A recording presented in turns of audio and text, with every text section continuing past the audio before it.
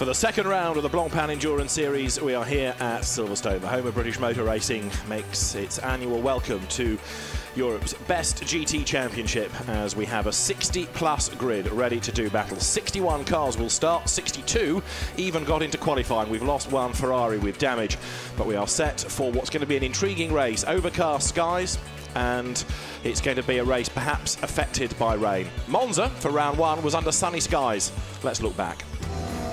Monza for the opening round of the Blancpain Endurance Series had a huge grid released under sunny skies, and everybody took a deep breath as the monster grid descended on the first chicane, and they just about got through safely. They weren't quite so fortunate though at turn 2. Cars in the gravel, cars in the barrier, and an early safety car period. On track, it was a very Italian fight for the lead. Norbert Siedler in the Ferrari losing out to Fabio Babini in the Lamborghini. The teams watching the pictures. They had some good viewing, 3 wide lower down the order as the 11 different brands slugged it out around Monza. Stephen Parrott, Pierre Caffer Ferrari was going strongly. Others not so fortunate. Alvaro Parent's McLaren had a spin. Another car that was going nicely was Alex Buncombe in the Pro class Nissan. An all-new combination of drivers in the Pro Cup for the first time. Cedric Scripzioli Ferrari had a puncture, who went out to Mercedes, got tagged into a spin. And almost being forced up the escape road was the Pro Cup Nissans, trying to find a way past the HTP Bentley. Pit stops as crucial as ever, especially in such a busy pit lane. On track, Matt Griffin, Duncan Cameron, Ferrari was carving its way into contention, with Matt Griffin at the wheel, having only arrived at the circuit that morning, having been racing at Silverstone the day before. He sorted out the Team WRT Audi as the Temto Racing McLaren came to grief at the Parabolica. Contact with the Russian racing BMW. Worse was to come for the sister car, a monster accident that wiped out it and the HTP Bentley and brought out the safety car late in the race. Drivers were okay, and when the pack was released, it was the 19 Lamborghinis up front, chased by the green Ferrari. Still, Matt Griffin was battling hard, now alongside Laurens Vanthoor. Pro-Am Ferrari versus Pro Cup Audi. The Audi eventually wriggled its way back ahead.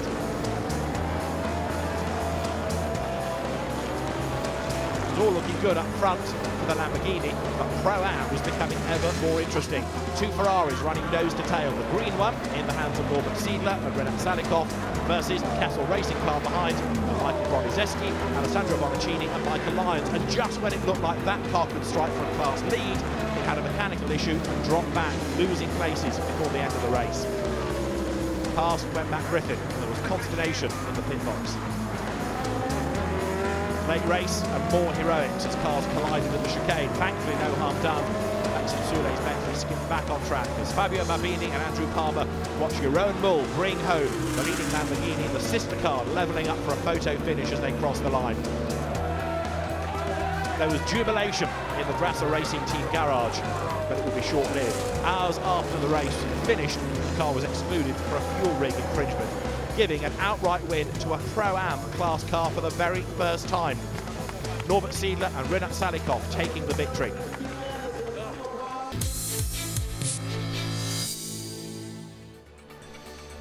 For this weekend, Norbert Siedler and Renat Salikov are joined by Marco Seefried, and they move up to the Pro Cup. So it was a huge surprise there that a Pro-Am car did so well overall and even inherited an outright win. It's even more unlikely to happen here. What might happen is that we might get rain. The track is dry now. We have had some rain this morning, and the sun has been trying to break through, but it's been suppressed all day by really heavy cloud, very overcast once more. And although you've looked at the wing there, we are in the heritage pits this weekend, so the traditional old woodcut start and finish area is where this massive grid is going to be forming up in anticipation of 3 hours of racing. Pole position is going to go to Nissan. Great effort done in qualifying by Alex Buncombe, but there's an awful lot to talk about after Monza, the only real guide we have to a 3-hour Blancpain GT race from this year. There were some good stories, some hard luck stories as well from that opening Monza event. So let's have a look back at some of the stories, the top stories indeed, of the weekend. Round 2 of the Blancpain Endurance Series is here at Silverstone. It's our second 3-hour race of the year. It's another huge grid, over 60 cars set to do battle at the home of British motor racing. The full Grand Prix circuit in use with a fabulous mix of corners. And after the pre-qualifying and free practice sessions yesterday, there's still no clear indication as to which car and which team and which driver combination is going to come out on top. Nissan is certainly going to be in contention for good honours this weekend, and as ever, there is a car in the Pro Cup, and behind the wheel is local hero Alex Buncombe, aiming to improve on results at Monza. Monza was really good. We had a P4 in the class, which was great. I think we were P8 overall. The race generally went pretty smoothly. We had one little issue in a yellow flag zone. Traction control as well went, so it was a real shame.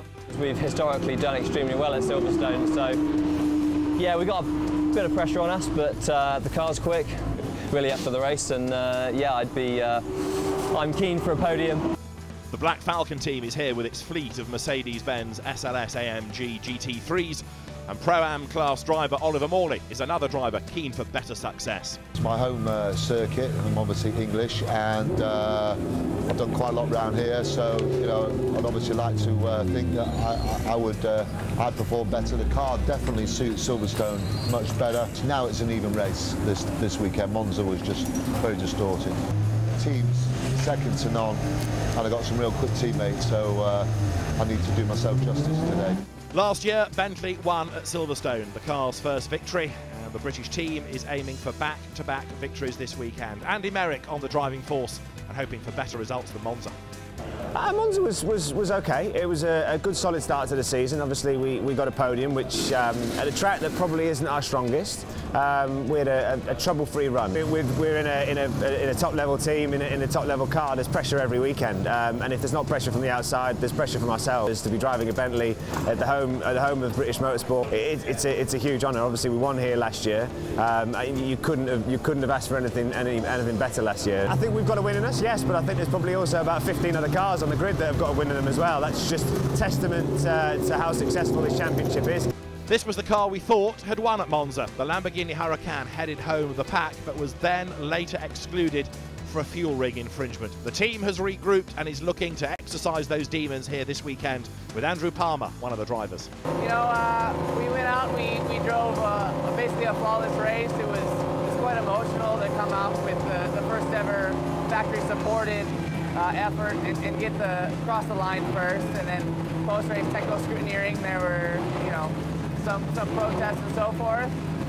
We're still currently pursuing an appeal. We don't want people just to assume we're doing things outside of the rule book. That's not who we are.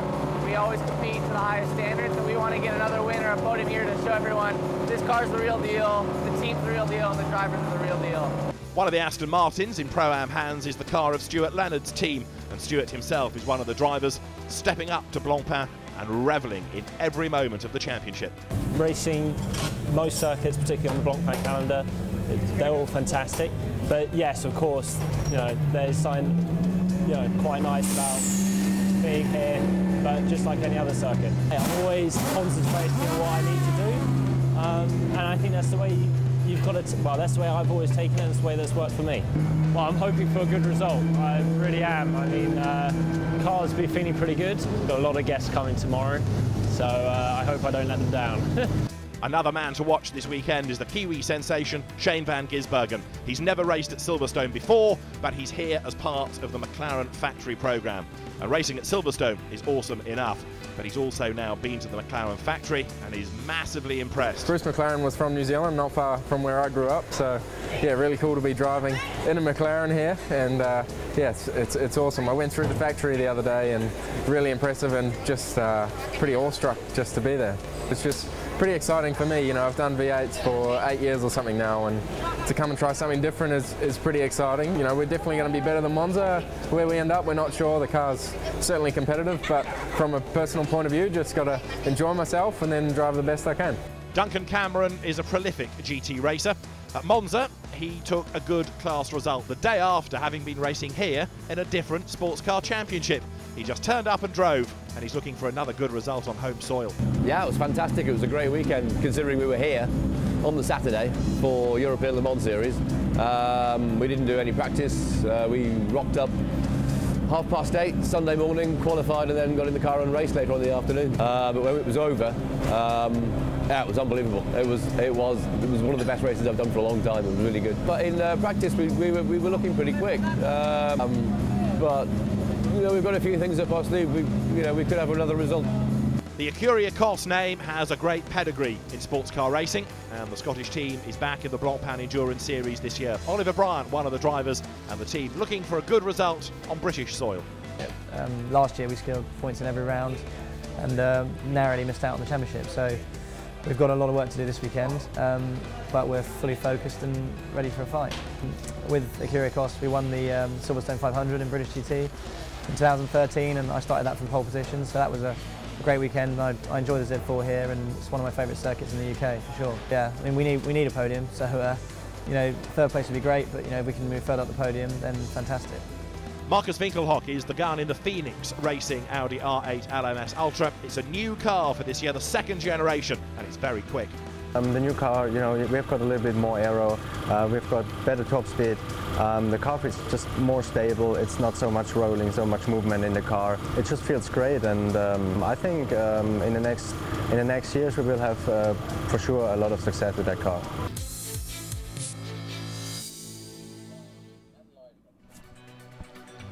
Looking down onto the grid at Silverstone then, the cars having made their way through, if they wish, a number of installation laps round onto their starting ranks. It's going to be, of course, a rolling start with pole position on the inside for a rolling start, and therefore the inside line going into Copse Corner. And unlike Monza, it's not a chicane at the first turn. It is a very fast right-hander with lots of nice runoff as well, which may well be used by some. And see how far round Woodcote Corner the grid stretches. Still, there are cars to form up. Now, the championship is part, of course, of the overall Blancpain GT series. There's the Endurance series and the Sprint. If you take the Endurance series in isolation, Robin Frins, Laurens Vanthoor and Jean-Carl Vernet lead the Pro Cup, having inherited that Monza class win ahead of Stephen Kane and the American Guy Smith. The absent Nico Müller is next with Stefan Ortelli. And have a look at some of the star names in the championship struggling for points. The Pro Cup was a real strange deal at Monza. So many good cars, so many good teams, so many good drivers, but the fleetest cars around there were the Lamborghinis and the Ferraris, and there are more Ferraris in Pro-Am than anywhere else, so it was a slightly odd result in many ways. Expect the likes of Shane van Gisbergen or Kevin Est and Rob Bell, who was quickest in the first part of qualifying, to be far more competitive here. The McLarens, the new 650S, was a car that struggled rather at Monza. As I say, lots of cars seem to struggle at Monza. It was very kind on the BOP, the balanced performance to Ferrari and Lamborghini, but expect things here to be a little bit more, as you might anticipate, and a lot more competitive. It was in qualifying with lots of different brands all up at the top.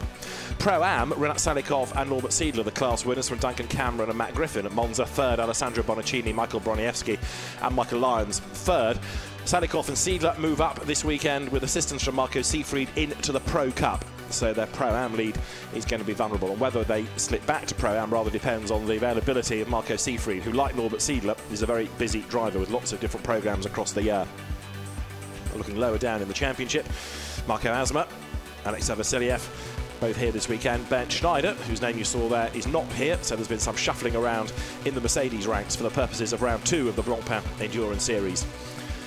There's also the AM Cup, and again things are going to change here because Steve Earle crashed their championship leading car at the very start of qualifying this morning, and it's too badly damaged to race, and that therefore leaves the door open for the class opposition to try and make some hay, as the American, along with the Australian Liam Talbot and the third driver, the Italian Marco Zanotini, have to sit out this second round of the championship. Huge disappointment for them and for Kessel Racing, who, having assessed the damage, just said it's too big, we can't do this in time. So the championship leading AM car not starting the race. You can see the way that cars have got to thread their way through onto the grid. Stefan Rattel is here, entering into the true British spirit of things. Down on what is a very busy grid indeed, and we'll be hearing from some of the drivers as well, because we have on pole position Alex Buncombe. We've got Robin Frins also starting near the front of the grid, and down there to have a word with the gun drivers is John Watson. Alex Buncombe, congratulations, great pole position, but have you sacrificed a set of new tyres to do it? Yeah, we certainly have. Yeah, I decided to have a go on some new tyres there with about 6 minutes to go in Q3, and yeah, it felt a lot better obviously with the new tyre, and I got one clear lap in, and yeah, it was enough for the pole. So we decided to go down that route just because, you know, it might rain here this afternoon, so the wet might be going on, so we thought why not use, you know, one more set of slicks. So. Well, standing here right now, I would bet before long it is going to rain, and looks like a very clever choice.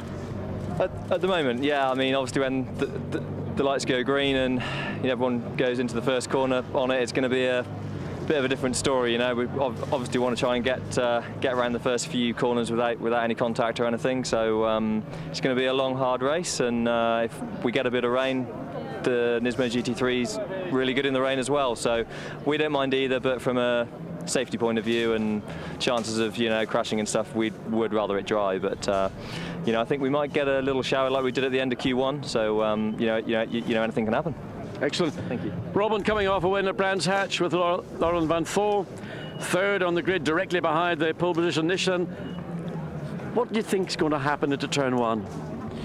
Not much, I think. The race is long, it's 3 hours, as he already said. Rain is coming, hopefully. But well, we will see. As I said, it's 3 hours long, so nothing will happen in the first corner, I reckon. Now, the overall pace of the Audi we know is outstanding. Did you use a new set of tyres in that final qualifying segment or not? No, we used one set, so we have one set left. You're looking pretty good then, really. Well, we will see. Maybe, if the car keeps it at one piece, we will look good. But as again, it will rain, and he used a set of tyres in the qualifier, so it doesn't really matter at the end. Okay, thanks. Have a good one. So the drivers head away to their cars. Alex Buncombe shares his Nissan with Katsumasa, Chio, Wolfgang Reip and Alex, the third driver, and the car being pushed into position to pole position. Wolfgang Reip will go first. It's going to be Jean-Carl Vernet who will start in the number 1 Audi, the car that Robin Frins will drive. Now let's carry on with our Nissan theme. Darren Cox, the motorsport boss, is down on the grid. John is with him. Darren Cox, you're up on the balls of your feet here this afternoon. Is there a reason for that? Well, I thought I'd come up to the front of the grid and see what was happening, and seemed to see some Nissan signage, so I thought I'd just hang around here for a little bit. Now, we know that Nissan's always had the pace, but pole position at Silverstone, is that special, or is that just what you expected? Well, I think, was it 3 years ago, we were on the outside of the front row, outside of Darren Turner. Lucas Ordonez was driving at that point, so we've always gone round here well. Obviously, it's RJN's local race, but also for the GT Academy kids, it's their home town, really. They live here during the winter and to train, and obviously we actually found them here. This is where they do their race camp, so it's home from them, whether they're from Mexico, as we've got Ricardo in the car, whether we've got Gaetan, Silverstone is their home from home. So yeah, I guess it's no surprise that we're this far up, and it's great to see the second car in 7th place as well. Wolfgang Reip is going to start. Alex Buncombe will do the final stint at the end of the day. There's a lot of pressure on Wolfgang, isn't it? Yeah, but I mean, he's not been racing for that long, but he's done a lot. He's done a lot of racing. The first year he did both the endurance and the sprint series. He's raced in Japan, raced in Australia, and obviously won the Bathurst 12 hours as well. So he's not been racing long, but he's done a lot of mileage. So we wouldn't put him out there if we didn't think that he was good enough to do it. I'm going to come looking for you, see if that happy face is still there after 3 more hours. I hope it will be. Thank you. So Darren Cox overseeing what's going on around the globe for Nissan these days in terms of motorsport. The grid still being assembled. As you see, it's so busy. That gives you an idea of the relative width of the pit straight at Silverstone. It isn't as wide as other places, and so it's a bit of a squeeze as the Audi is pushed down to position. Marcus Winkelhock will be one of the men to watch in the first few laps of the race, and of course with different drivers at differing speeds, inevitably things are going to shuffle around once we get through the first round of pit stops. The regulations are 2 mandatory stops. Silverstone not as critical a circuit on fuel as Monza was, so they should be able to go easily to the hour mark. In terms of a pit window, what the teams will be looking at is to be bringing a car in round about 40 minutes, depending on how they want to stagger the drivers and the driver time. So 40 minutes or 20 laps is round about the earliest that they would be looking at bringing a car in. Now we've got car number 58 also on a good spot on the grid, the McLaren. Let's go back down to John. Kevin Estre, it looked like you were wringing the neck of the McLaren to get the second grid position. Yeah, it was a good lap. We improved the car a lot between Monza and here, and the track suits us a lot better, and I felt good. Could have been a little bit better, but the pole was a bit too tough for us. But I think we have a strong lineup, and we will have a strong car in the race, so we have good chances here. You certainly have got a strong lineup. You've got this man here, Shane van Ginnsberg, all the way from New Zealand. Whereabouts is that? I mean, is that a cricket team or is that a racing team? Yeah, a long way from home, but pretty excited to be here for sure. So is this your first time racing in a GT race at Silverstone? Yeah, first laps on the track yesterday was really cool, and good spot on the grid, and the weather's going to hold out. It's going to be a good race. How do you find the high-speed turns here?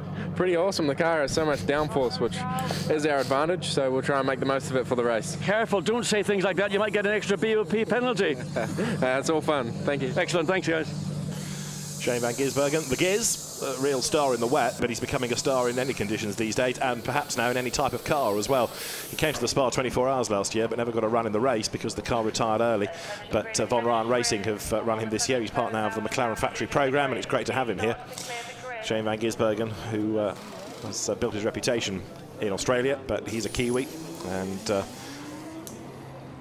hopefully he will not just be seen in Blancpain Endurance Series events, but a lot more GT racing and sports cars in the future as well. So, as the grid shuffles itself into place, a local team here is 888. There's another Australian connection there, but this is very much the UK arm. Their car is on row 3. Ryan Radcliffe, top Pro-Am car, third row of the grid. Good effort, wasn't it? Yeah, very good. I don't think any of us were expecting that. Our strategy worked in the end, but when it started raining in qualifying, we honestly thought we weren't going to get a good qualifying result, but Joe did a great job, put the car where we needed it to be, so we've got to stay safe now, and our aim's top 10 overall and podium in class. Well, obviously we want to win it, but it's a long race. Joe is your professional driver. At the sharp end of the grid makes it an awful lot easier to get clear of the bulk of the rest of the field. Yeah, well, that's why we decided to put Joe in the car to start, so he can kind of keep with the front runners, hopefully get past a few of them and build out a bit of a gap from the rest of the field. I'm getting in second to try and maintain that gap, and then we're putting Lee Mole in last, and hopefully Lee can do a good job and get us a class podium. Well, you enjoy it. Well done. Thank you very much. Cheers, mate. Thank you. That's the end.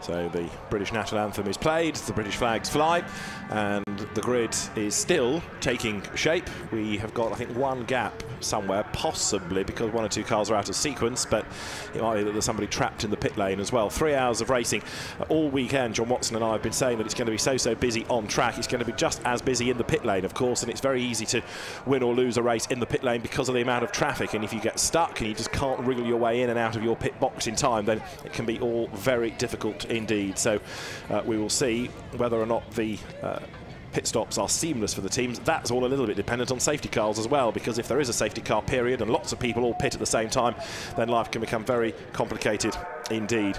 And although this is a pit lane designed for Formula One, of course, there aren't as many as there are in a Blancpain Endurance grid in that. So 61 cars set to take the start. At the very back of the grid is the Pierre-Eret Alexander Matschel Mercedes. Looking further forward, I think the bulk of the grid is roughly where it ought to be, but there is one gap a few rows up from the end, and you can have a look and see how many people have been down there. The team's now making their way back into the pit lane with the tire trolleys, with their grid markers, and hopefully once everybody is off the grid, we'll be able to segue our way through it and have a look at all the different cars and the different teams represented. Now, of course, Lamborghini looked like at Monza it had taken overall honours. It was not to be in the end because of a fuel rig infringement. But let's see whether or not those cars are going to be able to exorcise the demons, as it were, and score a victory here. Gottfried Grasser is the man that runs GRT. He's down on the grid. Let's hear from him. Gottfried, the last race in Monza, it was the best and the worst of times. Yes, you're completely right. You said everything in one sentence. And yeah, anyway, Monza is for us the past. It was a quite good performance in our general, and so we are happy to standing here on the grid, and we do our best to do it again. It's a good qualifying position. How confident are you can repeat the win in Monza? I'm sorry, can you repeat? It's a good qualifying position. How confident are you can repeat that win? Oh, let's see. You know, it's a different track. It's a little bit harder for us also in case of BOP. So we have a smaller restrictor now again. So we do our best, and I think think when we do everything right, the podium should be the goal. It's realistic. There must be a sense of injustice in the team. How motivated are you to really put a good performance in, though? Yeah, sure, you push full. You know, the sentence, we are only coming here to win this race, you know, that's for sure, you know, but race is long, 3 hours, so let's see. Thank you very much, Godfrey. Thank you very much. The two Lamborghinis didn't look quite so flash in free practice on old tyres, but with some new sets of rubber on today, they have looked more competitive, and we'll see whether or not the cars are going to be able to make progress up through the order. Look at this grid, stretching right the way back, all the way around Woodcote Corner. You can see there are 1 or 2 cars still needing to be sort of put into just about the right place, but I think the officials are pretty content that what they've got is what we're going to have ready for the start of the second round of the Blancpain Endurance Series. Next stop, Paul Ricard, and then of course we get set for the Total 24 Hours of Spa. So we'll look through the grid. It's Nissan and Ferrari on the front, with Alex Buncombe in the Nissan, or Alex Buncombe's car, Wolfgang Reip to start, Marco Seefried alongside. Then it's Jean-Carl Vernet and Rob Bell in the orange McLaren on the third row of the grid. Joe Osborne starts the BMW, and the green Lamborghini there is the Mirko Bortolotti. That was the race director just walking past you. Alan Adams set to go and run the race now. Fourth row of the grid, the black Nissan is Gaetan Palatu to start, and Frank Stippler lines up alongside. Then the Bentley, all the British hopes are on this car. Guy Smith will go first, as he did last year when they won the race, and alongside, look, is the Audi of Frederic Verviche. And then breathe in as we have to squeeze through everybody on the grid. It is still very, very, very busy down there. Past the SRO officials on the right, and more cars on the grid, which will include there the Schubert BMW, number 120 of Dominic Baumann, and Marcus Winkelhock lining up alongside. Henry Hassid will go first in the BM, then Anders Ford back in 74 Audi. Go back another row, you've got Danny Hunkadea in the Mercedes 98, 71 is going to be Karim Al-Azari. Next row of the grid, Maxime Soulet's Bentley and Dan Lloyd, and then we'll go a bit quicker to show you Nico Bastian and then Vincent Abril in the white Bentley alongside Sean Johnston, Craig Dolby on the next row of the grid, Mark Basseng white and blue Audi alongside Michael Meadows in the Aston Martin next. Then it is Bronizeski and Sergio Jimenez in the Ferrari. Keep going back, you get the Pro-Am class cars, the Acuriacos BMW there to the left as you look, and the 19 Monza on the road winning Lamborghini. The Team Russia BMW, the Emil Frey Jaguar, the blue car there on the right, has got through qualifying without any dramas, which is good, and it's going to be on the grid, and fingers crossed for a good result for that car. Further back, have a look at the green and white Audi. That's going to be competitive in the AM Cup. Ian Loggy and Julian Westwood at the wheel. That's just ahead on the grid of 54, the Vadim Gitlin, Antti Burri, Ollie Webb McLaren, which had a punctured tyre yesterday. The white and red Ferrari right there, Duncan Cameron and Matt Griffin. That is going to be one to watch, working its way up the order. The Porsche, the Vittemto, the Hering Konstantinu Schmickler car that brought attention to itself at Monza, starting near the back of the grid. And right at the very back, the last car you come to is the Mercedes, started by Pierre Eret. That is 61 cars. This is round 2 of the Blancpain Endurance Series. This is the formation lap. We are about to go racing. This has the makings of being not only a great race, but also a very, very busy one. Traffic is going to be a constant problem for the drivers, because either they're going to be working their way up from a lowly grid position and will be in traffic, or within about 10 laps they're going to be up with back markers, and that's going to be a real issue as well.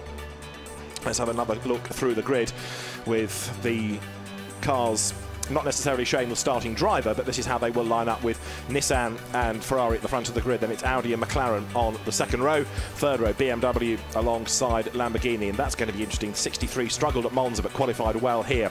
Then you go back to Nissan and Audi on the fourth row of the grid. Row 5 is where you find Guy Smith's Bentley, definitely one to watch, as is going to be Frederic Verviche in the Audi alongside him. Marcus Winkelhock starting on the 6th row, and Dominic Baumann in the BMW number 120, who starred at Baku, for example, last year. Henry Hassid is next alongside Anders Fjordbach.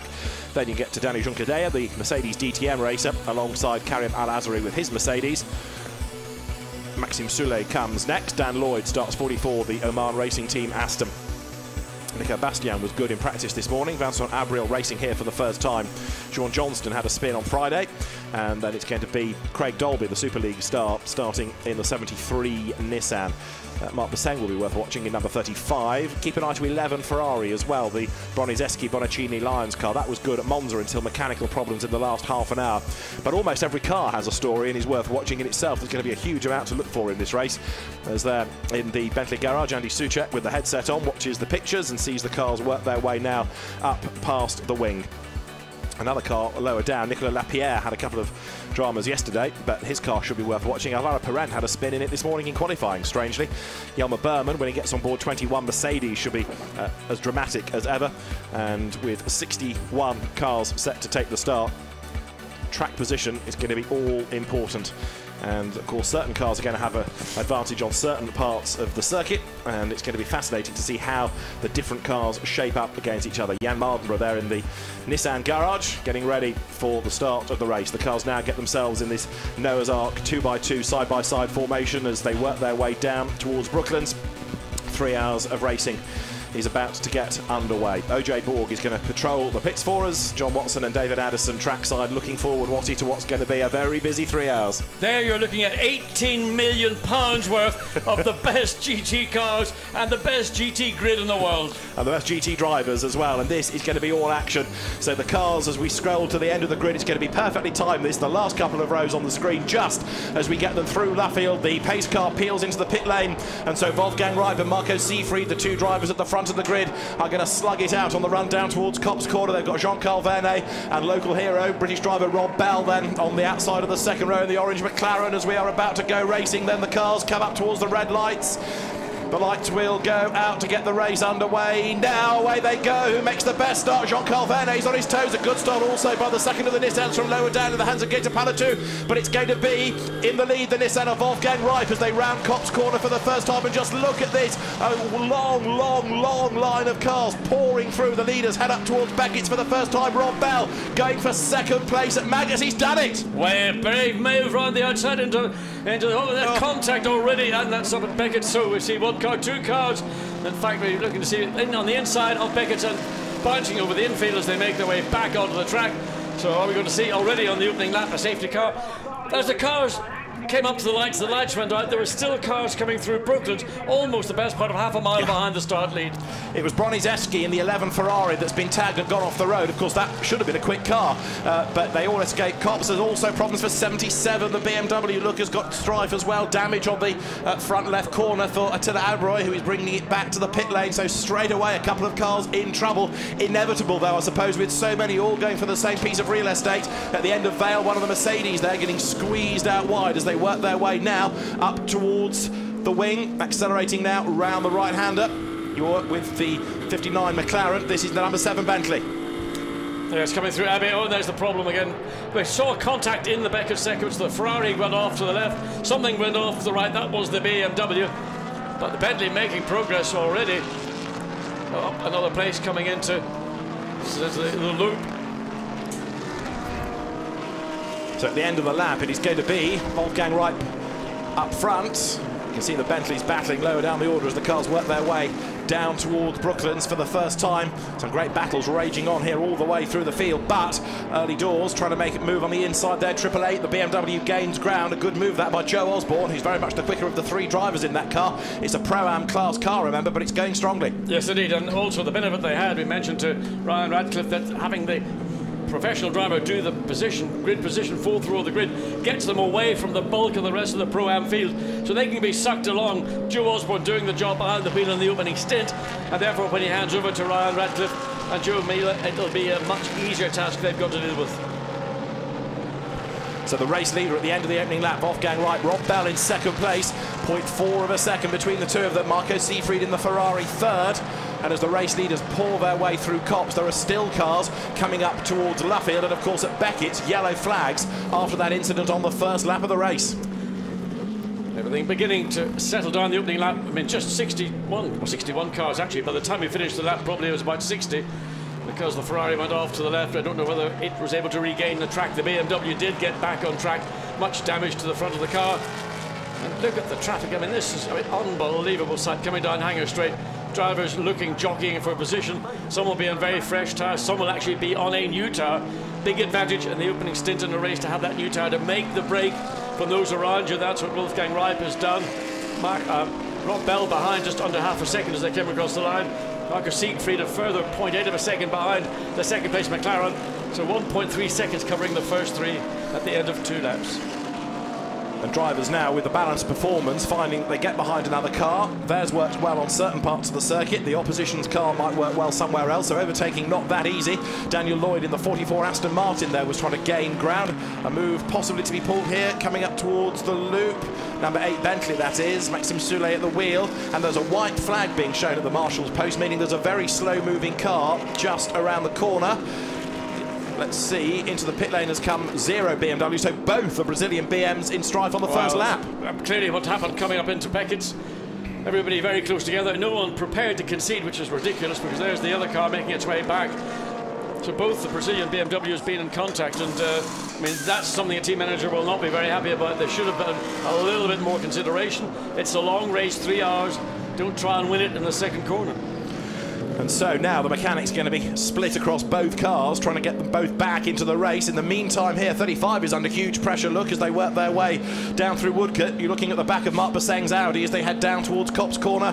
They're about to dive into the right-hander. Is there a chance up there on the inside? Not quite, but if the Audi goes a little bit wide, is that going to help Nicolas Lapierre? You're on board with Lapierre in the McLaren. He's got the run. Has he got the room? Here comes the move. No, it doesn't. Basseng just able to defend. No, it's clearly it was going to be an easy defended position. And they're looking further ahead. Wave yellow flag still up at Beckett's, indicating there's still some issues that have to be cleared away.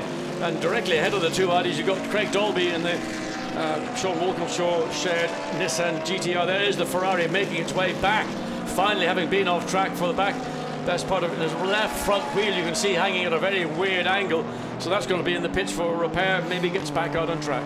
But of course they're going to lose laps as a consequence, aren't they? So we also know that number 11 Ferrari, the Michael Broniszewski car that went off, has rejoined as well. So up front, Wright leads Bell, leads Seafried, leads Vernet. That's the top 4. And in 5th place, this could be significant, Mirko Bortolotti in the better of the two Lamborghini Huracans, and then the top 6 rounded out by Guy Smith in the Bentley. Much more variety up there than we had at Monza, but we always said this was going to be a different sort of race. Yeah, I mean, Monza was very much dictated by the pace of the Ferraris in particular. The layout of Monza, very long straights, high speed, slowish corners, one decent corner. Silverstone is the antithesis, still got 2 fast sections, but it's the high speed corners, and that changes the whole dynamic of where the strength of individual cars. But what was impressive was Norbert Siedler's front row grid position, albeit in difficult conditions, but he got the time in, he put that car on the front row of the grid, currently running in 3rd place. There we see it, just coming through Luffield. And so there is a battle developing now behind with Jean-Carl Vernet, number 1 Audi, ahead of the green Lamborghini. But Wolfgang Wright, you were asking before the race started, was it extra pressure on Wolfgang? If it was, he's dealt with it really well, hasn't he? Because there he is with a lead of over a second. Yeah, it's so easy to be intimidated or create your own internal pressure. When the lights go out, the run into turn 1, Copse, he was on the inside for the corner, so he had the prime piece of real estate, but you never know. The Ferrari had got the opportunity to try and swing around the outside, being brave, and certainly we know that previous drivers of that particular car, the 333 Ferrari, have been very brave. Absolutely, yes. But not these ones, not the current incumbents. This is brave and controlled and quick and successful. 77 you saw being pushed away into the garage. Doesn't bode well then for the amount of damage that needs to be sorted out as you're on board then now with Nicolas Lapierre swinging his way through the Beckett's S's. It's a very, very busy road. In ahead of him is Karim Al-Azari looking 71, the red, white and blue Mercedes. Nicolas Lapierre is right on the back of the Mercedes now. Which way does he go? Down hanger straight. Nicolas Lapierre, good in a single-seater, good in a GT car, good in a sports prototype. He's on the outside line, flashing his lights at the Audi, and Al-Azari up the inside of the Mercedes. Lapierre tries to go round the outside. 2 hours and 52 minutes to go, but you wouldn't think it the way they're getting stuck in, and Lapierre has gone ahead of the Mercedes, I think, there. Yes, I mean, that was a bit of sensible driving. Lapierre was on a mission, he was on the outside of the corner, so the Mercedes had to be careful not to allow itself to run too wide to come into contact. He concedes 1 position with 2 hours, 52 minutes to go. That's clever. Indeed, so already you won't be surprised to learn people being warned about track limits, but I think if we get any penalties, I'll tell you, otherwise just assume that if people run really wide, they'll have the finger wagged at them, because that's what's happening at the moment. As you look at the battle for 4th place, Audi versus Lamborghini. They're both out of the VAG stable, of course, but different types of car, the same platform they run on, but after that they're very different. And as they come down towards Brooklands, Mirko Bortolotti thinks about making a move on the inside there against Jean-Carl Vernet.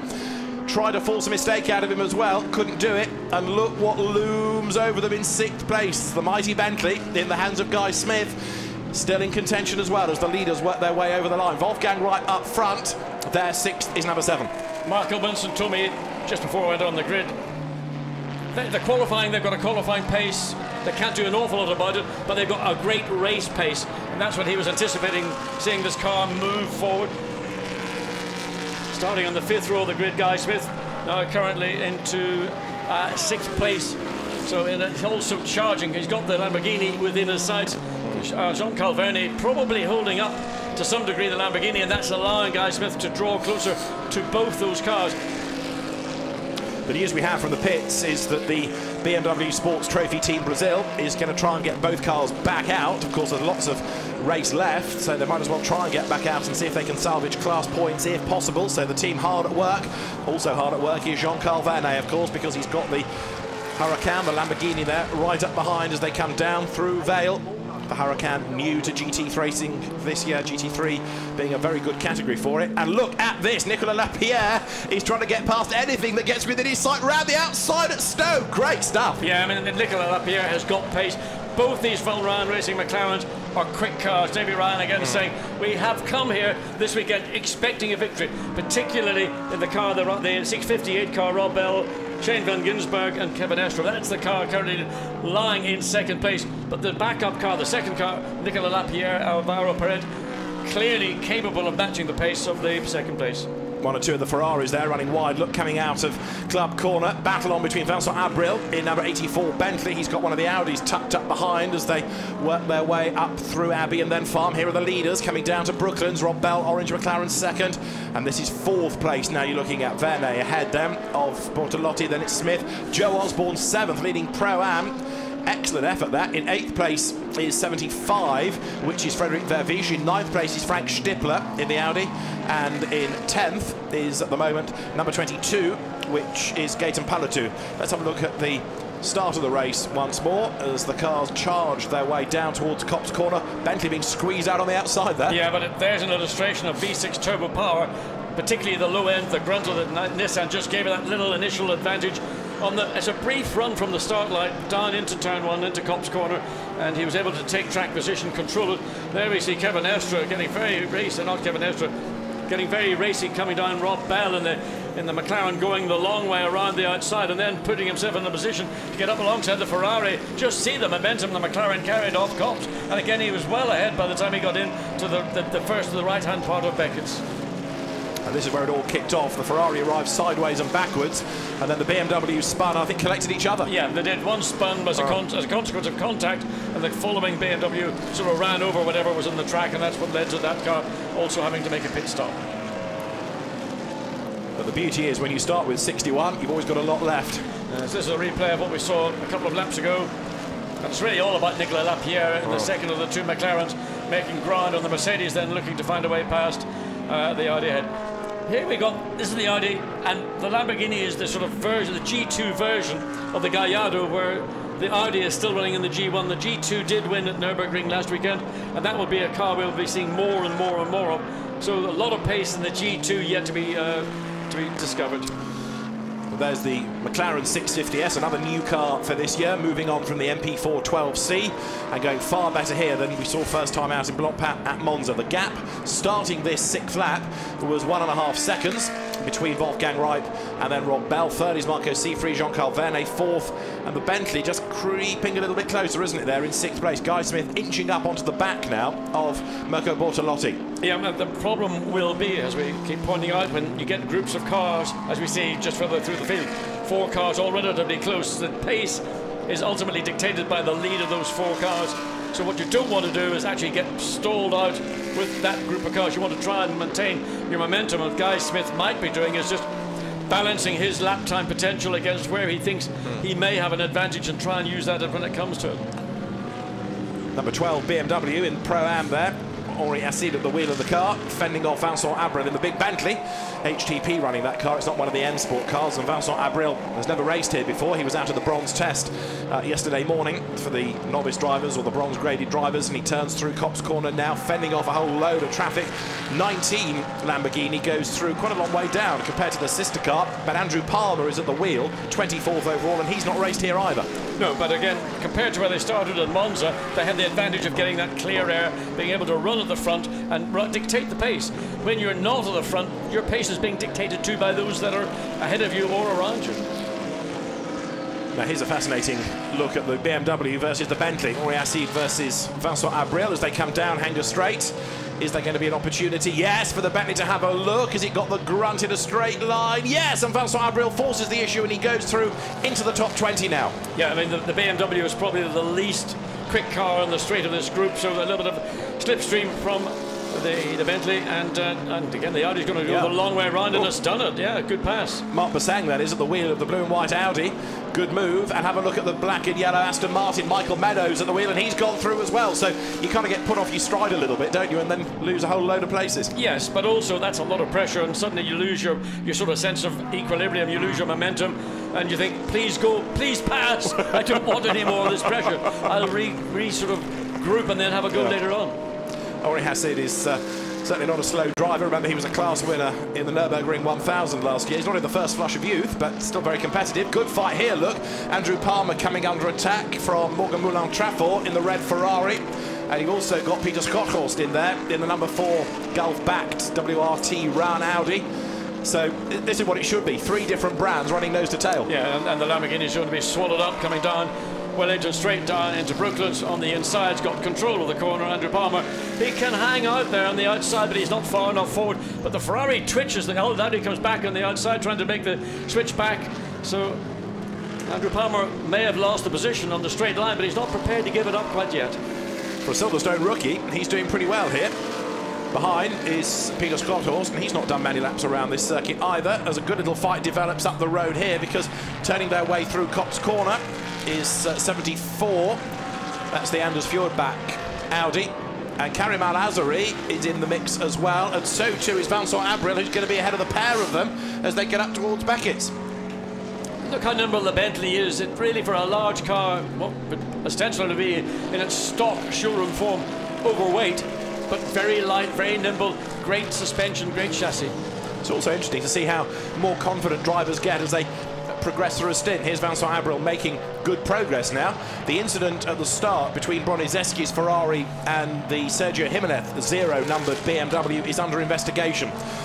Rather hard to investigate easily, I would have thought, given all the traffic around, but the stewards are going to have a look at it and see whether anything needs to be done about the incident on the first lap. But to be fair, the BMWs penalised themselves, really, by driving into each other subsequent to the Ferrari being speared off. And number 11 is down in 58th place, and it's 2 laps behind, so it has rather ruined the race for Broniszewski, Bonaccini and Lyons. And that, remember, is the other Kessel car. They lost one in qualifying, and the other one's already effectively out of the race because it's lost 2 laps. And the damage to the car that was lost this morning in qualifying is very substantial indeed. We thought maybe the car might be repairable, but when I had to look at it in the Parc Fermé, forget it. It's mostly biffer bin, I would think. Basic chassis is okay, but all the bits hanging off the front definitely are not going to be ever seen in a racetrack again. 50 Ferrari here, coming under attack. A lap down, we've got the traffic being lapped already. That's the car of Gary Kondakov, the business development officer at Kaspersky. Over the line goes Gaetan Palatou, one of the PlayStation Academy graduates. And have a look at this. Michael Meadows sticks his nose up the inside of Mark Bassang and he goes by. Great move coming into Brooklands. So that is for 21st place. Only 21st, but out of 60-plus cars, it's not bad going. Michael Meadows then up into 21st in the Aston. I mean, a guy who knows Silverstone, part of the British GT Championship, Porsche GB Championship, knows these circuits inside out, backwards to front. The problem was, by not getting to start in the top 10, you've got so much additional hard work, put so much extra stress, strain, particularly on the tyres, to some degree in the brakes, whereas the drivers, the cars, the front 3, for example, clear air, and all they have to do is just worry about when they come to lap traffic to make sure they get through it cleanly. So Meadows now is right onto the tail of Karim Al-Azari in the number 71 Mercedes. That's the red, white and blue Pro-Am car run by the GT Russian team. So the Emirati for a Russian team in a German car under attack from the Aston Martin. And at the same time as being under attack, he's trying to find a way past Anders Fjordbach in the ISR Run Audi. So there's a whole line of cars here. This battle pack just grows because every time you look up there's another one that's tagged onto the back of it. Meadows is under attack again. Yes, he's got to be very careful. He's focused very much in the rear of the Mercedes, but the Audi under the rear wing. So, I mean, right now the Audi's got to be in a very strong position to try and take that position away. Try to do it going into Abbey, a very difficult position. He's not close enough to do so, but he's putting the Aston under pressure, so he's having to keep what is happening behind him in a sort of peripheral vision. Oh, and round we go, and that's a big... And that was that contact, or was that just simply self-induced? It's Kondakov's Ferrari that was in the gravel yesterday that had 2 or 3 offs at Monza. I'm afraid this is this year's Ferrari that draws attention to itself. I wonder, maybe he just went so far off to the right to let people through. Did he catch the grass verge? Maybe there was contact. We couldn't quite see what caused the spin, but certainly the car is off on the outside now of Village Corner. Indeed, so hopefully it can get back into the race. No yellow flags that we're being told about, so the leaders go by. We've done 9 laps. And Wolfgang Reip leads, Rob Bell leads, Marco Siefried third, Jean-Carl Vernet is 4th, Mirko Bortolotti is in 5th spot, and 6th is Guy Smith, Joe Osborne is 7th, 8th is Stippler, 9th it is Frederic Vervisch, and in 10th is Maxime Soulet. Now, Antonio Herman is the boss of the Brazilian BMW team, and he can tell us all about their woes early in the race. Antonio, as a team boss, that's not the ideal first corner, is it? No, not really not. You know, start in the middle of the grid is very difficult. Too much traffic, and shit's happen. Things happen. We see a lot of action around the car behind us. Is this car fixable, ready to go back out? It's fixable. We are trying to fix the car, at least to make some laps. The other car is going very well so far, 1 lap behind, but in a good pace. Let's see what happens in the end. So is that the point, when you've had a situation like that, you know the race is beyond you, is it just try and get as much out of the car as you can, make the most of the weekend? Yeah, but you know, it's a good practice to Spa, 24 hours. So we have to fix the car and keep the moral high, and this is the race. Are you angry at your drivers? No. I drove. I know it's not their fault. Happens. Thank you very much, Antonio. And apologies for his rather colourful language. You can understand the frustration, but interesting the way that he said, treat this a bit like Spa, you know, where it's a long race and you are going to have setbacks and you do need to work and keep morale high and get back onto the track. Interesting looking at it that way. I have to say, it would be lovely to have ever had such a forgiving and considerate team manager, team principal. Didn't have any of those around when I was behind the wheel. Any mistake, well, you know, we race as a team, we lose as a team, but that was your mistake. It's a good job you never made any. Tried hard. Go Dolby, go Craig Dolby, number 70. The Dolby, was that the Dolby Babes? Or the Dolby Dolls. The Dolby Dolls. It's Craig Dolby ahead. You are Nicolas Lapierre for a moment, and Craig Dolby is up the road. It's great to have Craig back in European racing, still much underrated with the MRS GT Nissan, and Nicolas Lapierre comes out of Copse Corner then. These two are 16th and 17th. Up towards Beckett's they go, swooping their way now through the right, left, right sequence of corners, and now we're going to see on the Hangar Straight whether the Nissan or the McLaren is the car to have. Going to be interesting to see now. Lapierre, very, very fast driver anyway, is in hot pursuit. Yes, catching the Nissan is one thing, overtaking the Nissan is going to be another thing, because we know how strong the Nissan is. Big engine, big heart, big turbos, lots of straight line speed. The McLaren may be the more nimble of the cars. It clearly does under braking. You can see catches up onto the rear. But it's catching is one thing and overtaking is something else. And Craig Dolby's got his own little battle going on. He's focusing very much on trying to find a way past the Aston. McLaren all over the back of the Nissan in the lower speed corners. This is where the traction, certainly of the McLaren, is going to be at its advantage. But there, straight line, accelerating a little bit earlier than the McLaren. You can see why there will be frustration coming from the cockpit of the McLaren very shortly. Yeah. Lapierre, who was part of the Toyota World Endurance Championship programme until he was first of all put to one side and then quietly ignored and then sort of dropped really without anyone getting to the bottom of the story. So Nicola himself is trying to regroup and kickstart his career.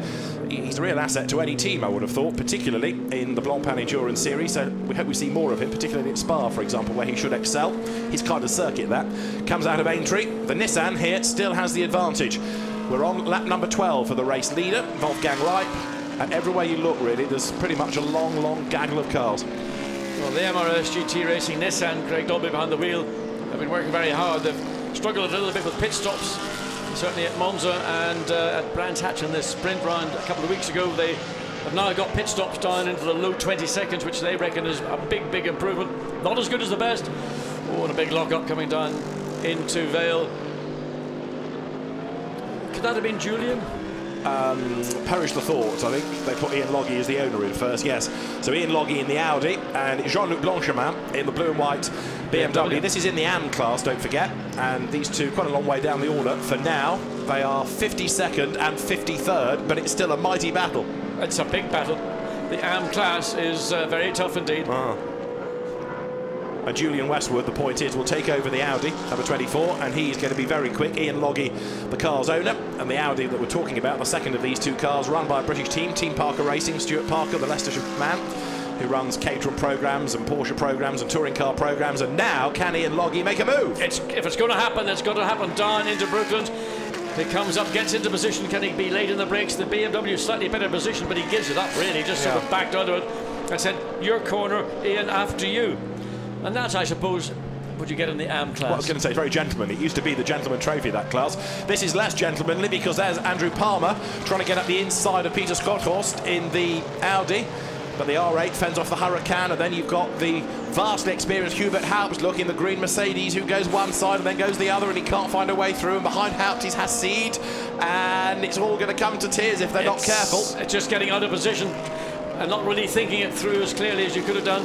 The Mercedes makes the pass, gets through the Lamborghini. Now it's going to get a run on the Audi coming up into Abbey. And look at it behind, four abreast as they come down. What is the start-finish straight in the Formula One pits, the wing version of the circuit. Fantastic sight. The Ecurie-Cos BMW is in the mix there, heading up towards Village. Devon Modell at the wheel, 3 wide in the background with the Emil Frey Jaguar being hung out to dry. Hubert Haupt has got himself up past Andrew Palmer. So you've got Schotthorst, Haupt, Palmer, then Hassid, then the anti-Burry driven McLaren, also 25 looking quick. Rino Mastronardi in the Ferrari ahead of Devon Modell in the blue BMW. And as soon as I tell you all that, the paces change again, so down they come towards Brooklands. Yeah, for every move you make, there'll be a counter move either behind you or ahead of you. So it's actually very difficult to make any real progress when you're in such a big group of cars, because you're always going to find yourself at one part of the track out of position, maybe back in position at another part. But to get up through these cars with the sort of the equivalency, the balance of performance, producing such equal overall performances, it's hard work. Absolutely right. Over the timing line they come. The Emil Frey Jaguar was in that mix as well, going strongly. 35 there is Mark Basseng, 23rd in his Audi. Up front, the lead gap still Wolfgang Reip over Rob Bell is 3.3 seconds. Wolfgang Reip has done a good opening stint. He's not made a mistake.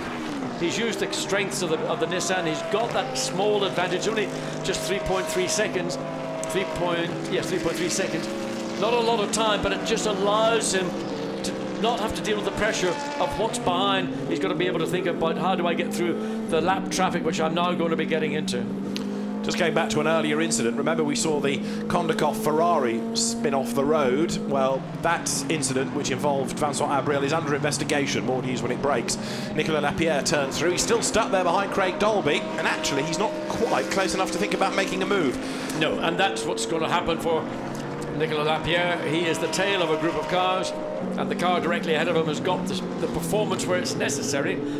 You can be quick in a corner, but if you can't use the speed on the straight, which is where overtaking is going to take place, you're not going to get close enough, for example, coming down Wellington Straight. And there's an opportunity to make a pass coming into Brooklands. You can do it down the inside. You really launch it down the inside, or take a chance the long, long way around the outside. Carry more speed, and sometimes you can get away with it. Now Gaetan Palatu in the black Nissan heading this next train of cars, 13th and back. So you've got Gaetan Palatu just up ahead of Nico Bastian, then there's Dan Lloyd, then Craig Dolby, and then Nicolas Lapierre, your chauffeur, as they come through Woodcote. The Pro Cup standings on screen to have a look at. 10th in class at the moment, Marcus Winkelhock. I thought he would have gone better than that, but at the moment the Audi is down in 11th spot overall. There, back on track, is one of the two BMWs turning its way through Copse Corner, and also back on track is Gary Kondakov's Ferrari. Jimenez is at the wheel of that BMW you saw down in 56th, and reports of light rain around track, it now says on the timing screen. Got to be honest, at the moment where we are at Woodcote, we're bone dry. Well, there's no rain here. I'm not surprised. As I made my way back up to the commentary position, it was black all over the club Stowe corners on the racetrack. It didn't appear to rain, it moved through, but we've had this kind of very light showers coming through all the way through the morning. Even on the grid I could feel rain falling, but it was so light it was just not making any effect. Certainly not on the windscreens of the cars or on the racetrack itself, but it's in the air, and it may well just decide to unload at any time. There's the race leader, lest we forget, Wolfgang Reip, doing a very good job indeed. He came via the Nissan PlayStation GT Academy. He's been taught well and accelerates down Wellington Straight. Orange in the background is second, green is third. In other words, the orange McLaren there, Rob Bell. And have a look back, Marco Seefried in the Ferrari running in third spot. And when you watch the lead car, how little use of the racetrack he needs. He's not exceeding it, he's not sliding the car around. That's the benefit of that pole position. Smart thinking by the Bob Neville team to put Alex Buncombe out on a second brand new set of tyres to enable. There we're looking skyward. There is rain in the air. It's probably not significant, but it's there, and that's always going to be a little worry for teams. They're all on slick tyres. If it really rains heavily, obviously you come in for wet. But if it was like it was this morning, it's a tough call. Yeah. You could make the call to come in and go under wet, and within 3 laps the track could be dry again. That was Jeroen Muller you saw a moment ago, having a look to the skies to try and work out whether it was proper rain, much more rain on the way. What do they do? Because we have had half an hour. Now, in theory, you would not pit for another 30 minutes and go to the hour mark. But you could, if you were with a 3-driver car and you wanted to be really clever on strategy, start to think about making stops after 40 minutes. But of course, that could well be influenced by what the weather is doing and what you need to do about tyres. Very much so. And of course, if we do get a weather front coming in, then you've got the potential of cars going off track. And then a safety car intervention, indeed. Yellow flags. You know, there's so as we speak. And that's an on dry track, I think. Well, that's Gary Kondakov's second off of the race, I'm afraid. That's up coming out of the loop, isn't it, towards Aintree? Yes, it is. And he may well have just simply too much throttle and just spun or looped the car around, for want of a different phrase. Yes, it's not called the loop because that's what people do. It did have the name in advance of it being created, that corner. But Gary Kondakov's second spin of the race, as I say, he was in strife a bit at Monza as well, so it's clearly a big learning curve for him. But hopefully he'll be back on track shortly, as the cars then have to go through that yellow flag zone. How are we doing for Bentleys at the moment? Guy Smith is still running in 6th place, and Maxime Soulet here is running in 9th. Number 8 Bentley's got Joe Osborne ahead, so you've got the stubby little BMW Z4 and then the enormous, in comparison, Bentley towering over it. Yes, it is. It's right over your shoulder. It's almost sort of engulfing you. It's a bit like that, well, sequence of a Bond movie where the front of the ship opens up and just swallows you up. I mean, the lights are flashing and the Bentley trying to put pressure on Joe Osborne. I mean, he's probably just going to turn his mirror down and say, forget it, I'm not going to concede. The BMW was a quick car around the twisty bits. The Bentley is equally quick around the twisty bits. Slight advantage to the Bentley in straight line speed, but is it enough just to put Soulet into a position to make a move and make it stick? Not yet, seemingly, is the answer, but let's keep an eye to how this battle pans out as the leaders work their way through Copse. There is Joe Osborne still leading Pro-Am, don't forget, and 17 is now facing the wrong way. Dennis Anderson, that's at the end of Vale, heading into Club. And he needs to get that out of the way, doesn't he? And he's going to, but against the flow of traffic, and then he's got to spin, turn it round. Yeah, and it's not easy to do it there, because if you go to the left, the way he was facing against the flow of traffic, you're going to go onto the grass, and of course it's not always the best place to be. A little bit of a wobble from Craig Dolby coming out of Copse as they climb up the hill.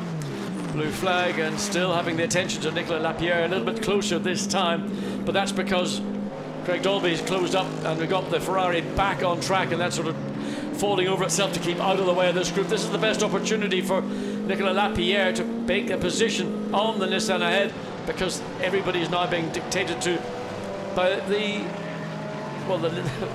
second of the two Bob Neville Racing Nissans. But there, look, Craig Dolby makes a move for 15th and goes ahead of Dan Lloyd going into Stowe Corner.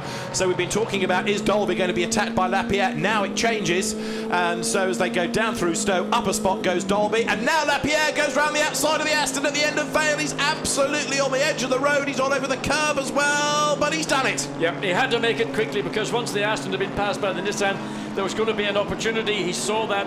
He got a good run off Stowe, got down on the inside, put the car into contention, and went side by side, and he was in the right position to take the place away.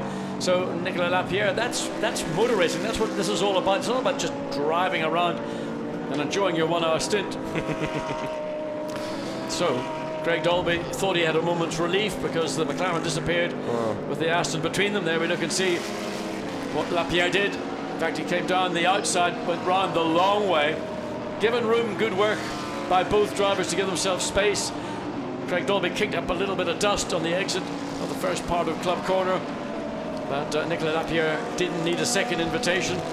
We go back to the lead car. Wolfgang Reip is Alex Buncombe. He's not in the car until the final hour of this race. He's got another hour and a half to go, really, before he thinks about getting his race head on, and a problem. It's one of the AM Cup BMWs, isn't it? That's the Jean-Luc Blanchemin car. Is that a problem, or just very slow and keeping out of the way? Maybe a bit of both. Yeah, I think you're right. So we've seen Dolby and Lapierre both mug Dan Lloyd in the Aston Martin. More flashing of the lights here, look, coming through the Beckett's S's. That's Marcus Winkelhock. Vastly experienced driver is Marcus. He's now up into 10th place, and he's trying to work his way through traffic here, because just ahead is Georges Cabin, who's eventually sort of pulling to one side. Winkelhock will go past him on the inside line, heading down towards Stowe. Yeah, the pro drivers and the Audis are sometimes having a moan about the AMs and the Audis, because if they don't get the momentum off a corner, they can't really get past them on the straight, because all the Audis got equal sort of straight line speed. Down to the end of Vale, and there, 75, also putting a lap on Georges Cabin, is the ISR car of Frédéric Verviche. There are Audis everywhere at the moment. Look at this long train. With at the back of it, the AM car of Bruno Mastronardi. Hubert Haupt in the green Mercedes, the next one to look for here. 25th is the green car, down towards Stowe Corner. Just up ahead is Anders Fjordback, then it's Haupt as they work their way through Stowe. Haupt's Mercedes showing good straight line speed to make that pass, because an Audi is not slow on the straight, and he was able to get enough of a pass done before they got into the brake to make it stick. So it's the Generation 2 Audi now within the sights of Hubert Haupt. Robin Prins looks on, Laurens Vanthoor looks on. The Bentley guys also studying the screen, studying the data. And there's the Jaguar trying to make progress as well. The car started by former FIA GT champion Gabriele Gardel. That's going pretty strongly at the moment, and Hubert Haupt is on his toes. Is he going to gain another place here? Up the inside of the Marc Basseng Audi. Basseng fights back, going into the corner, so he stays ahead of Haupt. But Basseng fading a little bit here, because more and more getting up with him and working away by. Yeah, it's a slightly more difficult task to get past Marc Basseng. He's a professional driver, very capable in lots of GTs.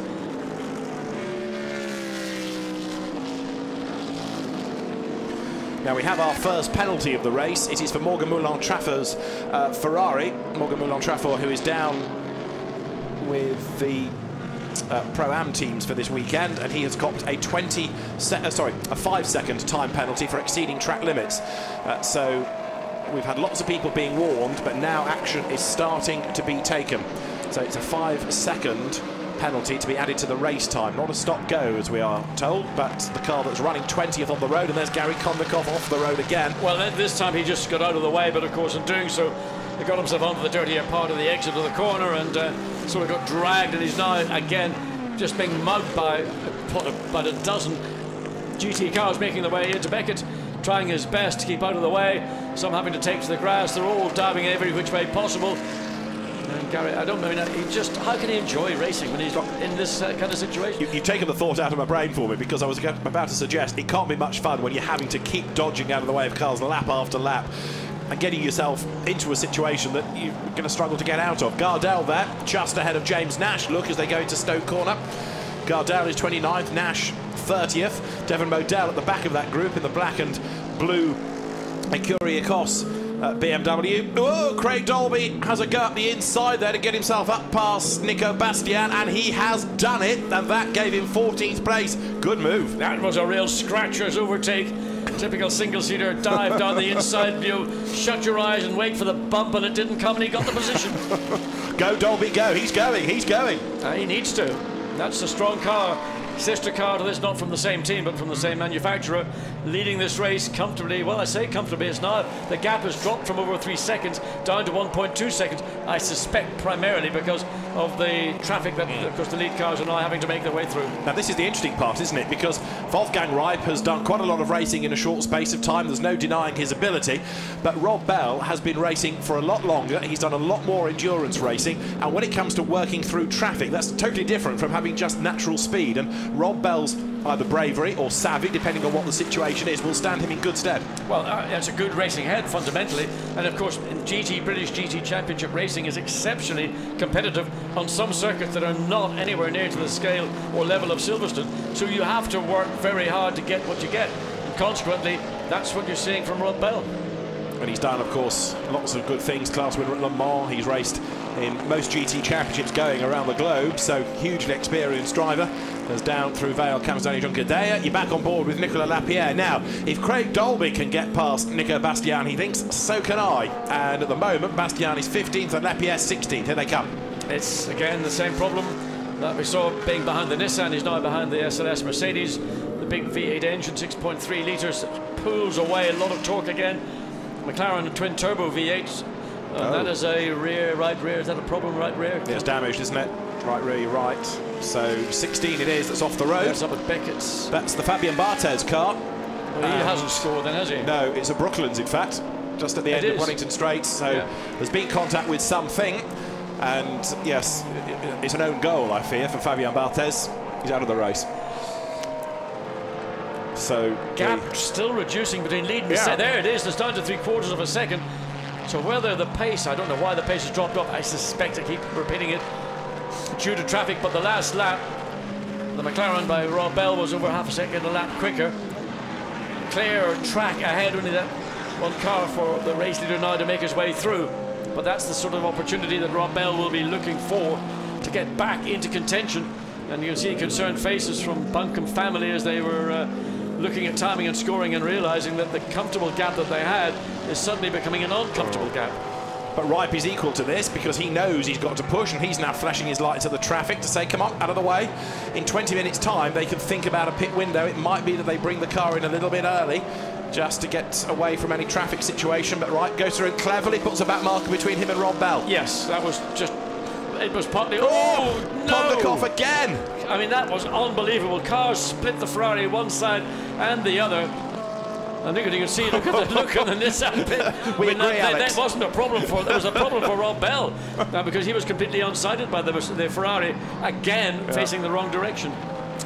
So Kondakov, I've lost track now. I think that's 4 offs that we've seen so far in the race. So he's got 19 minutes before his pit stop. But yeah, I mean, if you're having that kind of race where there are all these dramas for you, you must think, I want my stint to finish. Yeah, I would say so. I think probably the team might be saying the same as well. Indeed so. So we had one particular Ferrari driver last year who was in strife quite a bit. Double wave yellows look coming down towards Brooklands. So we've got, this is because of the Fabian Barthez car that's off the road in the gravel and it needs to be retrieved. In fact, it's just on the edge of the gravel, really. So, yeah. I don't know, there's nobody attending to the car, whether they intend to leave it there. I would be surprised if they did. It's in a vulnerable position. What they might be able to do is just push it out of the way and hide it behind the barriers because there is that facility in that section of the circuit, but the marshals are on their way. I can see them now moving as you look at Nicolas Lapierre trying to get on the back of this man, Nico Bastian, 15th place. The Rover Racing Mercedes goes through. Steph Dusseldorf, one of his co-drivers, looking a bit nervy about it. Steph's yet to do his stint, of course, and he's a very quick driver as well. So every car has real heroes in it. Nico Bastian doing a good job here. Yeah, but this is really working to the advantage of Craig Dolby because he's able to make clear air between the Mercedes and himself, and really his focus is now coming up to the sister car of the lead car. So it's Nissan's first and what's it, 13th and 14th? That's right, yeah, because the black car is Gaten Palatu in the second of the Bob Neville team cars, and there is 73 Craig Dolby. I tell you, I know there will be some people in the pit lane who will be smiling at the opportunity to see the MRS GT racing car getting ahead of the Nissan GT Academy car. That's the rivalry you get within independent make. Absolutely. Another yellow flag was being waved there at the Beckett's S's. Try and piece that together in a minute. This is Craig Dolby's place to take. And we have a full course yellow, that's right. Full course yellow. So it's not a safety car period, it's a full course yellow. Everybody has to slow right down, but you don't have to scramble a safety car. It's easy to instigate and it's easy to end as well. You don't have to have everybody bunching up. The gaps will remain the same. So we have a full course yellow, and it's because of the Barthez Ferrari. So are we seeing some drivers getting ready? Helmets being put on, and there is the second place McLaren. To some degree, I was going to say, has that helped them or not? I don't know. Craig Dolby was all set to make a manoeuvre on the the second of the GT Academy of Nissans, and the yellow flag precluded that. We are having pit stops because down the pit lane has just come 33, which is Miguel Toril, and we've got another couple of cars coming in as well. So this is about 4 minutes early to really help a team strategy, irritatingly. Well, I'm slightly surprised in that McLaren is one of those cars coming in. Nicolas Lapierre is into the pits, so they believe they've done the right thing. I think that's 55, the white McLaren that we saw come in, which is Attempto Racing. Okay. So I think Lapierre has stayed out. Okay. So yeah. So we're going to see. Now there are the Nissans, absolutely nose to tail, ready to carry on their battle.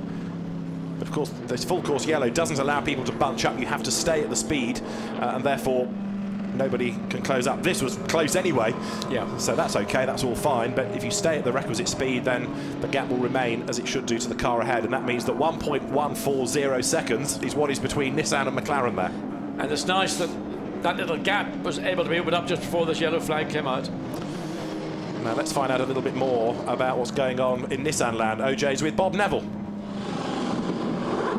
Bob, Wolfie's done a great first stint. Yeah, he has done a very good stint, and lost a bit of it now because McLaren's just closed up on him, but he's done a good job. It was real high in the mouth stuff for a second as I went past that car facing the wrong way. That was scary, wasn't it? That car came the wrong way from nowhere, for as we're concerned. But yeah, cool. So what's the plan now? Then obviously you've got a chance now maybe to change drivers. Do you go early? We weren't planning to. We might now just change the plans. In fact, I ought to perhaps get back because the window's open and yeah. Can you give us a little heads up? Are you going to change? Probably not. Probably not. Okay, thank you, Bob. Rob Bell down the pit lane, out of second place. So, interesting tactic. Yeah, it is. It's a rather surprising tactic, hearing that the lead Nissan wasn't planning to come in. They're going to stick to their schedule. As a McLaren has stopped in the actual pit lane itself as opposed to finding its box. And now it's got moving and moving again. Did he get lost? Or did something happen on the car? He was making his way back out to the track. Seems strange. But the key, I think, that we've just witnessed is Rob Bell coming in very, very early indeed. And that car will be handed over to Shane van Ginsberg. And I'm not quite sure of the pull. I mean, that's a really throw the dice kind of maneuver. That's how you win races sometimes, though. Can be how you lose them as well. We won't know quite how it's panned out for a little while yet. And as the cars work their way over the timing line, Nicolas Lapierre is going to come in as well. You're looking at what's happening on the Hangar Straight, but we can see who comes into the pit lane, and the second of the Von Ryan cars has just come down the pit road. So Nicolas Lapierre has arrived in pit lane as well from 16th place. So they're effectively losing less time by making the pit stops now under these controlled conditions rather than doing it under green flag conditions. And they're not the only teams doing this either, Von Ryan, because you've also got coming in the HTP Bentley and one of the, I know it's a long way down, but one of the Brazilian BMWs. So more and more teams are getting ready to try to take advantage of the slower race pace. You lose less time doing a pit stop while it's like this than proper green flag conditions. Of course, the teams aren't aware as to how long. I mean, the Ferrari, the Fabian Barthez car, has been loaded onto the back of a truck. So I would anticipate the yellow flag being withdrawn certainly within not more than one more lap. Yeah. And that would give us another 13, 14 minutes of racing. But the gamble is, as we've seen with Von Ryan Racing, McLaren, to bring in Rob Bell in second place earlier than the schedule with the view to getting him back out, back up to speed, and then maybe finding clear air when the bulk of the field will all be planning to make their pit stops. Fascinated to see what the other Pro Cup teams do now, because we've got one of the Lamborghini Huracans coming in, and look there, Bartez's car is out of harm's way, so that green flag could replace the yellow any second. There's going to be less than 10 seconds, I'm told, to the green flag being shown, and so one or two drivers have just elected to pit. But we go green, we're back racing, and it's as quick as that. Don't worry about a safety car peeling off, you just replace yellow with green and you're racing. Come on, Wolfgang, foot to the floor. That was slow, that was lazy. He didn't realise just the green flag had been thrown and lost momentum. So not asleep at the wheel, but certainly not as alert as he should have been. That should have been a command from the pit wall instantly that the flag has gone green, get on it. And Wolfgang Reim a little bit slow in reacting to the change of conditions. And so chasing after him now, the green Ferrari of Marco Seefried. Remember, the orange McLaren has pitted. Shane van Gisbergen has taken it over. We'll see where he feeds in at the end of the next lap, but Wolfgang Reip is the leader there. Andrew Palmer has been replaced in number 19, and we've got one team manager being summoned to race control, but it's out of the AM Cup. We'll worry about that in a moment or two as the race leaders head up towards the timing line. So green flag conditions then after a full course yellow. And the leader in 23 is Wolfgang Reip. Second is Marco Seefried now. And third, Jean-Carl Vernet for the Team WRT Belgian Audi Club. Interestingly, the car stayed out there. Up into fourth place now is Mirko Bortolotti. Up into fifth is Guy Smith in the Bentley. Up into sixth is Frank Stippler. So the lead gap between Seefried in second place and Wolfgang Reip leading is 1.5 seconds. So it's sort of familiar territory to that we saw with the Rob Bell before the yellow flag came out. So Wolfgang Reip and Bentley in trouble. It is. It's the HTP car, and that's just pitted, hasn't it? So this is an outlap. Right front looks like it's either flatted or is missing altogether. And he's making the loop. This is the historic loop that you use when you're racing in the Grand Prix circuit down in Club. Trying to work out whether it was a loose wheel or a punctured tyre.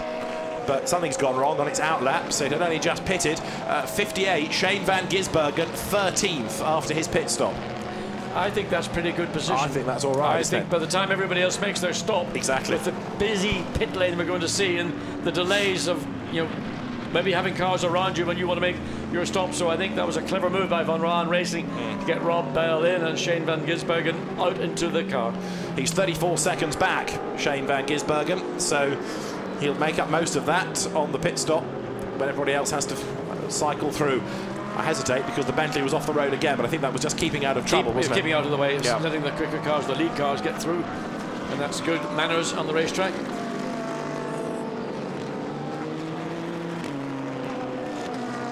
So the gap between the Ferrari and the Nissan was 1.5 seconds, getting slightly caught behind the Audi coming through that sequence of corners at Village and the loop. So lights flashing, in fact, under pressure. But this is still the leading car, Wolfgang Reip, and he's got traffic then just protecting him from Marco Seefried. The Audi a lap down here, they come up towards the line.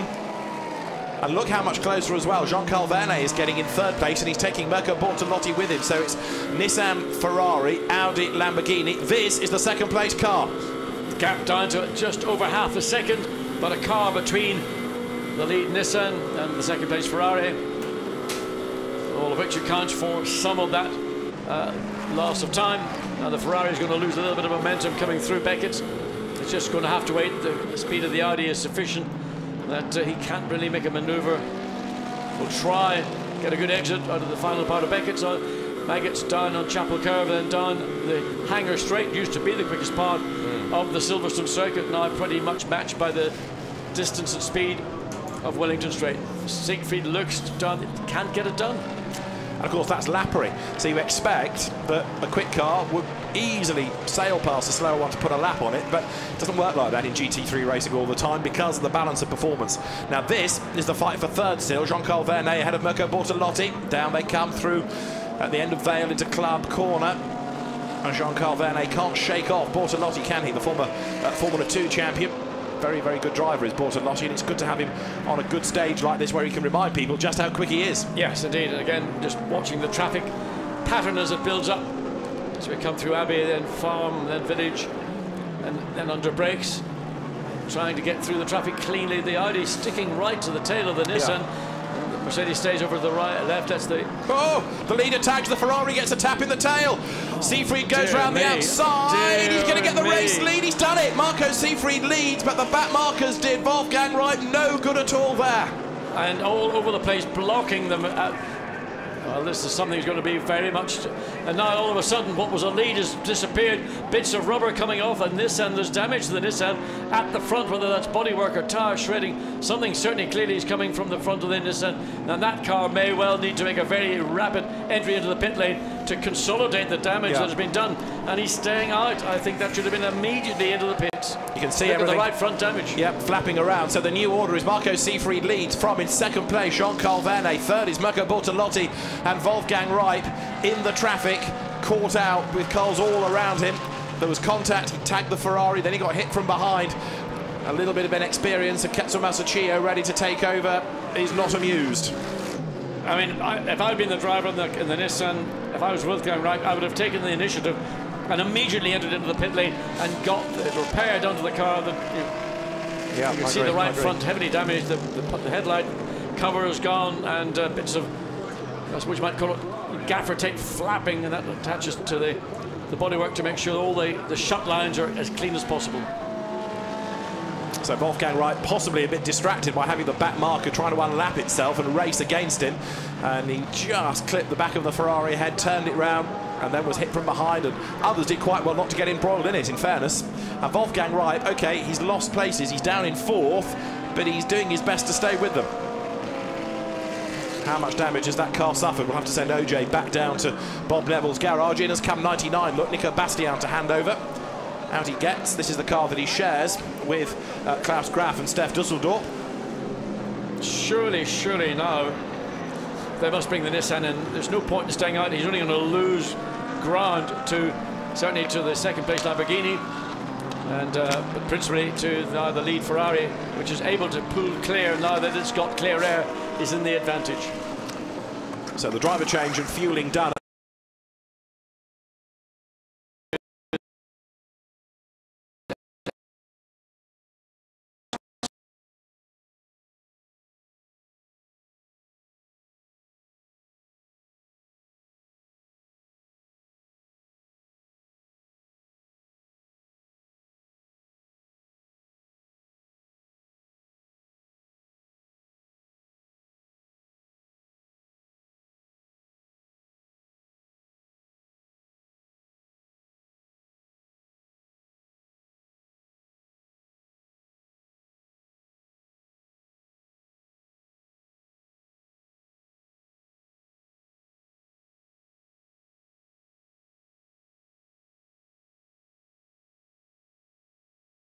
For the pit lane. Tommaso Gio gets on board the car here, and it's still a race being led by the 333 Ferrari, and Ripe's incident with the number 10 Ferrari, the Ricci Bade car, is under investigation. Yes, I mean, he'd driven a wheel perfect race up to that point. Just a small error in that contact, damage to the right front, and that's still got to be attended to. And all of a sudden, what looked like going to be a pretty happy afternoon for the 23 Nissan has turned slightly sour. Still a long way to go, just over 2 hours remaining in this 3-hour endurance race at Silverstone. So they've done the driver change and the fueling. The second part of the pit stop is the tyres. Only 2 mechanics could do that, and now a few repairs as well. So try and get the gaffer tape on. This has to be done as quickly as possible, and of course to the satisfaction of the race officials, the scrutineers. So the sticky tape is on. That should hold it to get no more bits of sticky tape needed, and all of this is wasting time. Yes, indeed, and of course the front wings, carbon fibre wings in these cars, there are attachments and a problem. What's the...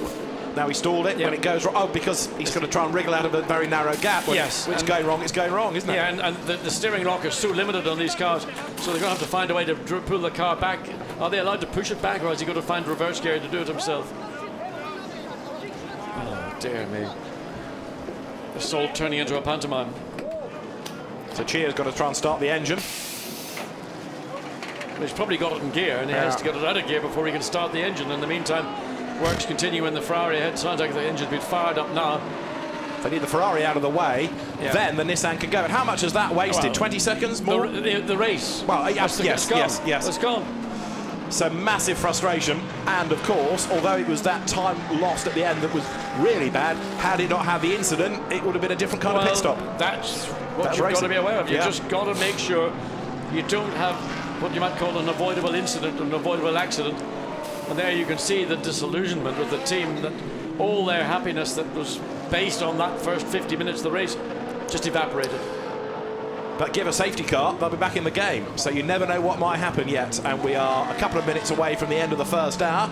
A drive-through penalty is being given to car number 51, which is Duncan Cameron, for causing a collision. We haven't seen it. Well, was that the collision that occurred with Wolfgang Wright then? Or was that a different car? I thought that was a different Ferrari, but we'll have a look at a replay maybe and piece it all together again. But a drive-through penalty for car 51. I hadn't heard about anything for that being investigated either, no. Anyway, that's what the screen tells us. So, Just a recap, race order, 3-3-3, Marco Seefried leads. Number 1, second is Jean-Carl Vernet, 3.4 seconds between them.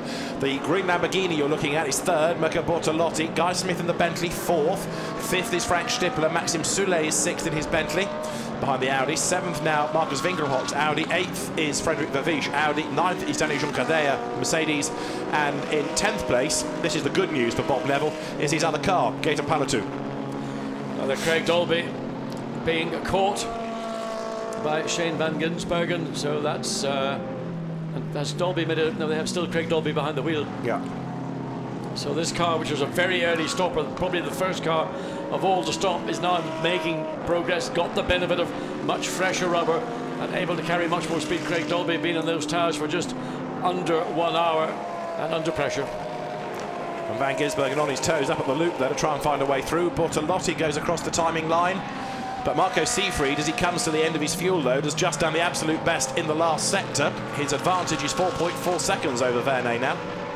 Now 3-3-3 is going to have Renat Salikov in it for a stint, who is not as quick. He's quick, but he's not as quick as Seefried or Seidler. They need to minimise his time, don't they? Yeah, he did a good job in Monza, in fairness. Oh, absolutely right. But that's a different circuit again. This is a much more of a flowing, high-speed corner circuit. Now let's find out what happened to Wolfgang Wright. Boy, let's hear his opinion at least on, first of all, what happened on track and then what happened in the pit lane. Wolfgang is out of the car, as we've seen, and OJ Borg has caught up with him in the pit lane. Wolfie, explain what happened out there on track. Well, I was catching the back markers, and the pro Mercedes let me pass nice and gently. And then in the veil, the left hairpin, I saw the Ferrari open wide the door, a gentleman. I thought, okay, he's very friendly, let me pass. And then he just turned into me. I couldn't do anything. It's incredible. I'm really disappointed. You seem really frustrated as well because you were going so well at that point. Well, everything was going as planned. The car felt very good. It's terrible, really. I couldn't do anything. It's incredible. At that moment, I saw you go straight out back to talk to Alex Bunkum, of course, put the car on pole. What do you say to Alex at a moment like that? Well, nothing to say except that I'm really disappointed and that it's a shame, really. Are you still in the race as a team? Well, when we pit, we didn't lose too much time, but then the Ferrari in front of me blocked us, so we lost 40 seconds because we couldn't move. Well, Wolfie, thanks for talking to us. Good luck for the rest of the race. Thank you. 40 seconds, so we guessed about half a minute, even worse. It's pretty obvious. Let's look again and see. So there's the door being open, then it suddenly gets closed, and of course he gets hit, not just in the front, but he gets hit by the Audi, which then uses that opportunity to slip ahead of the Nissan, but it's Siegfried in the Ferrari who's in the best position, best speed of the loop, carries that forward through Aintree, and just how sweet was that? Except for poor Wolfgang Wright. And this is looking back, and then suddenly, of course, as they come up towards the loop, he's got that pesky Audi that's a lap down trying to race him as well, and then here's the bump. And there's the other one, and Seefried just able to turn out of it. Jean-Carl Vernet works out which is the best way to go in the background. He picks up a spot as well, and of course Wright delayed in all of that. So this is the race leader. We've had over an hour of the race now, and so those that are going further on a tank of fuel, proving they've got good economy.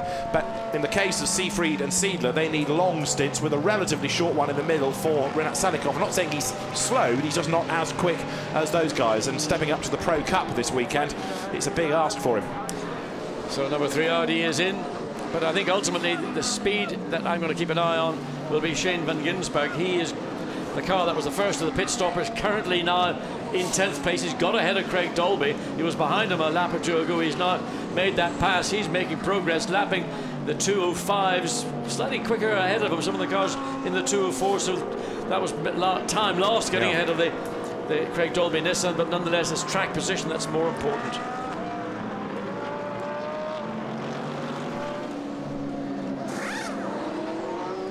'23, incidentally, is now down in 32nd place, Ketsu Masachia. That is how much time they lost after the delay in the pits. So, as the cars work their way under the vehicle bridge over which the Lamborghini teams go, it is a Lamborghini moving closer here to number 1 Audi, Jean-Carl Vernet, coming under a bit more pressure from Mirko Bortolotti. Neither of these cars have yet stopped, and there's another drive-through penalty coming.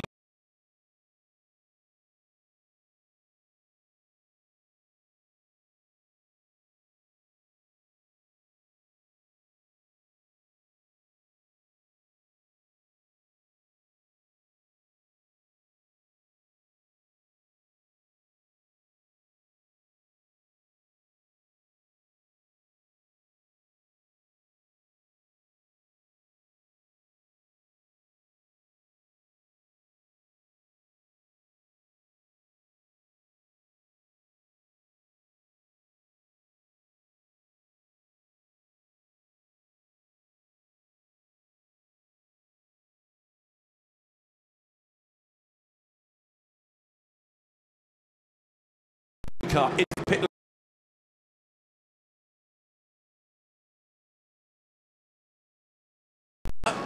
It's got to be Salikov they put in now, surely. So Siegfried has got the car up the order into the lead, and that has taken it to the end of lap 29. So in comes 333, and the lead now goes, as I say, to the number 1 Audi. So they've done the driver change, they've done the fuel, now the tyres. Hard work this for the mechanics, isn't it? Because one bloke's got to lug 2 wheels all around the car. Yeah, I mean, and the teams practice this all the time, because time 1 on the pit lane is a lot easier than time 1 on the racetrack. So if you can make up a couple of seconds in the pit over your competition, then you're going to be in a much stronger position to take advantage of the front. 80's in as well. He just saw the Bentley as away now goes 333. The Rinaldi Racing Ferrari. This, therefore, is the lead battle now. So it is Verne versus Bortolotti. And they've got to be ready for a pit stop, I would have thought, these 2 cars now. But they've run together pretty much for the entirety of the race. Down they come into Brooklands. Mirko Bortolotti. This is the car that at Monza had lots of mechanical issues and lots of pit stop penalties, drive-throughs, for example, for speeding or overtaking on the yellows, whereas here it's going much stronger than the sister car. Yeah, and this is the former race leader, or certainly from the last 10 minutes or so of the race before the pit stop, so back out, but the battle for the lead still between, well, in fact, Verne has come in, there he is, we just see the tail of the Audi making its way down the pit lane. But the Lamborghini stayed out, so Mirko Bortolotti will go through into the lead of the race. So down the pit lane comes number 1, lap 30, and WRT is ready. Bertolotti's last lap time was actually a very strong 2:03, so he's got clear air for the next few minutes. He will try to use that to his best to get, when he makes his pit stop, to leapfrog the number 1 Audi that will be taken over, presumably. They'll be taken over by Robin Friends. I would suggest so, because they'll keep Van Toren for the very end, won't they? So here comes Gisbergen, Shane van Gisbergen, working his way up the order now. Up to 7th place. Yeah, and it's going to be better than that, isn't it? Because he's going to be ahead of the Audi, so he will keep track position. In other words, over the Audi, he will be the best place of those that have made a pit stop. And there is number 333 Ferrari, Rinat Salikov, working his way now in traffic as well. Out of 8 trees, the BMW has almost come to grief. So he's quite a long way ahead of the Ferrari, isn't he? Because he's already up at Beckett's. There's, what, half a lap, a third of a lap behind is the Ferrari. Well, I think that was pretty astute strategy by Von Ryan Racing to get the Ferrari, the McLaren Rob Bell in at that very early contact, and that was inevitable. There was always going to be something going on. Now he's managed to get the momentum back up again out of the gravel, but he's sprayed the track with gravel into the field. Leo Machitsky in the BMW, that was getting it wrong. He just got himself into the top 20, but not for much longer, I'm afraid, as Mirko Bortolotti stays out for another lap, still leading the way. Again, another 2:03, not quite as fast as this previous lap, but this is all good work from the Lamborghini, Mirko Bortolotti. He's also going a long way on a tank of fuel as well. Now, Rinat Salikov still pressing on in the 333 Ferrari. Number 1 has got back out again with Frins at the wheel, and the leader is now in. So into the pit lane has just come Mirko Bortolotti, having done a personal best in the first sector as his last hurrah. Down the pit lane at the end of lap 31. The key is going to be how much advantage will the McLaren of Shane van Gisbergen have? How many seconds ahead of the Lamborghini will he be when the Lamborghini rejoins the track? Indeed so, as of course they did that pit stop under slower race conditions and lost less time. It was a good move. One or 2 other teams may well be kicking themselves for not doing that now, but we'll see how it all pans out. There is Salikov. Of course, he's got to make up time, but he's not as quick as the man that has just been in the car. No, he's Bentley in as well. Salikov probably just about will sneak 2nd place ahead of the Lamborghini when it makes its way back out. And there we see the car. Adrian Zag, is he going into it, or is it Venturi?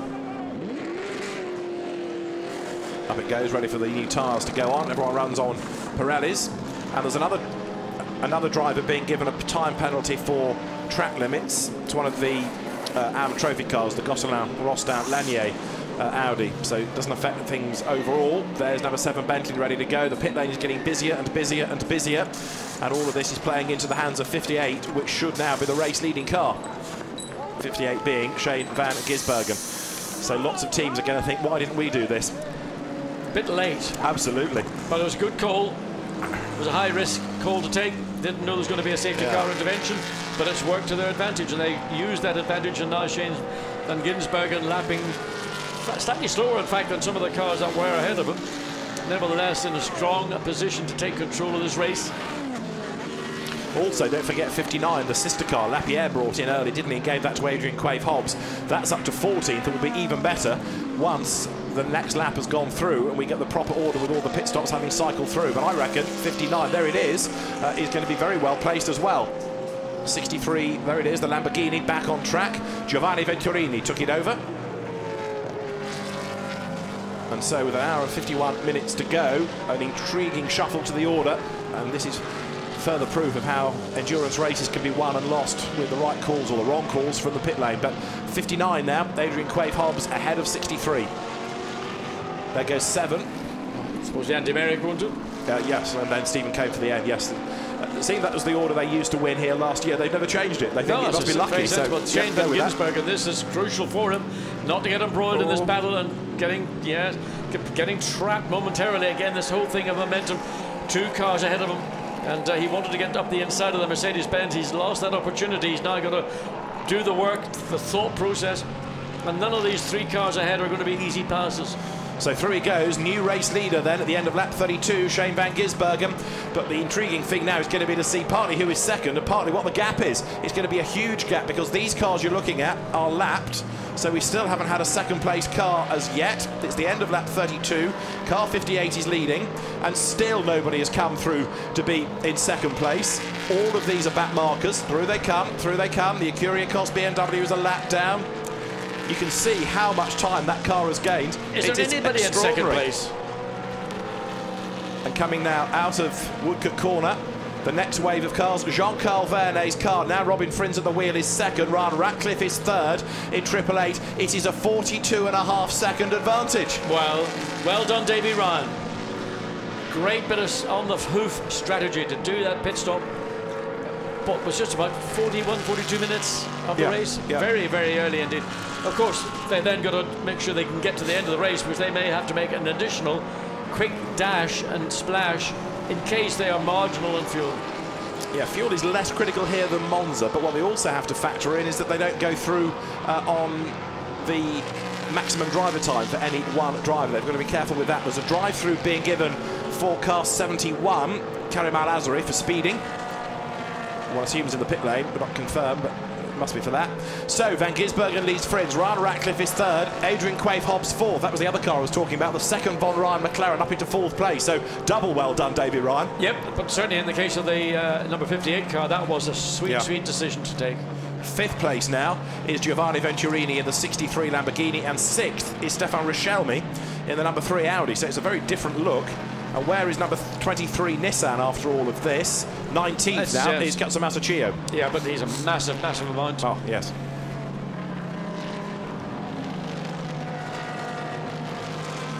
Now that full course yellow, of course, works differently from a safety car period because the gaps don't close up. Another full course yellow doesn't necessarily help you catch anybody, but a safety car does. There is the leader, and Shane Van Gisbergen, making his Silverstone debut, is set to rock the place. Yeah, but he's losing time all the time. The last lap was a 2:07, stuck behind the Mercedes. Now he's going to make wow, he tried to look down the inside, but it was not given. So he's still struggling. Lap pace falling away, dictated by the pace of the car ahead of him. As we see the group of 3 further cars that have actually pulled away. So Shane Van Gisbergen is really struggling, lights flashing, coming down the straight. He's going to have a look down the inside into Stowe. He's going to get up alongside, gets the job done. That was hard work. Didn't make that as easy maybe as you could have done. It's still a relatively unfamiliar car to him. It's a relatively unfamiliar circuit, even though he's been here this weekend and done quite a few laps. He doesn't know it as well as others, so it's a big learning curve this for Shane Van Gisbergen. And a McLaren win on home soil is just what the team wants. Yeah, very much. But I think, in fairness to Van Gisbergen, if you're not sure and you don't know which driver might be in the car, you know that the team will tell you the driver lineup, but you don't know which of the 3 it might be, then you have to be maybe a little bit cautious, particularly as you are the new boy to this genre of motor racing. Yeah. But he's acquitting himself very well indeed. What are his lap times like? His last one was a 2:07. He is being caught by Robin Frins. Absolutely, and that's the problem he's got. The gap is down to 39 seconds. Okay, from 42, it's not a big deal. Now there is number 8 Bentley, which has now got Maximilian Buch at the wheel. That's in 9th place. number 7 has also lost out hugely, hasn't it, on that first round of pit stops, because Andy Merrick's down in 24th place. Didn't see any reason why. So the Bentley's big change of fortune, but we might need to investigate number 7 if OJ fancies a walk down the pit lane. Why is number 7 so far back now? We know why others have moved up, because it's when they stopped, but Rinat Salikov, 333 down in 7th place, still in the hunt. But I think something else has happened to number 7 that we weren't able to see. Now, number 6 Audi, Sean Fong at the wheel of it, down in 10th place. There is 888 in 3rd place now. Tremendous effort, this. I mean, outstanding effort by Joe Osborne to get the car into track position, and Ryan Radcliffe behind the wheel consolidating it. And again, the whole benefit of these Pro-Am Cup cars, get your pro driver to get the car up to the front of the grid, and once you're in that position you can stay there. You don't have to be doing anything outstandingly good, you just don't have to make a mistake and make sure that you can just run your own race. And then the car's owner Lee Mole, or co-team owner Lee Mole, will bring it home at the end of the race. Katsumasa Chio, by the way, has just done the absolute best in the first sector, so he's pushing on. Probably needed to do that. Yeah. We've got a lot of places to find yet, so Pro-Am classification, you can see Ratcliffe at the moment is ahead of the Ricardo Sanchez Nissan, and then 3rd in Pro-Am is Paul Wilson, who's taken over from Michael Meadows. The rest of the class then headed by number 22, which is, sorry, by number 20 I should say, which is the Philippe Guillaume Audi. Right, there is the Kyriakos BMW. Robin Frins behind. Now, how's he doing in sectors? 2/10 quicker in sector 1. So he's brought the gap down to 37 seconds from 42.5. Van Ginsbergen's times have been dropping off. We thought that was traffic, but the last lap was, what, the best part of 2 seconds slower than Robin Frins is doing. In the second place, charging Audi, the gap down to 37 seconds. It's not panic or anything near that, but may well be that the Van Ginsbergen, by that early stop, tyre wear, tyre performance beginning to fade. And those that stop that much later have got the benefit of the fresher rubber. In fairness to the Gears, he does a limited number of miles in a McLaren, whereas Robin Frins is driving the car in 2 different championships, so he's becoming perhaps better acquainted with his mount than the Gears is with his. Matt Griffin's tagged onto the back of this. Look at the red and white Ferrari, and he's hustling on to try and get a good Pro-Am Cup result for the Ferrari. For the moment, that car is down in 38th place. Pro Cup, McLaren, Audi, McLaren, Lamborghini, Audi, Ferrari. That's the way the top 6 looks. Robin Frins just makes very good use of the traffic. Typical what you might describe as single-seater driver, waits, then just flashes out from behind the car and dives down into the apex and makes it all look so easy. WRT personnel studying the data, studying the timing screens as the leader goes through. The gap's down again, 35.3 seconds, so it's coming down at about 2 seconds a lap at the moment. Yeah, and I don't know how long it's going to be before we're going to see the lead McLaren coming in. It's still got an hour 43 to go. So it came in at an hour, about 41, 42 minutes. So we've still got another 15, 20 minutes before we'd expect to see that car in the pits.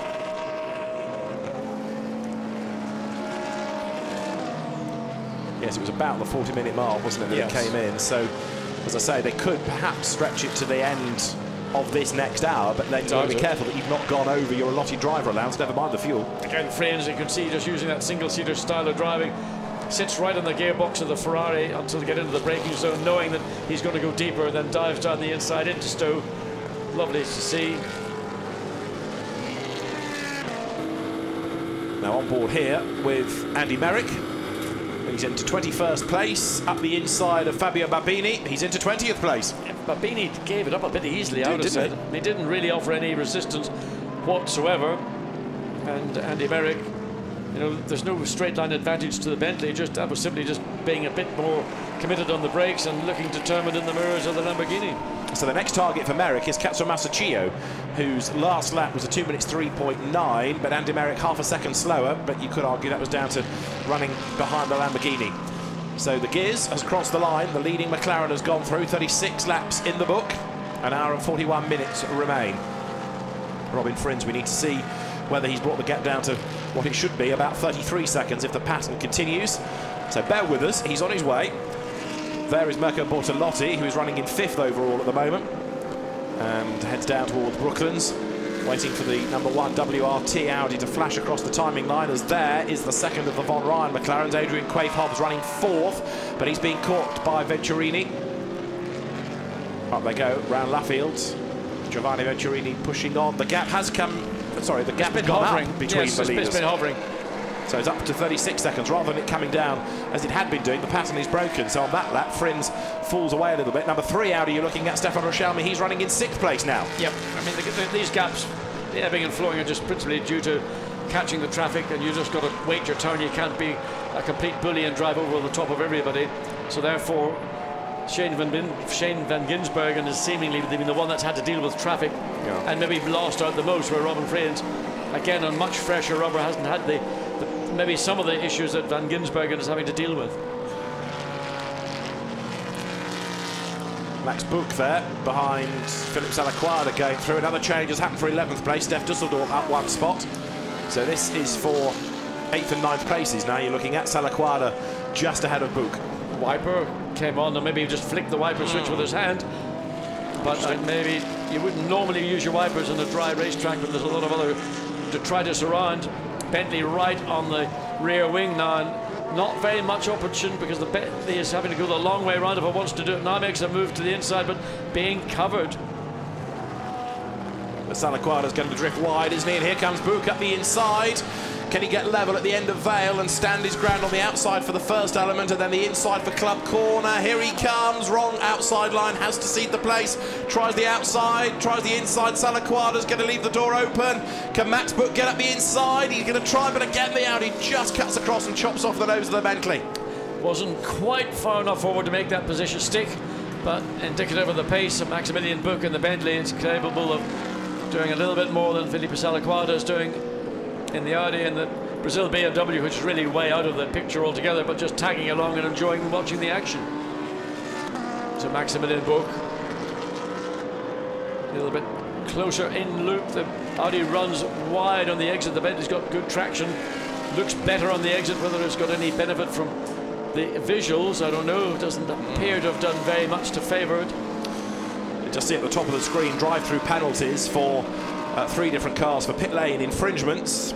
They are the Brozniewski Bonaccini Lions Ferrari, the Anderson Jensen Ferrari from Pro-Am, and also from the Pro Cup, the Zefart Toriel Haya Mercedes. So they don't affect what we've been looking at in terms of overall situations. Of course, the number 11 Ferrari having a pretty horrible race, turfed off the road in the first corner, and then further dramas and penalties ever since. But just to put on record that those 3 cars will get drive-through penalties. Now, number 8 Bentley, Max Buch, still on the back of Philip Salaquada, ex-Formula 3 racer. Salaquada doing a good job of defending here. Yes, and he's just always putting his car on the part of the racetrack that the Bentley wants to use, coming down the inside into Stowe Corner. Can't quite identify who that is. Okay.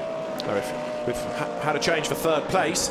Adrian Quaife-Hobbs up ahead of Ryan Ratcliffe. They're in different classes, so it's the Pro-Am car dropping behind Pro, but it's 3rd place overall that's changed. And of course, what you now have is the 2 Von Ryan McLarens in the top 3, first and 3rd. And there's only a 10-second gap as they came across the line the last time. 2nd place, of course, being held by Robin Frins and the WRT Audi. That's not going to be an easy catch, but under threat.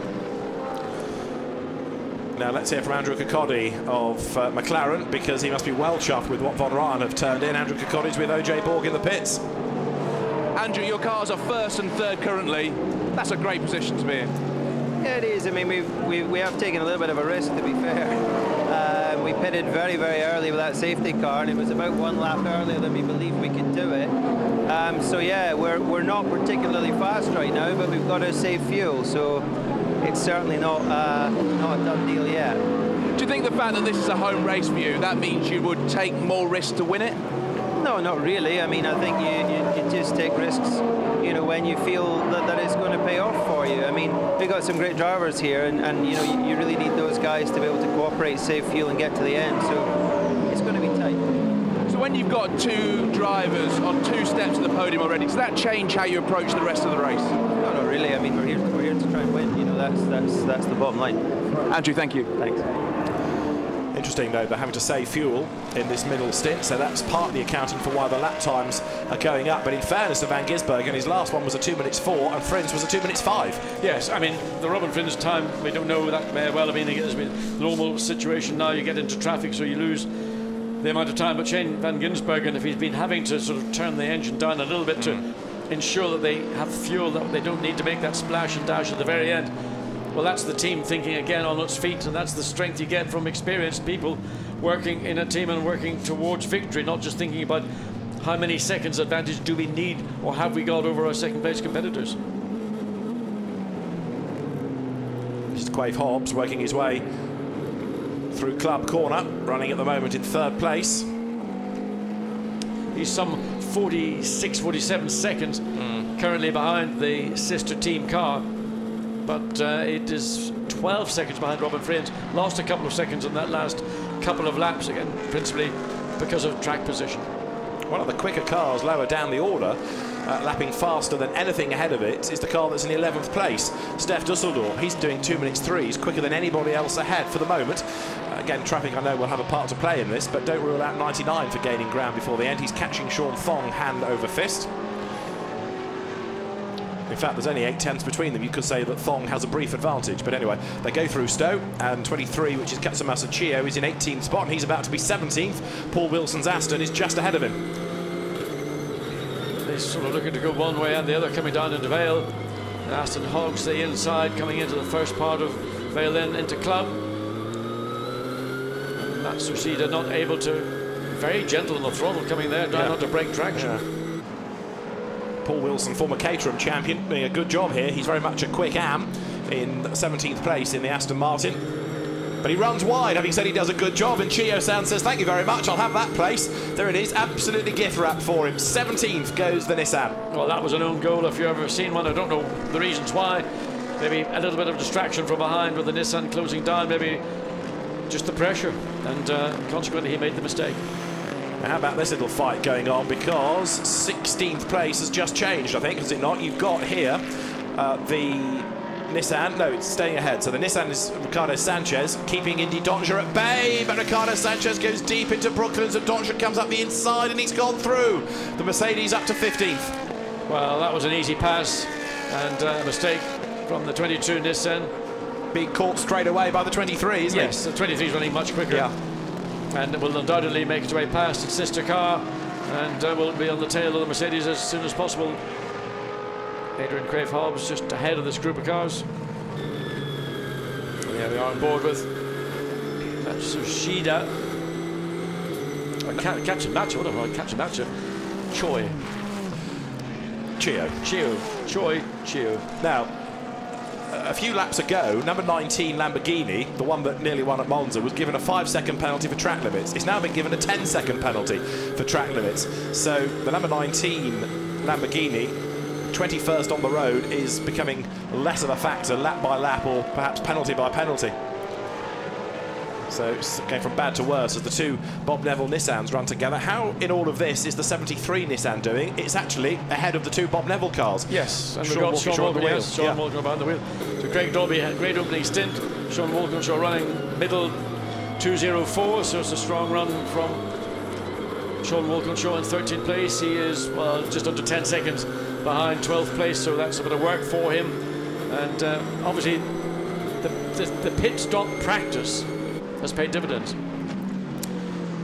Now 23, Katsumasa Chio hunting down the Pro-Am Cup car. Wonder if there'll be a call over the radio to let one go by the other, because this is the car with a better overall chance, really. And we know it's quick, it's got 3 quick drivers behind the wheel, whereas inevitably the Pro-Am car is slightly compromised by the inexperience of the newcomers. Jan Mardenborough will do the last stint in the black car ahead. The car that did the Nordschleife Nürburgring 24 hours last week. 23 will have Alex Buncombe at the wheel. And now down Wellington Straight.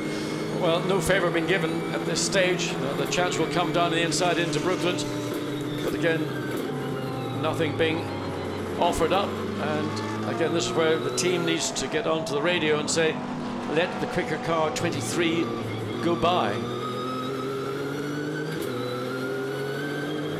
The Nissan booms past the pits, doesn't it? Up through the gears.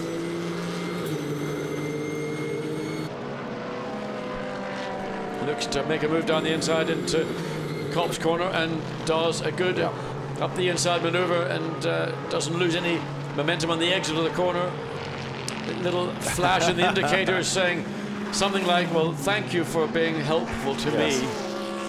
So Chio goes up one spot. That now puts in 15th. Dust settling over at Aintree, ahead of the second place car as well. So somebody's had a little run wide, but no real dramas as Robin Frins tries to work his way through the traffic here.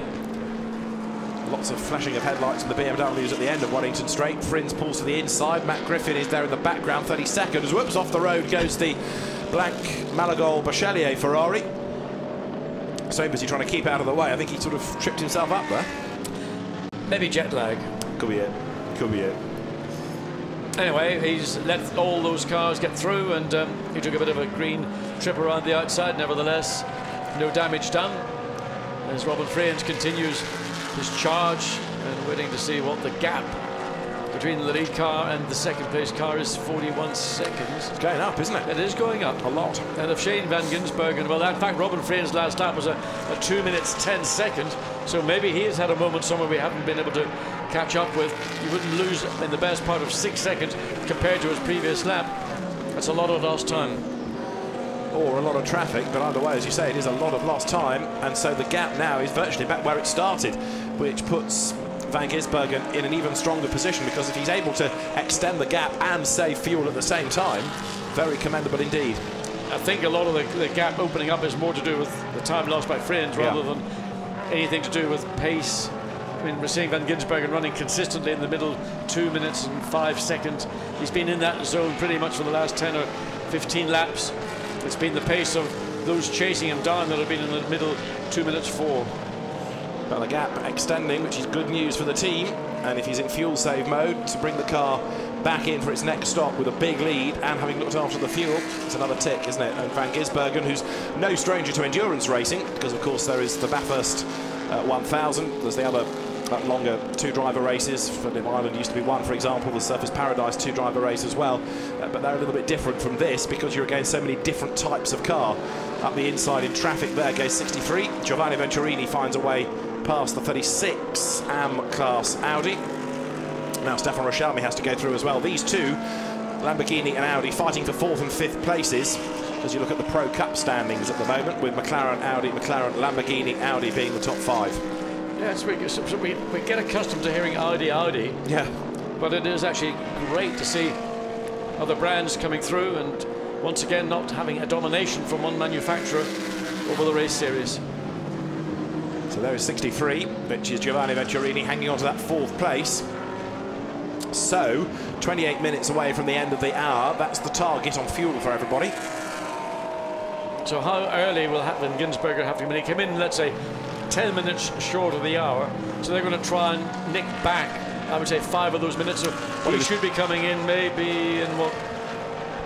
Well, he was 20 minutes early, wasn't he? Because it was at about the 40-minute mark that they came in for that full course so he yellow. should be coming in the next 10, 12 minutes. Should be 15 at most, depending on how much fuel they can eke out of that car. Well, I think they may have saved about 5 minutes worth, which is about as much as you could hope to do running at the pace and maintaining your position. Adrian Zhao gets ready for his stint in number 63. The Grasser team gave him a quick instruction. Gottfried Grasser is there with the headset on.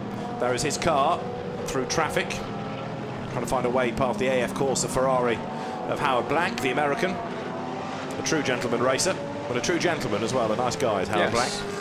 What I would call it, a genuine gentleman driver. Yeah, and, absolutely right. In every sense. They come and race in the Blancpain Endurance Series because they love racing, and they're not here to win overall. They're here to try and do the best they can in their own category. And enjoy racing in a good championship at great tracks and a great car. So he's let there Venturini and Rochelmi go by. Adrian Zhao gets ready. If he's getting ready now to take over, that's again, I know it's not going to be in this lap necessarily, but it is relatively early, 27 minutes to go, unless they are fearful that Venturini's pace isn't good. Well, ordinarily, if you're a co-driver in a car, I would like to be ready 10 minutes before what I would say was the allotted pit stop time, just to make sure, in case the driver does opt to make a very quick late dive, you don't want to be standing there trying to get your balaclava, your helmet, your gloves, and anything else on, and add to the panic in the pit lane. True enough. So they're getting ready. Up front, Van Gisbergen has been through He has done 43 laps. We've had now 1 hour and 32 minutes completed by the race leader. This is Adrian Quaife-Hobbs, who's still third. And he's still hustling on to trying to get himself closer to Robin Frins and see whether a McLaren 1-2 might be possible before the end. On the brake light coming on, was that just dabbing the brakes to make sure there is a brake pedal? I said, oh, and runs wide. And that's a lovely, easy move for Adrian Quaife-Hobbs just to get up the inside. Interestingly, the brake light came on momentarily and then he waited another second before he got on the brakes. That's a sign of a driver being not confident that the brake pedal will be there when he needs it. Andrea Roda, that was, a former single-seater racer, running out wide, making a mistake. So Quaife-Hobbs goes through.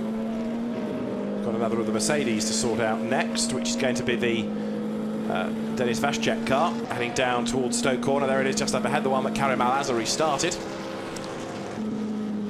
And an hour and 25 minutes of the race remain. As into Stowe, the Mercedes twitches as it tries to find the apex of the corner.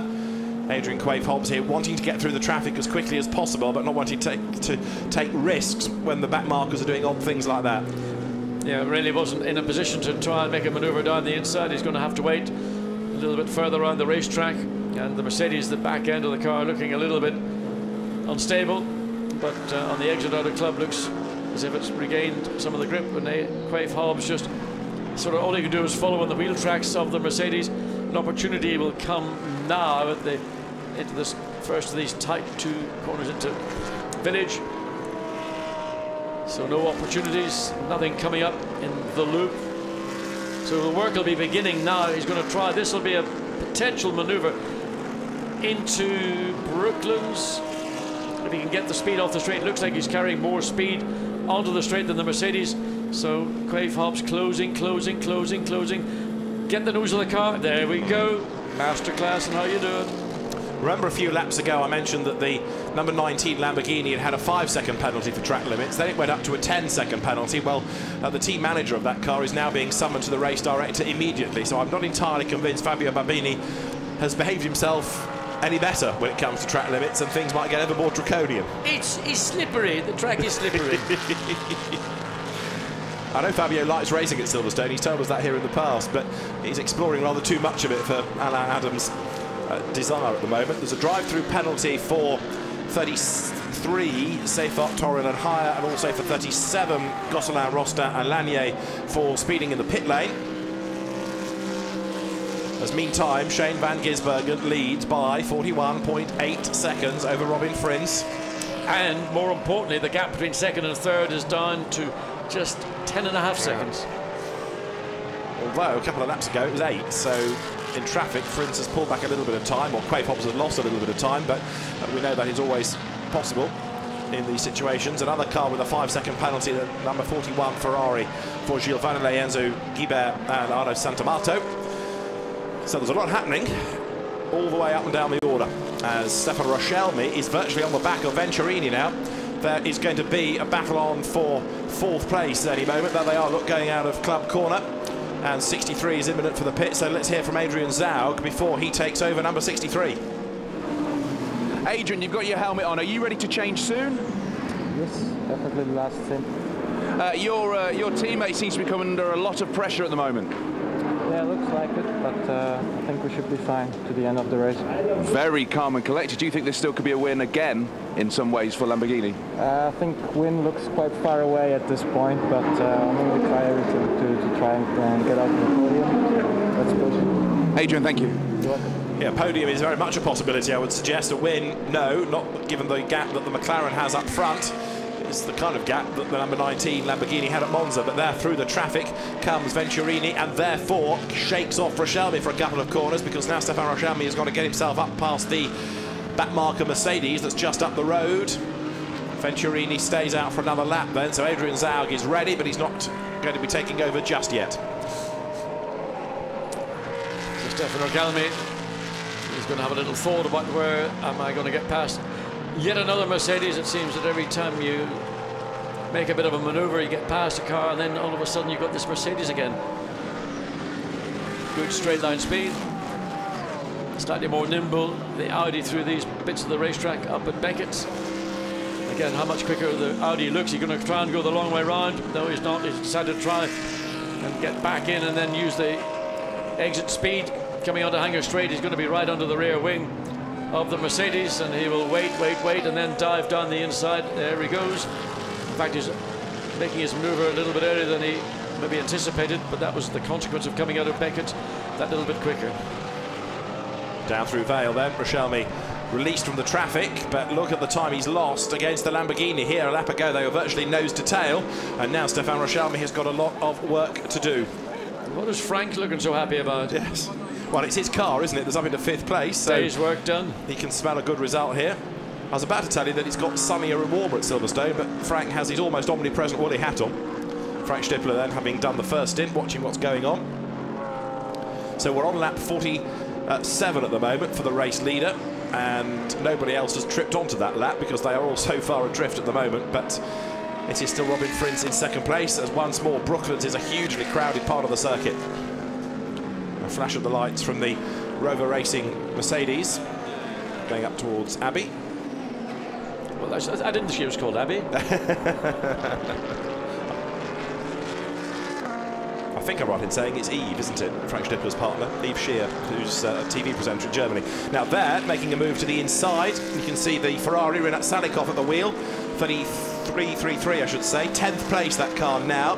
And he's not that far behind Dusseldorf. So Renat Salikov, like at Monza, is doing a very good job here. Yeah, but unfortunately, this is a car that led the race in the early, so after the initial contact with the Nissan and the back of the Ferrari.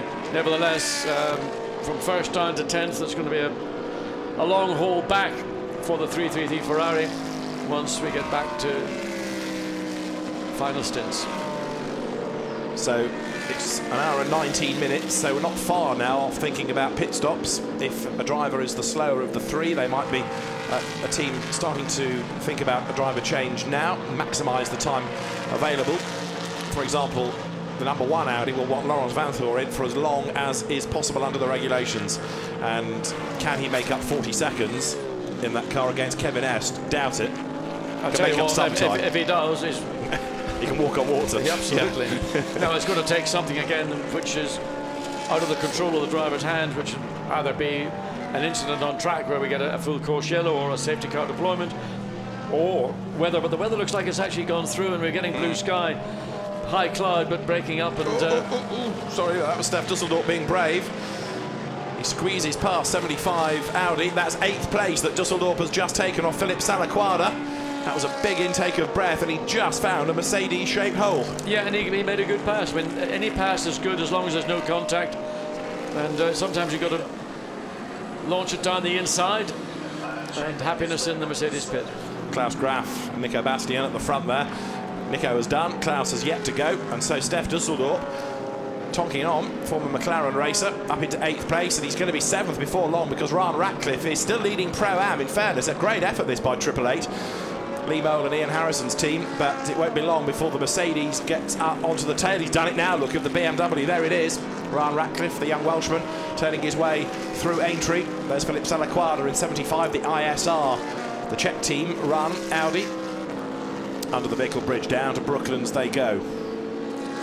Dusseldorf looking to move down the inside, gets a clean pass. Ryan Ratcliffe saw it coming. He knew he didn't have to compete against this car. He's not in his championship, not in his category. Currently, Ryan Ratcliffe running in 7th place. The next Pro-Am driver is down in 17th. So he's got lots of flexibility. He's not on the race for the lead. They're not going to win the race. They will win their Pro-Am class. Second in Pro-Am is a long way back, and it's the 32 Paul Wilson Aston, and then it is the Ricardo Sanchez Nissan, 3rd. But as I say, a long, long way back now. So, look down the pit lane. The team's getting ready for a stop. In a pass, just down and Sean Walker shot up into 12th place. Just got ahead of the number 6. And that was the Winkelhock. Audi now being driven by Winkelhock. Sean Fong. Oh, Fong, yes, Fong. Yes. Fong for Europe. So Sean Fong in what was 13th, he's dropped back. In fact, there it is, that car. Sean Fong races in the Audi TT Cup, and the mentor for the drivers in that, they're all young drivers in the beginning of their career, is Marcus Winkelhock. So it's one of his protégés, if you like, from that championship that he's got driving with him. Now there is 73, Sean Walkinshaw at the wheel. and he's now on the tail of number 35 Audi, which is currently being driven by Edward Sandstrom, 24-hour winner a week ago, as they come down to the end of Vale. Sean Walkinshaw giving a good account of himself here. Yeah, in fact, Craig Dalby did a good job at the opening stint, and Sean Walkinshaw consolidating that, getting the car up, currently in 12th, looking at an opportunity to get past Edward Sandstrom into 11th, and they could get this Nissan up into the top 10. That would be a good result. And actually, Sean Fong is doing a good job here because he's hanging on in there in 13th place. Marchie Lee will be the third driver of this car that Ans Moser's Phoenix team will run. But I was kind of anticipating these two to fall away quite a lot, but they've not. And Sean Fong is looking pretty toey here, working his way through traffic and doing his best to stay up there as best he can with Sean Walkinshaw. So Sean Fong is being quite impressive at the moment. Right, we're 16 minutes away from the hour mark as people now start to consider their pit stops. But has Von Rahn Racing got everybody beat? Well, the final pit stop is going to give us the indication. Currently, what's it, a 42-second advantage over second place Robin Freund. And for somebody who's on a fuel-saving mission, somebody must have said, well, we're in good shape, you can go at your own natural pace. And it's now the Audi in second place, Robin Freund, number one, who's dropped into the 1 minute, or the 2 minute 05. And that's the reason why the gap has been hovering around the 42 seconds for the last number of laps. But Adrian Quaife Hobbs has been caught by Giovanni Venturini because that gap is only down to 1.5 seconds now, so it's game on for third place. And remember that Venturini, when we were last looking, had number 3 Audi tucked up behind as well, so it's getting very, very close indeed now for third, fourth and fifth as you look at the car that's currently 12th, Sean Walkinshaw.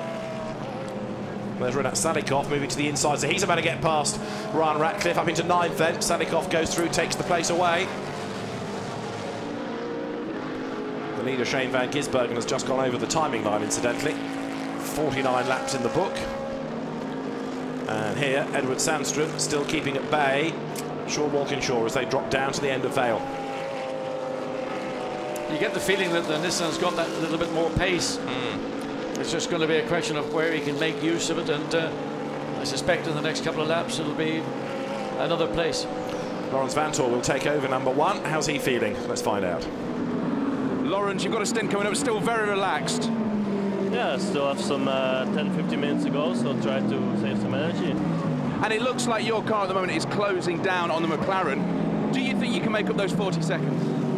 Well, it's very difficult at the moment because we're on a good pace, we're on a strategy. The McLaren, they pitted on the full course yellow, so we're wondering if they can go until the end without doing a special dash. And actually, because Kevin Esther will be next in as well, and he's my teammate in Le Mans 2 weeks, I sent him a WhatsApp to ask him, can you go until the end? But obviously he didn't answer, so we'll see. We only can do our best, and if they don't have to do a special dash, it will be hard, I think, but if not, we'll be there. You've been very quiet this weekend. No one's really talked about you that much, and yet here you are, closing in on a win. I think if we practiced 2, we were P1. Qualifying was okay. We're P3. We're always there in front. But it's endurance racing, so it's obviously 3-hour sprint racing almost, but it's a long round that counts, and good pit stops and good strategy, and that's what we're trying to do. Lawrence, always a pleasure. Thank you. I love the concept of modern racing drivers getting in touch with each other on WhatsApp in order to ask about strategy. Nothing like walking down the pit lane and asking, is it? You've got to do it on your phone these days. Yeah, well, you can't imagine Kevin Estro's going to turn around and say, well, we're going to do a splash and dash with 3 laps to go. There you go, mate. You know, lower mates and teammates and all the sort of, you know, this is a race and it's a victory that's going to be won by the team that think the smartest on their feet in the pit lane. And you have to go a long way to be smarter than WRT Audi. That is one thing's for sure.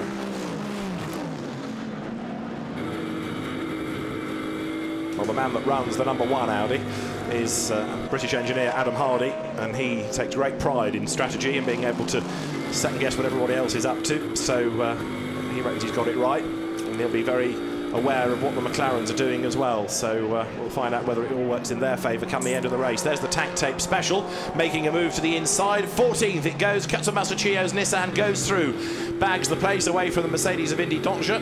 Another good pass that going into Stowe Corner.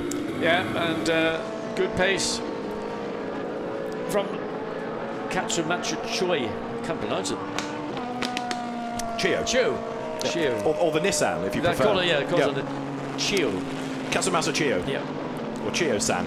Anyway. Andy Merrick, number 7. He's gone through in 16th spot, Andy Merrick, and it won't be long before he is on the back now of Indy Dontje.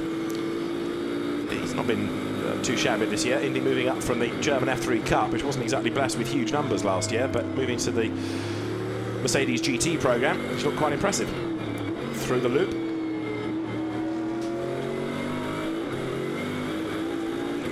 Big black clouds gathering over the far end of the circuit. We've managed to avoid rain pretty much all the way through this, what, just under 2 hours of a 3-hour event. And that just threw a real little spanner into the strategy works of pretty much everybody.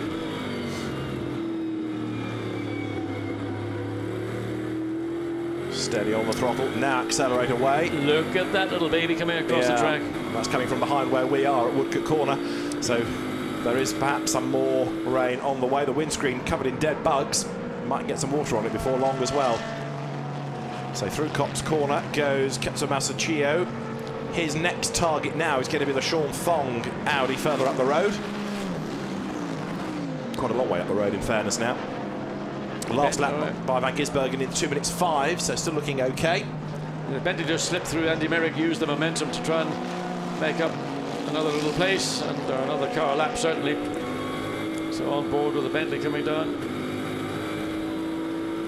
Just see whether there's any gain in top speed on the Bentley. They've been struggling a little bit, they reckoned, with straight line speed at Silverstone.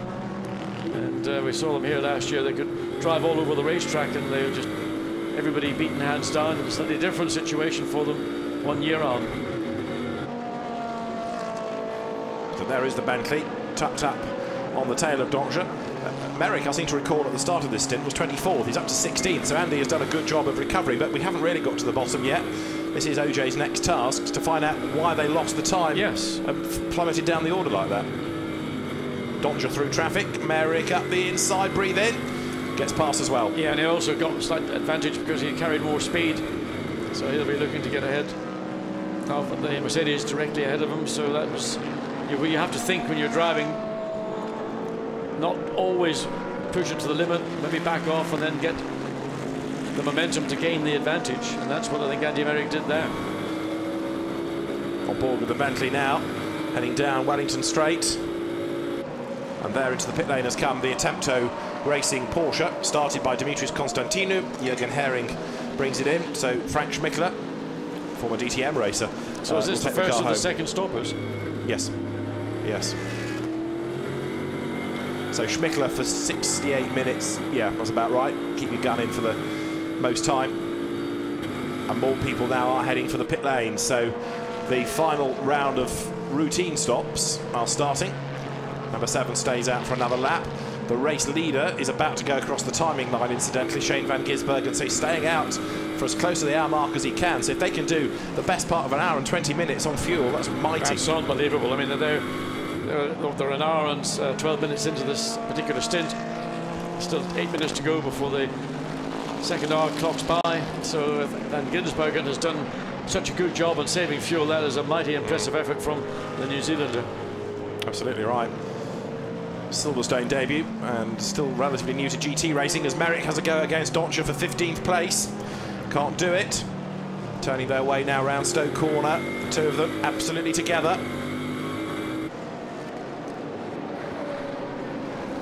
There is number 2 in. James Nash started it. Philippe Gaillard and David Hallyday. They are the two drivers there to sort out the driver change now. The Jaguar is in, and therefore the Jaguar is still going, which is great news. I mean, we're delighted because we've never seen the car running so consistently and running at all at this distance in a race. It's 23rd. That's a really good effort. Fair play to the Emile Frey Racing team for that. If we're sounding facetious, we don't mean to be. Genuinely, it is a surprise, but it's also a very pleasant surprise. The car is still going. It's great news. Andy Merrick, you're on board with him now, 16th. He's getting a bit bored, I think, with looking at the back of this Mercedes. Yes, and he's going to be looking again down the inside in Brooklands. The two cars ahead are going to be the focus of the Mercedes, so Andy Merrick will be using, hopefully, that prospect. He's a bit too far behind as we come down. Is that those little raindrops on the screen, or is that just general rubbish? I think it's just dead insects, isn't it? I think it probably is dead insects indeed. 49, Howard Blank there trying to keep out of the way. Andy Merrick, though, has to turn in sooner or later, doesn't he? So how just impedes involuntarily the Bentley, which comes in. So Stephen Kane is going to be given a nice long stint to see what he can do at the end. Again, I think that's a good move by Bentley to get, you know, there was traffic ahead, he wasn't making any further progress, so come in and let's put our, I wouldn't like to say the top driver of this particular car pairing, but certainly Stephen Kane is capable of dragging out a time, and he's got to drag out an hour and 6 minutes worth of fuel in the car as well as carry that speed. So they want to be back into the top 10, and that would be a fair result, I think. Yeah, I think you're right, but this car has looked good race long, and an inspired decision to pit under that full course yellow. As long as it works out on the fuel, then it's looking good. Remember, it came in at about 40 minutes, which was when we had the full course yellow, and so admittedly 1 or 2 laps of that were at a reduced pace, but in essence it's aiming to do the best part of an hour and 20 minutes on a tank of fuel. I mean, that's about as far as I've ever seen a Group 3 car go. In fact, probably further than I've ever seen one go. So the fuel saving that Shane van Gisbergen had to deal with meant that his natural pace was being inhibited, but it was all for the greater cause of making sure they consolidate their lead position, and he will be in, I would imagine. If it's not going to be this lap, it's going to be one more, because he comes past the wing and he's got the best part of a third of a lap remaining. I have an awful suspicion that it's going to be in this lap. We've had the change for third place, incidentally, because now something has happened to Alfa. Oh, it's had a pit stop, that's why. Yes, 59 has been in earlier. So up into third has gone Rochelby. Fourth now is Max Book. But 59, which was Adrian Quave-Hobbs, which came in after this car, has pitted, and they've put Alvaro Parent in it. So 59 has pitted. They've got the data from that, but they are running 58 right to the bottom of the tank, aren't they? Yes, and I mean, I don't know how much longer it can go. I mean, if he comes in this lap, it's not really an educated guess on my part. It's just simply how much fuel can the car carry and how far can it go with the fuel it's got left. And I think we will see the car coming in. Shane van Gisbergen's losing speed, and he's coming in. So that takes you to lap 54. He comes in. That is a mega stint by Shane van Gisbergen. Getting caught behind Howard Blank in the Ferrari, coming rather slowly up to the speed limit line, making sure he doesn't come across the line above the speed limit, and that's frustration for Shane van Gisbergen. Even though it might have maybe, he thinks, lost him a second, it feels like a minute. So down the pit lane he goes. The Von Ryan team will service that car through. But does now anybody else have a chance in this race? That's the next question. The Audi #1 of Robin Frins second. It will inherit the lead. Third is #3, the Rochelby driven car. But they need some sort of lifeline to get back into the mix. Robin Frins is about to come across the line, so #1 will Pro Tem take over the lead. There is 59, Alvaro Parent. Remember, he's now good to go to the end and gets squeezed up with the Ferrari. Survives it. That was a bit touch and go. It was very touch and go, going across the inside of the corner like that with a car bearing down on you. Alvaro Parent didn't anticipate that, and again, he needed to get past the Ferrari as quickly as possible. I suspect the Ferrari didn't have a clue where Alvaro Parent was, and it was only by the time he realised that he had to make the adjustment to let the McLaren get through without contact. While you look at 58, which is about to become Kevin Est, the team manager of the #23 Nissan has just been summoned to the race control building to go and see the race director. Not quite sure what Chio-san has done wrong, but anyway, we'll try and get to the bottom of that. As out into the race goes Kevin Est. Here's Alvaro Parent. Of course, he loses places having pitted, but he's going to gain them back now, because in has come Max Book, in has come Steph Dusseldorf, in has just come Edward Sandstrom, so there are more places to be gained back. And the hope for McLaren, or for the Davy Ryan, Von Ryan racing team, is that this pit stop getting Alvaro Parent in, the man who's been responsible for so much of the development of the racing versions of these 650Ss and the MP412Cs, use that skill, that knowledge. And that's Frins. It is. That's Robin Frins, who's had a drama at club. Slowly, you got a problem. Is that has he got a mechanical problem? I think he's getting going again, as though he's had a spin or something, or couldn't find a gear. He's picking up pace now. Just trying to look at that right and that left rear tyre. Is there a doesn't appear to be, but suddenly he lost all forward momentum for no apparent reason. We just caught the moment where he was actually getting back onto track.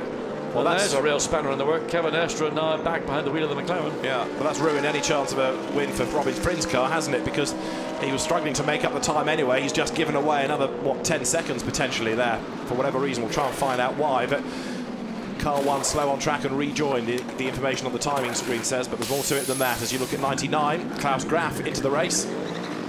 That car's solidly worked his way up the order. Look at that black cloud all the way down the pit straight. That's what I'm looking at. I mean, it's just over the commentary booth. It's still looking out, blue skies, big billowing white clouds, but coming from Copse all the way down pit lane is a massive black cloud. If that does unleash on the circuit, it will be a major problem.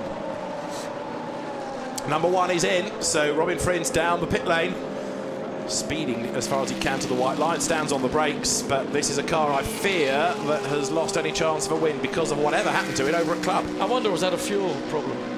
Could they have been running at such a fine limit that maybe the fuel levels are so low it surged? Don't know. It could be. It's an explanation that's plausible. I'd be surprised if they took it quite that close to the wire, and also the fact that he was able to pick up and, you know, have that pace again right at the very end. But we'll see. OJ, head in that direction for us, please. Let's go and find out from Robin Friends what happened, because it's certainly germane to the outcome of the race. Laurens Van Thor has got even more work to do now. Well, I suppose you have to think WRT are having to do something pretty drastic, because they know the only way they're going to beat the McLaren is by not just being consistent. They've got to push. But I've had a car run out of fuel, and it has a similar reaction as we've just seen from Robin Friends, where you sort of lose all forward momentum. Then once the fuel gets back into the catch tank, off you go. But maybe it was something. Maybe it was a driver error. Maybe it was something we have to wait and find out from the driver himself. All weekend, I've been told by WRT, as you see the Martin Jensen, Dennis Anderson Ferrari having a spin, been told by the team that Silverstone's not a fuel-critical circuit. And there, look, the McLaren of Alvaro Perrin has to take to the grass to avoid the Ferrari that just rejoined right ahead of it. That's another type of activity from the slower cars you can do without, and they have a drama and then get in your way. Perrin then goes through up into 11th place, just got ahead of Andy Soucek, and then has this scare.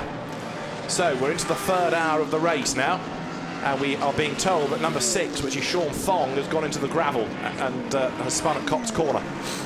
Well, luckily the gravel is so far away from the corner itself that there's no bearing really on very much else. So Laurens Van Thor into the wheel of the Audi, nothing wrong with the car.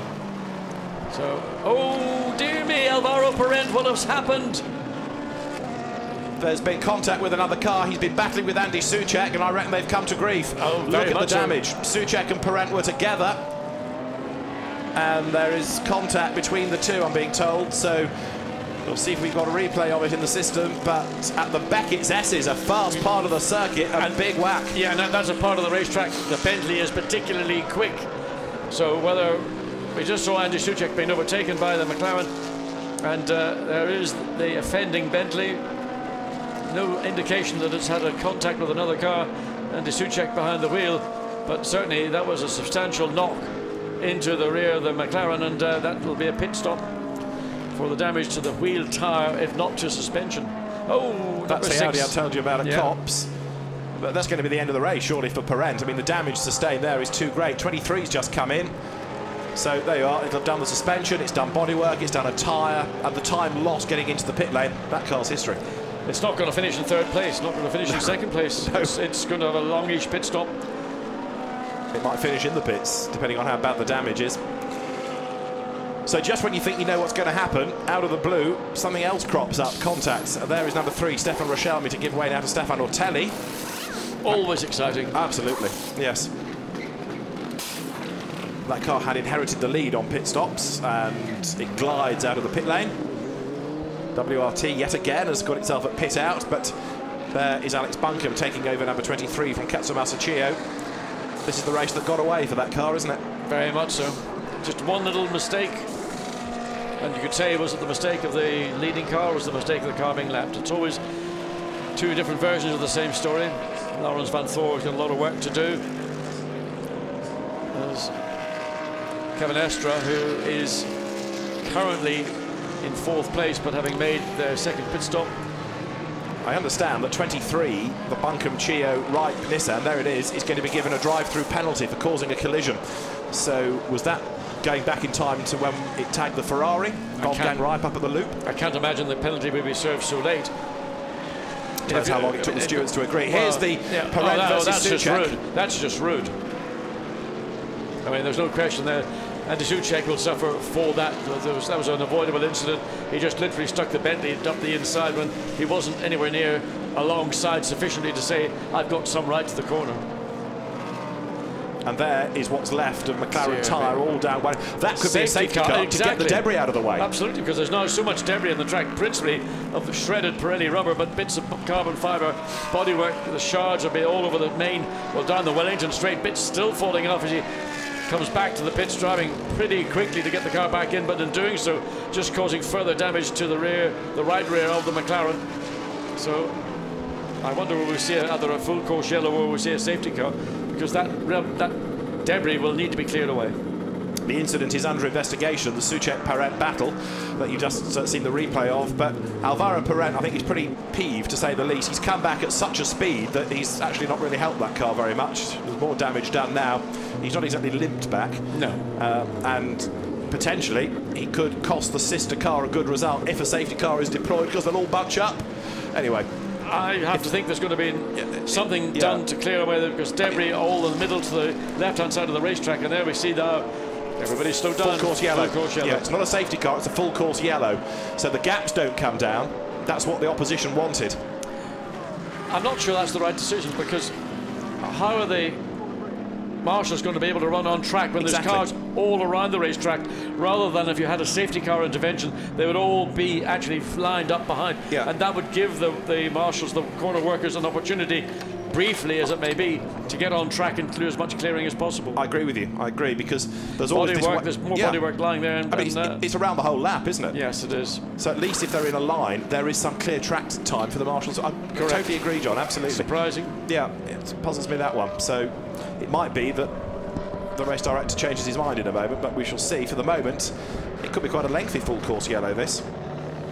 But the full course yellow for the debris on track. So we've got the cars currently there. You can see the marshals are hard at work. So there they are, down on Wellington Straight. Okay, the plan is working. As long as they can just use one side of the road. And they've got quite a long run up to Aintree, haven't they? To they get do. big chunks out of the way. The rubber is the obvious thing. It's more to do with the very fine bits of carbon fibre that will also be lying on the surface. That's what cuts tires down quicker than anything else. More debris coming out. You can see there's the McLaren coming back and it's shredding. A big bit of bodywork will fly off. So there it is. And as you pointed out, Alvaro Perret coming back and decides to take a shortcut to avoid laying any more debris in the racetrack. But coming back at a pace which is probably quicker than you would anticipate if you were expecting to go back out again. The class results you can see on screen at the moment. Pro-Am has now, the lead there, been taken by Paul Wilson in the Stuart Leonard Michael Meadows shared Aston Martin.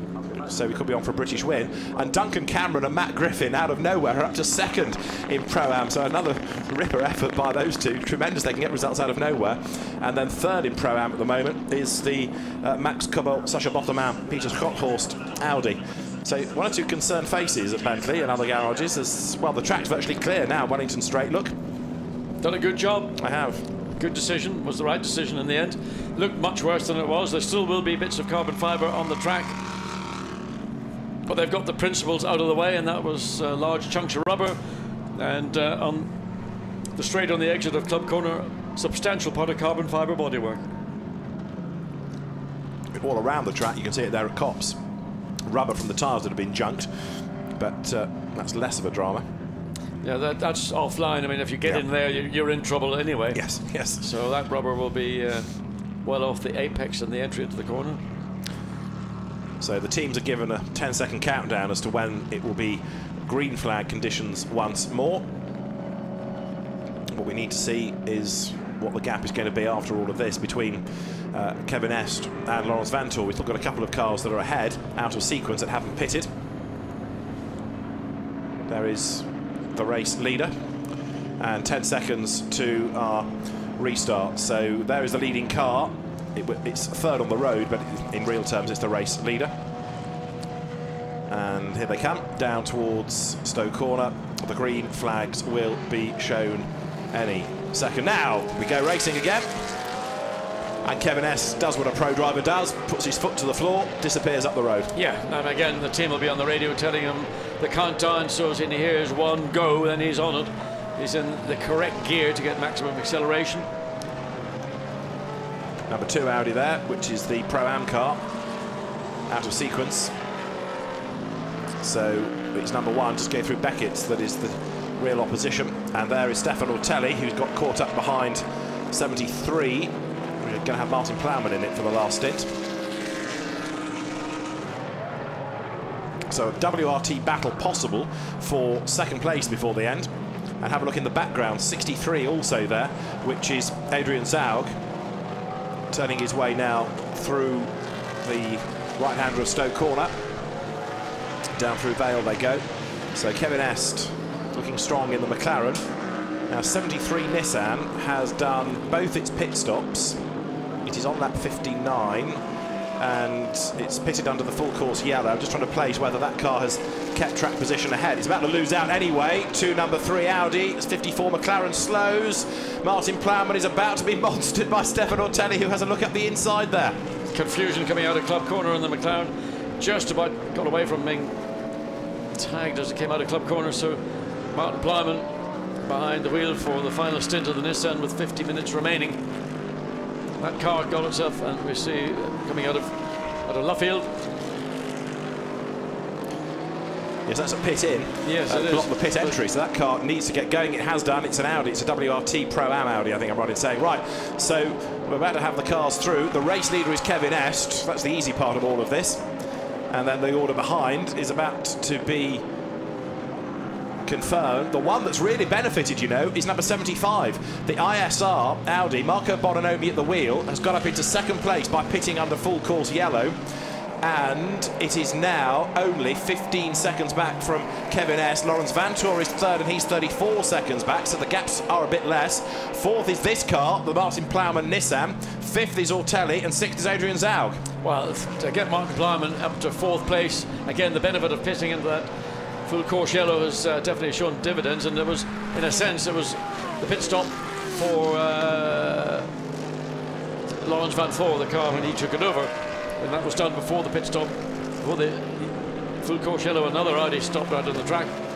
That's coming out of the whole Beckett's complex. Yeah, I think that's 74, the sister car to the Bononomi one I've just been getting excited about because it was slow going past the pits a lap ago. It's the Fabio Anidi, Andrea Roda, Anders Fjordback car. It should be Fabio Anidi at the wheel, Onidi at the wheel of it now. But let's hear from Adrian Quaife Hobbs, because his car is out of the race. It wasn't him driving it, but his car out of the race, sadly, now. So it looks like you've had a close encounter with a Bentley. Yeah, it's a shame. We were up to third on our stint, and the pace was good in the car. I'd done a lot of fuel saving in the run, and we were still able to run fast. So we were hoping Alvaro could just go for less fuel saving and really push on to try to catch the Audi. But obviously, it's a shame what's happened. Hopefully the stewards will look at it and take action, but it doesn't affect our race now. Unfortunately, it's over. Alvaro's in 20 seconds, so hopefully he might be able to get back to some points. But just see what happens. All he can do is push on now. Did you actually see what happened? Not properly to make a comment, no. Well, thank you very much. Unlucky. Thank you. That's a good teammate, isn't it? Yeah, very diplomatic. Yeah, no, I mean, it's pretty clear the Bentley made a lunge and there was no space. And responsibility lies with Andy Suchek, a very, very capable driver, but that was his mistake. The lead gap has come down a fraction, you know. Marco Bononomi smells a win here, and he's hunting down Kevin Est. The gap came down a little last time, 14.8 seconds, but another team there taking full advantage of the full course yellow. So this is the second place car, Marco Bononomi, up into second spot. So in second spot is the number 75 car. So he heads down towards Stowe Corner, with 14 seconds being the advantage that Kevin Estra has. And Marco Bononomi, who is on the Audi factory payroll, and he's not there just for fun, is he? He's there because he's a very good driver. He's hunting down the McLaren. Yes, and his last lap times are about, well, just under a second quicker than we're seeing from Kevin Estre. Again, have to refer back to the situation with traffic, but this car currently running quickly, and that 14.6 second gap when it comes across the start-finish line, it's not going to be any less than that, and it might even be reduced from the 14.6 down to just under 14. Now, Laurens Vanthoor in third place. We still don't know from the pit lane why that car slowed at Club Corner, but Laurens Vanthoor is lapping quicker than the two ahead of it. So I know OJ's got a lot to get through in the pit lane, but Laurens Vanthoor is not out of the hump yet because he's lapping quicker than the two ahead, isn't he? He is. When he's on his own, he can make those lap times because we know how quick he is behind the wheel of an Audi. The difficulty he's got is he's never going to get clear track for the remaining 40 minutes or 46 minutes of this race. He's going to be compromised at some part, at some stage before we reach the end. Drive through car 8 causing a collision. Well, there's a surprise. Quite.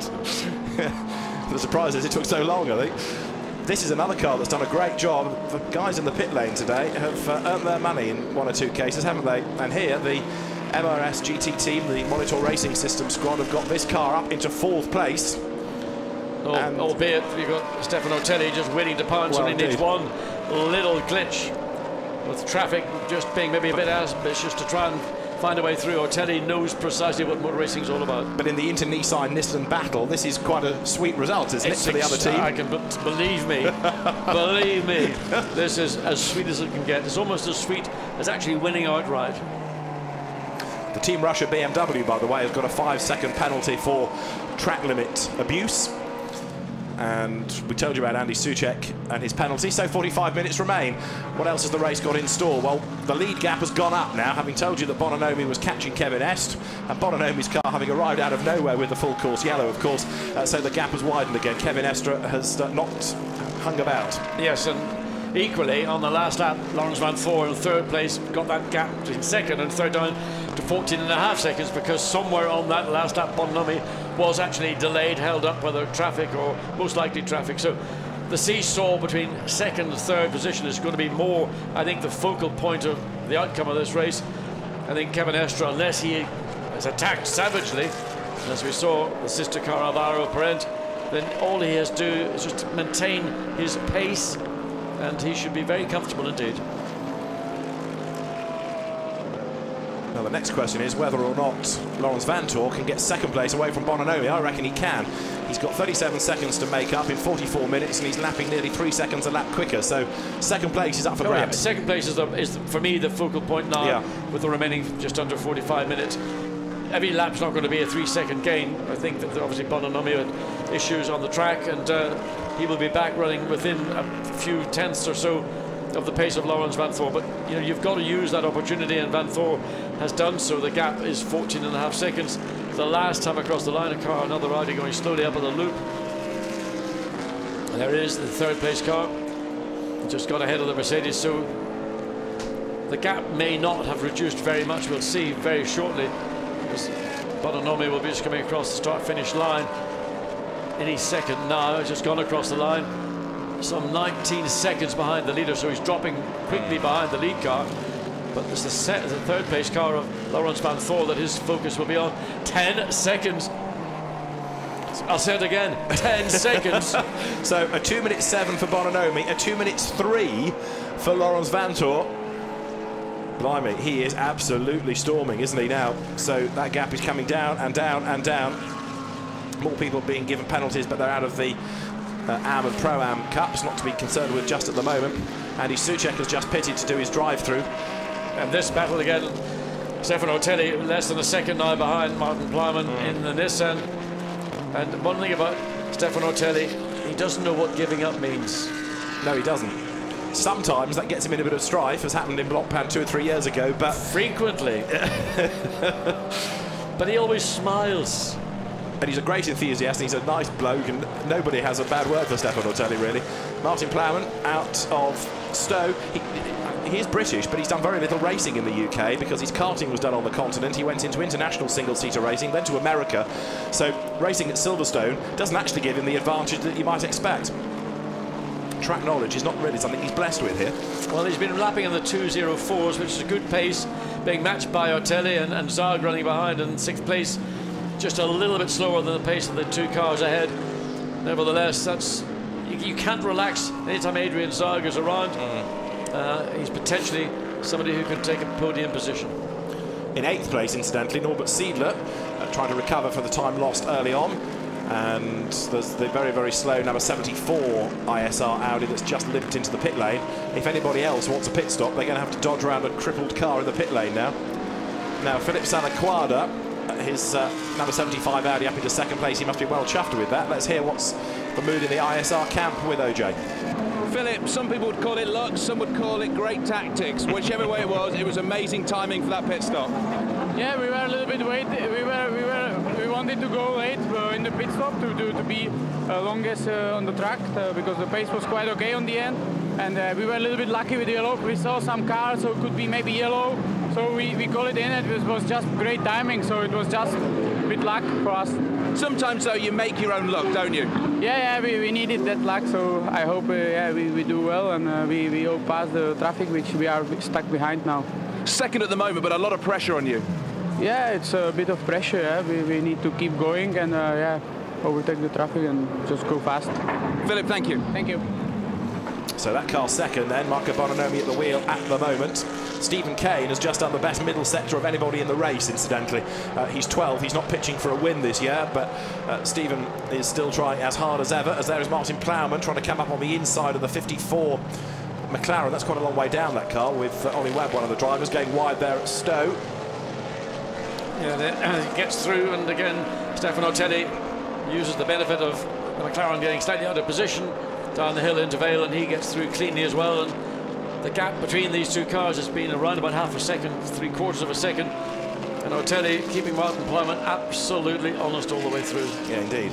Yeah, he can never relax, can he, Plowman? There he is going to Abbey, and Stefan Ortelli in 5th spot, hunting him down, quicker by 3/10, just over 3/10 in the 1st sector alone on this lap. Now, how are we doing for the top 3? They're all concertinaing up, because it's 30.4 seconds across the top 3. It is 8.3 seconds Bononomi to Vantor. And Kevin Esch has just gone over the timing line. His last lap was a 2 minutes 5.1. And you know, Martin Plowman is only 6.6 seconds behind Lawrence Van Thor, so he's not being dropped. I mean, this is a battle we'd think for 4th place between Plowman and Ortelli, but in fact it could easily be a battle with just under 40 minutes to go for the final podium step, and these two cars are not out of that option of being in that final podium step. I agree with that.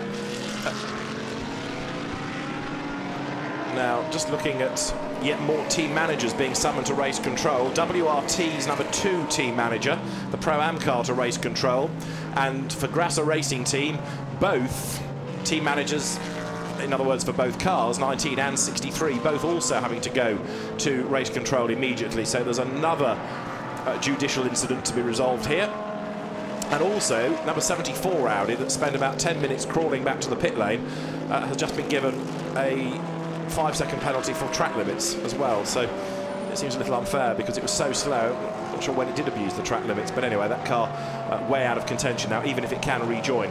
So we've got 38 minutes on the clock still. Kevin Estre is the race leader, and this time around in the 1st sector he is much quicker than Bononomi and Lawrence Van Thor. Yeah, Lawrence Van Thor used the traffic very well, and sometimes, you know, you can actually make drivers get out of your way by putting your car literally right in their mirrors, hoping that when they are coming into... now that is not ideal, but one might say was it force majeure.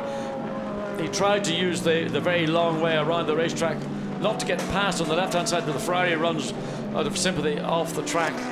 So you don't need to be doing that, because that could be seen to be gaining an advantage, and that could easily be another little 5-second penalty, should the stewards so decide.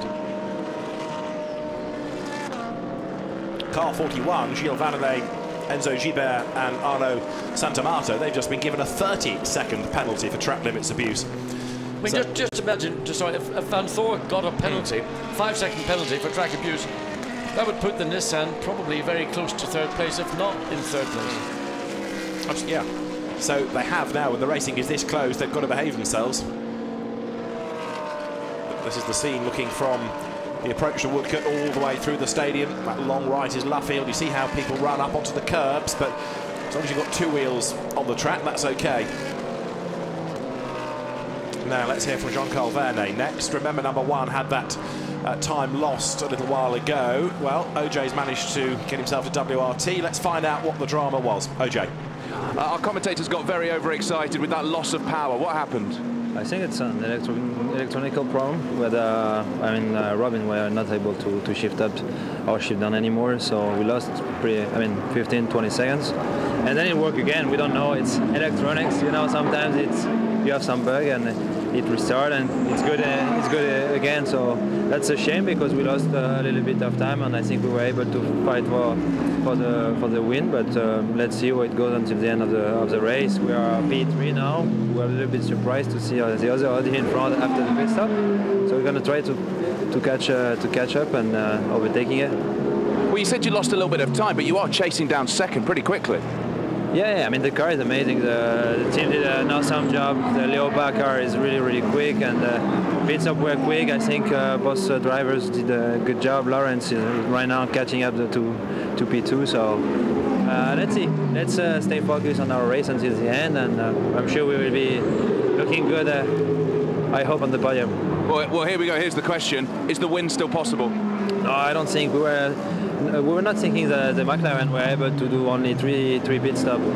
As they stopped early for refueling, but they did it, and congrats to them. And now, yeah, we have focus to finish P2. There's cheering around you. There's been a pass behind you. Thank you. Thank you. And the pass is Stefano Ortelli, who's got ahead of Martin Plowman. What a move, John. Absolutely scintillating. I mean, that was a move. Now the battle's coming back because Nissan's got the momentum back down Wellington Straight. But Stefano Ortelli was absolutely unbelievable coming into Village Corner and just I mean, I want to see it again to really enjoy it.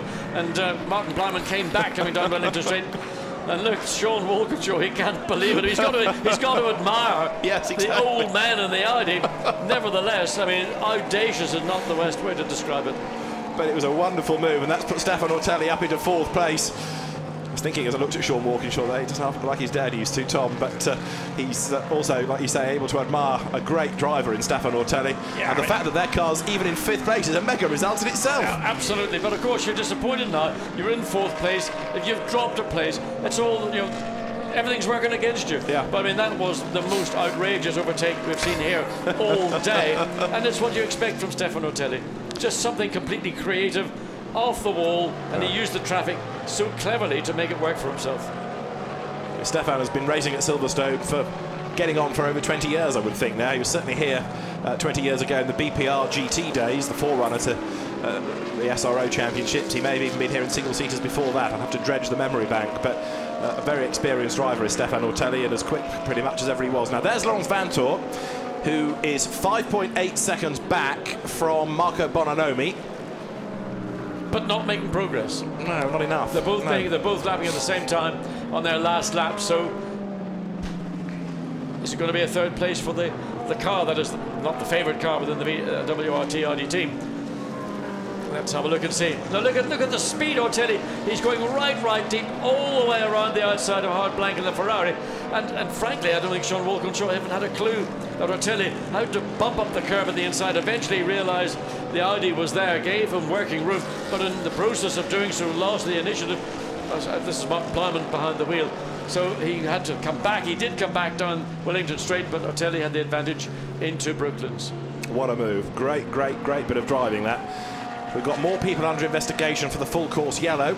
Alex Buncombe is one of them, and that car sadly is a long way down anyway in 14th place. Stephen Kane keeps doing purple sectors, so the little Ulsterman ain't given up. No surprise. Well, no, he's not. No. There's no. Stephen Kane is just blindingly quick in the Bentley, and unfortunately, and compared to last year when they were in a position and they did win the race, not so this weekend. He could maybe make a top 10 position. Currently in 11th, but lapping considerably quicker by the best part of almost 2 seconds on the 10th place car. Now, Pro-Am, the class is currently being led by this car, and this in a sense is a surprise with all due deference, because Paul Wilson, Michael Meadows and Stuart Leonard, who's now driving it, are not normally front runners. Michael Meadows is very much the quicker of the three, but this car has just done very well all day. It's been a good, friendly Aston Martin circuit, Silverstone, over a number of years, of course. Here in Aston had an outright win, and a great job has been done by this team. They've been learning how to go about Blancpain over the last season and a bit, and so Stuart Leonard in his eponymous team car is up front in class. Second in the class is Duncan Cameron, bringing it home to the end after Matt Griffin's heroics, and then third, Jan Mardenborough now in the 22 Nissan. But for this true amateur team to be ahead of some of those squads, that's very impressive. Yeah, I mean it's a good effort indeed. Mitigate errors. You know, don't make manoeuvres on the racetrack that you haven't got control of. When you come in for your pit stops, we've rehearsed the pit stops, do everything. It's sort of not rocket science, but it's so easy sometimes to get lost under the stress or other factors that arise during a race. Now, number one, Laurens Vanthoor, is a fraction closer to 75 Audi. There is Duncan Cameron, who is still second in Pro-Am. Now, has he got a chance of catching Stuart Leonard before the end? He's 12 odd seconds behind. Not sure he can. With 30 minutes remaining. Well, technically he could do, but I suspect that the pace of the Aston vis-a-vis the pace of the Ferrari here, it's going to be difficult. Yeah, indeed. But Duncan Cameron, second at Monza, second at Silverstone, potentially. He and Matt Griffin doing this as normal as just the two of them. So an hour and 50 minutes has to be driven by Duncan Cameron, therefore. And there's the third place car in Pro-Am, Jan Mardenborough in the 22 car, which ultimately looks like it's going to be the one to give the team something to cheer about. It'll be a podium finish, seemingly, for that car. He's up behind Frank Schmickler in the blue Porsche there. Good to have Jan Mardenborough back in Blancpain.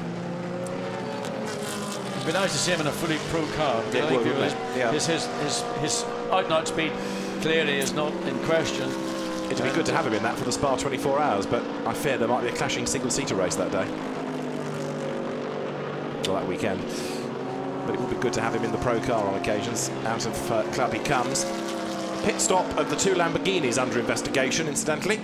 And here is Pierre Arret, who is up front in the AM category at the moment. Pierre Arret, it says Matt Shaw, but it's Arret driving, going down to Village. He's ahead of Frank Schmickler in the blue Porsche we caught a glimpse of a little while ago. Pierre Arret, for a long, long time, has been found driving Ferraris. He was part of Chris Niakos's CRS team for a while, if you remember, in the GT3 European Challenge. But he's now switched to Mercedes for this year. And the car making its way down towards the left-hander at Brooklands. There is the second-placed Audi in the hands of Ian Logie and Julian Westwood. It is Ian Logie behind the wheel of that car at the moment. Martin Plowman makes his way through, but of course the escaping Audi of Stefano Otelli is the car that really, and it's escaping by the best part of 3 to 4 seconds as it makes its way now down the straight. Otelli really reveling in that, I mean, most entertaining overtake we've seen so far in the race. There's the Stephen Parov Pierre Caffer Ferrari that's hardly got a mention today. It's been rather anonymous compared to its heroics at Monza. So that car soldiers on. Martin Plowman coming under attack as well. But it's the Lamborghini of Adrian Zaug that is the car he needs to worry about when that gets into his mirrors. All the others around him are traffic, really. And the Zaug just literally was coming out of Luffield as the camera cut to go through Woodcut, so it's probably about 6 seconds or so behind with 28 minutes remaining. And there is the green Lamborghini, and Adrian Zaug just get a little look at his lap times 2 of 5.2 against Plowman's 2:07 that last lap. So Zaug has got momentum again because Martin Plowman's caught in this group of cars. He's lost that natural pace in Logie in the Audi, not intentionally holding him up, but he is a lap car and he should be allowing the Nissan to get through more cleanly.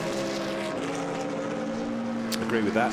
25 there, another of the AMs. This is the car that has now got Fabio Mancini driving it.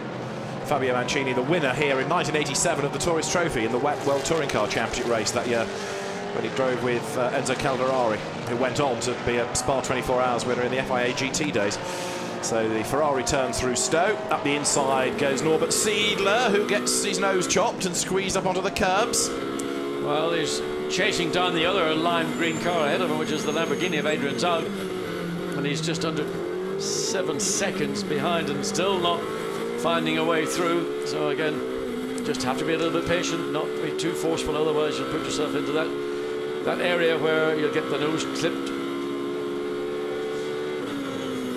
Having to brake and go down a gear into Abbey, which in a high downforce race car is flat. But look how quickly he catches up, just suddenly running all over the back, and then has to pull over to the right, gets the position into village, and slightly concerning that there was a rather abrupt lift off. Now he's clear, he's got an opportunity to get back to his normal pace.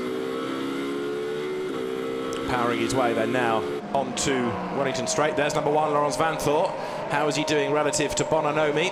The gap is down to 6. No, he's ahead indeed, so he's gone through up into second spot. So he's made the move. So number 1, Laurens Vanthoor now up into second spot, and he's 31 seconds behind Kevin Est. And that was a big bunch of time that Laurens Vanthoor has taken out. It was 8-9 seconds not so long ago, and suddenly he's not only caught him up, but he's taken the position away. So the Vanthoor car into second place, but 31 seconds behind a very comfortable Kevin Estre, who really all he has to do is just bring it home. McLaren victories in Blockpound have not been that common. We had the Hexes team winning at Navarra at the end of 2013, but sorry, 2012 I should say, but we've got the potential of a 650S victory here with Kevin Estre at the wheel. And look at the traffic ahead of Laurens Vanthoor. He doesn't know which way to go. He's not much choice either at the inside of the Ferrari, and tries to squirt past the Jaguar now. Yeah, he had to be careful with the Ferrari because it was liable to drive down on top of him, so he had to be sure that it wasn't going to do that before he made the commitment. But he managed to get clear now. The Jaguar, a pretty rare sight for Laurens Vanthoor to see the Jaguar running, and well, we're all very happy about it. And it's in 19th place, the Jag. And it'll be interesting to see just where, well, the Jaguar, of course, now getting slightly held up by the pace of the Mercedes just ahead. So Vanthoor will be again thinking forward and working out where he can get past not one of these two cars, but both cars as they battle. And sort of Laurens Vanthoor, is he going to split the pair of them?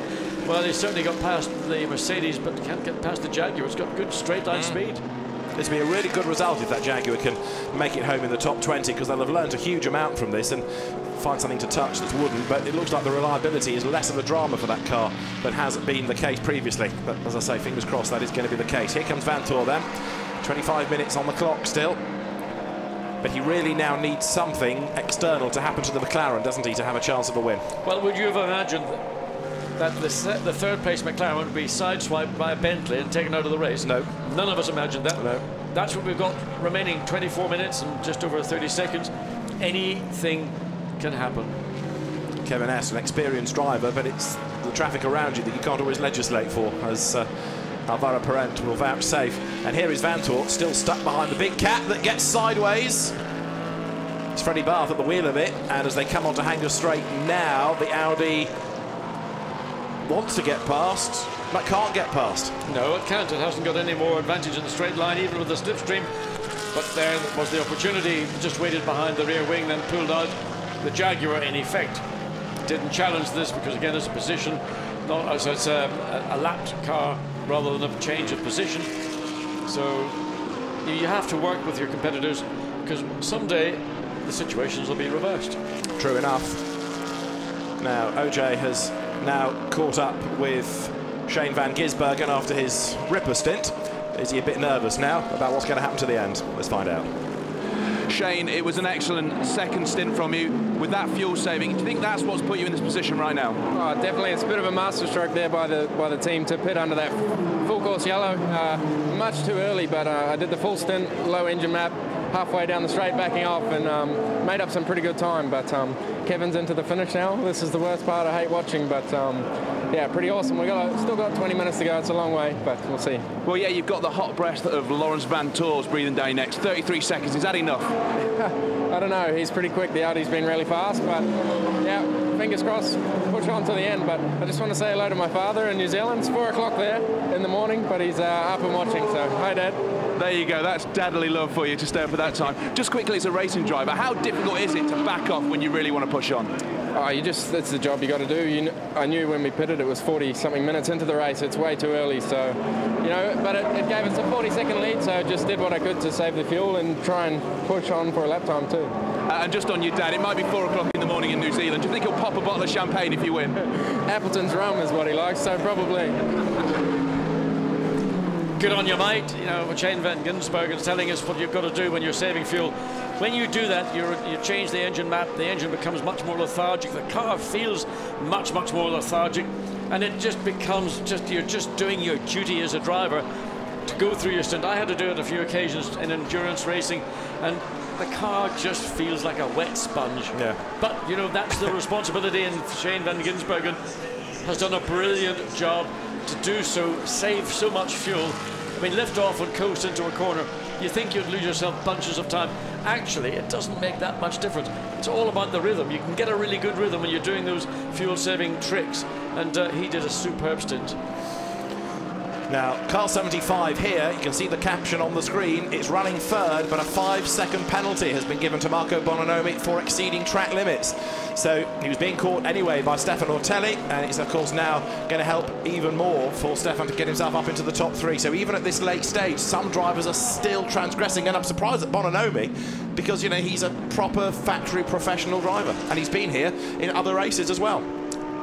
You know, sometimes you get that rush of blood, the red mist, and you make a manoeuvre out of frustration frequently, and you try to save time, and in doing so, the consequence is you might get a penalty, as we see the number 2 car into the pits, and that is a problem at the front of the car, is it, or is it just a tire wheel change? Well, anyway, great effort by Shane van Gisbergen, and undoubtedly the old man back in New Zealand will have had the old rum bottle cracked already. And I know that other people from the V8 Supercar paddock are watching. Top broadcaster Aaron Noonan's watching on the live stream. I think he's getting quite excited about one of his near fellow countrymen being in the box seat here. So Kevin Est at the wheel of the car at the moment. There's number 2 in the pit lane, and you've got the Philippe Gaillard, David Hallyday, James Nash Audi about to go back into the race, but it's a problem for it to be pitting with 20 minutes to go. Now there, number 19, the car that was doing strong stuff at Monza, looking good at the moment in 18th spot, but time lost early on, I'm afraid, has gone against it. This car has never looked as good in the race as 63 did, the sister car. Don't know why. I mean, other than just they've gone slightly different ways, different directions in their car setup. Certainly when we saw the car run on Saturday morning, it did not look a comfortable car. It was very nervy, very twitchy, the kind of thing that a driver would not be comfortable with driving, but they seem to have got it slightly better sorted out. But if you miss your slot in qualifying, if you're out of position, you're never ever, with a 62 car grid, you're never going to get back up through it. There's just so much traffic all around the racetrack. It's just damage limitation, I would say.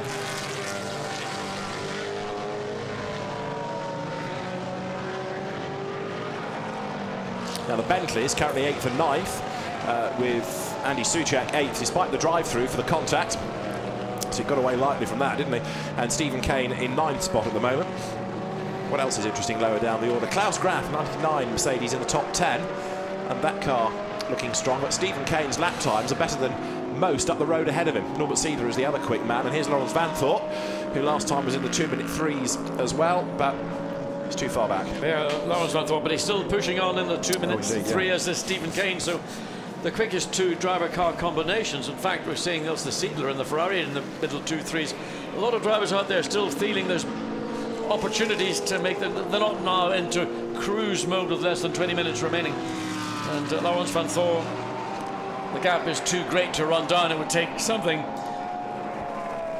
beyond the driver's control to see him in a position to challenge for the lead. And Bononomi is falling away from that second place.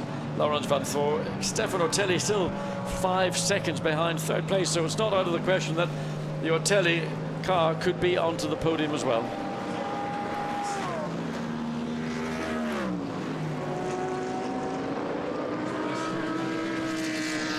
As Vanthorpe then through Beckett's second place. Of course, they inherited a win in the Pro Cup at Monza with the exclusion of the Lamborghini. Here's 3-3-3 Norbert Siedler. Now, he is 1.2 seconds back from Adrian Zaug. They're just up the road, 2 back markers, and then ahead of them is the Lamborghini.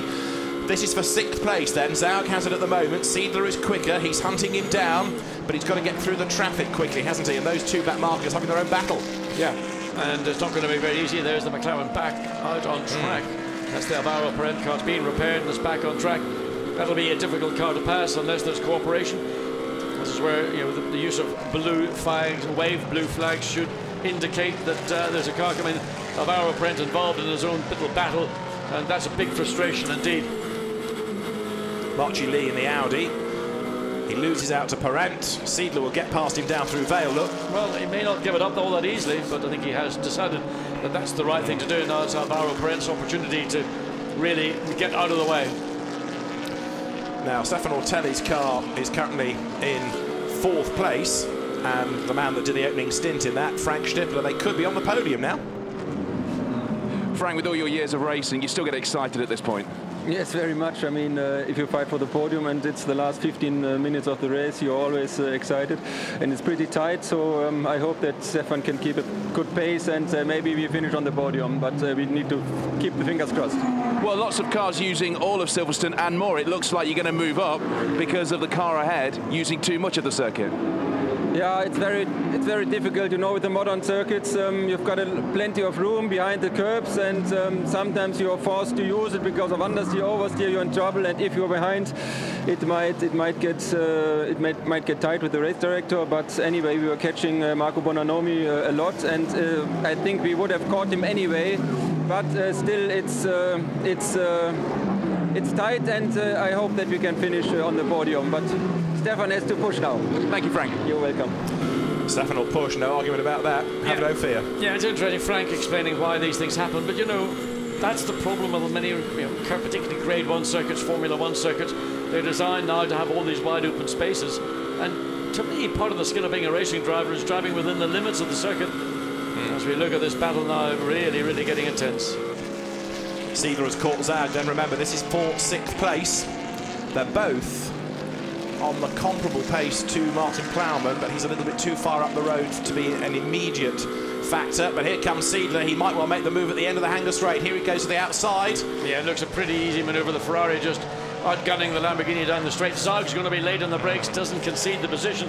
Seidler's got to pull back in. He's going to try and make the undercut on the exit of Stowe, and not very much opportunity there. Then the next shot will be down the outside, and Zag's got traffic ahead of him. He's thinking about how am I getting through these 3 much slower cars. I'm not really worried about the Ferrari behind me at this point. But they're both being caught by Andy Soucek looking the Bentley, because they got caught in the traffic. All of a sudden Andy's up there. Watch out for Andy. Here comes Andy. Well, and not far up the road, as there is Seidler to the inside of Zaug. Before long, Soucek's going to be lapping Parent again. Well, but the BMW just cut straight across. Oh, and there we go! The punch. That wasn't an intentional one. The Bentley slapped the Ferrari, which was trying to sort itself out. Did he get a puncture out of all of that? I can't tell, but I mean, suddenly it just spat off to the right-hand side of the circuit. Yeah, and Soucek's gone by. Yeah, absolutely. So instead of Seidler getting past Zaug, Soucek's up into 7th place. That's raised people's interest. Under the pit lane. And look, there's damage on one car. The Bentley's got smoke on the left front of the car, so the contact isn't. You can see the Ferrari now trying to recover, and the damage done to Soucek. In this case, that was an incident caused by too many cars in the one place at the wrong time. But Andy Soucek's 2nd scrape of the stint. And is he going to have to come in and sort out the damage, or can he live with it? He is going to soldier on. Well, I don't know how long that tyre will last. No. Bodywork rubbing against the tyre is never a happy scene. And if it does cut through the tyre, cut the tyre down, then that would be a bigger penalty than making the quick pit stop. It's a decision the driver makes. He may not be able to see the smoke coming off the tyre. He should be able to see that, where there's a load on the car with a little bit of lock. But the team would tell him, surely. They'll be on the radio. They will do, but maybe there wasn't quite sufficient time to get him in. True. But it's not just the tyre that needs to be changed, it's the bodywork needs to be pulled back. So Andy Soucek having a memorable Silverstone Blancpain event. So, we had Zaug 6th, we still have Zaug 6th. 7th is Smokey Soucek, and down to 8th is Norbert Seidler. And if his car took a whack at all of that, he might lose out to Stephen Kane. He was 11 seconds back, but Stephen Kane has been hustling on. Seidler through Stowe. Soucek down through Vale. 13 more minutes of the race remaining. This is Soucek lapping Lee Mole in the 888 BMW that's now fallen to 25th place, unfortunately. Yes, after a great start. Yeah. Brilliant job by Joe Osborne on the opening stint. And this is the incident. It's under investigation, you won't be surprised to know. So Seidler goes to the inside of Zaug. but it's the BMW that really causes the problem. And then the Bentley comes round the outside as the Ferrari's about to turn in, and then suddenly there's contact, and that was momentum lost by the Ferrari. So this is the replay again. Let's have a look and see if we can. This is after further on the lap. Yeah. It'd be nice to see the onboard, I think, of the actual touch between them. The two lines kind of crossed, didn't they? Yeah, I mean, in this case, it was, everybody was doing their own thing, and it was the BMW really that shut the door so aggressively on the Ferrari that caused them and the whole episode to get into place. So here is Andy Soucek coming up through Luffield, turning his way around the right, and the smoke has gone, which is encouraging. So he hopefully will be able to carry on for the remaining 12 minutes. That incident is under investigation, but I suspect it'll be put down to a racing incident, really, as over the timing line now comes the Bentley. Frustrating day, really, for M Sports. They've got both cars in the top 10, but it's not quite the fairy tale result that we had last year for them. No, again, very much a case of track position at the start of the race and then having to work their way through the traffic. And they've also suffered a little bit of, in the BOP area, they're not as quick in a straight line. We saw that at Monza, and we're seeing it again here at Silverstone, and this is the sort of the ebb and flow of trying to balance the relative performances of all these different and varied manufacturers. And it's not just the BOP itself, there's a factor, each circuit has got a sort of a grade factor in terms of where are the strengths of the circuit. Silverstone is more about aerodynamic, Monza is more about straight line speed. There is Seidler, who rather than up into 6th is down to 8th as a result of that little incident. He's still pressing on, and so is Stephen Kane. Now the gap Seidler to Kane from 11 down to 8 seconds. Could that change by the end? Need a proper lap time out of Seidler, really, next time, or this time around, don't we? There's number 6 out of the gravel. It was a car that Sean Fong had gone off in earlier on. Marchie Lee at the wheel of it now, and Stephen Kane with his bug-splattered screen turns out of club corner. Past the wing. But I'm not convinced he's got another place to be gained out of this race. But one thing about Stephen Kane, he's an extremely effective racer.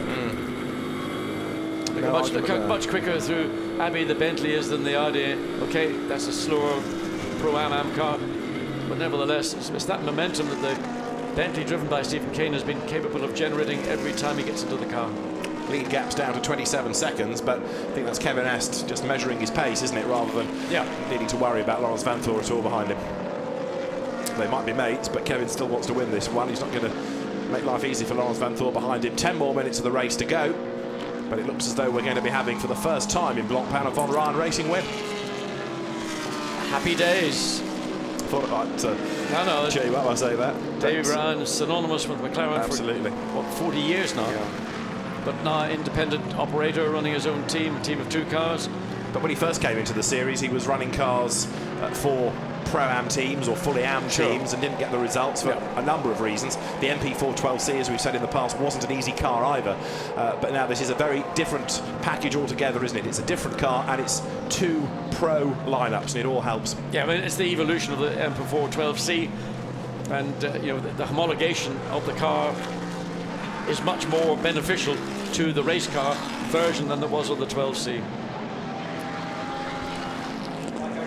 So through Beckett's they run, number 99 there, which is Klaus Graf running in 10th spot, and that car's had a steady run all through the race. We've seen good performances by Nico Bastien and Steph Dusseldorf. It's the best place of the Mercedes, making its way then now down towards Stoke Corner, and no further action between Seidler and Soucek, say the stewards.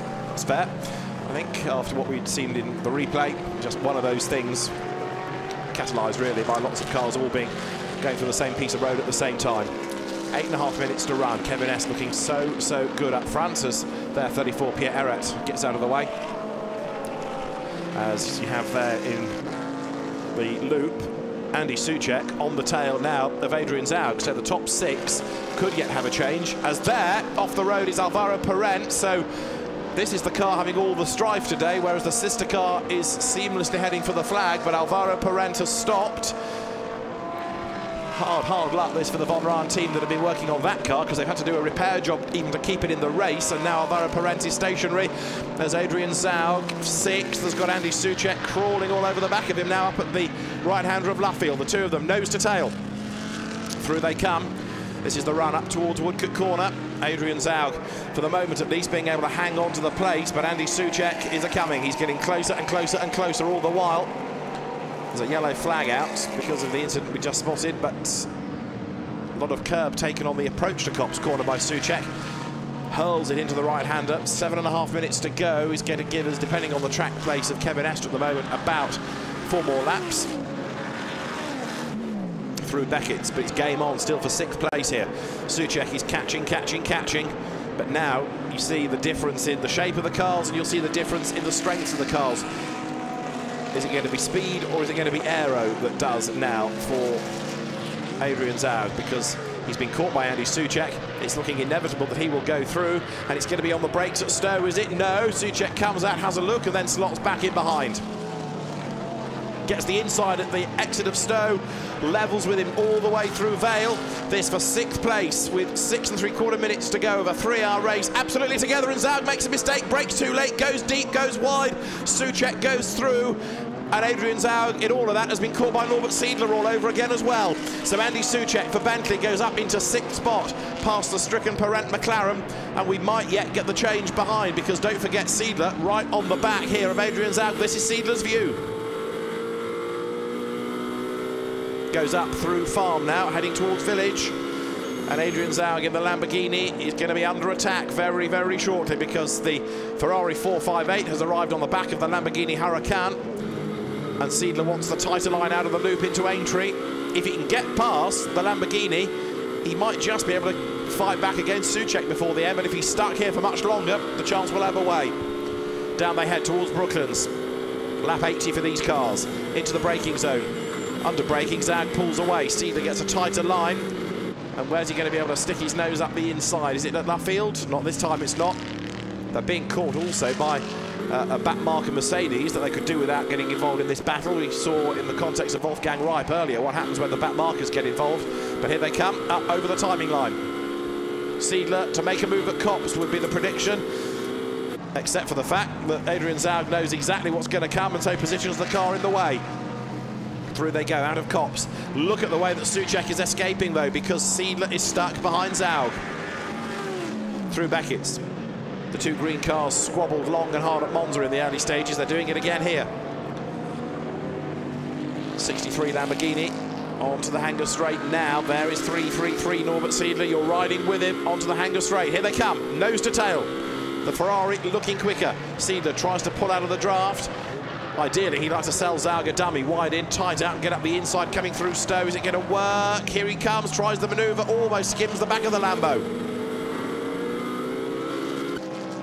Down through Vale they run, nose to tail. Behind them, the Mercedes staying on the back. It's a lap down, so that car not part of the leading gaggle, not on the lead lap. But it's a distraction Norbert Siedler could do without here, as the cars now sprint their way up towards Abbey once again. Through they go. 4 more minutes on the clock.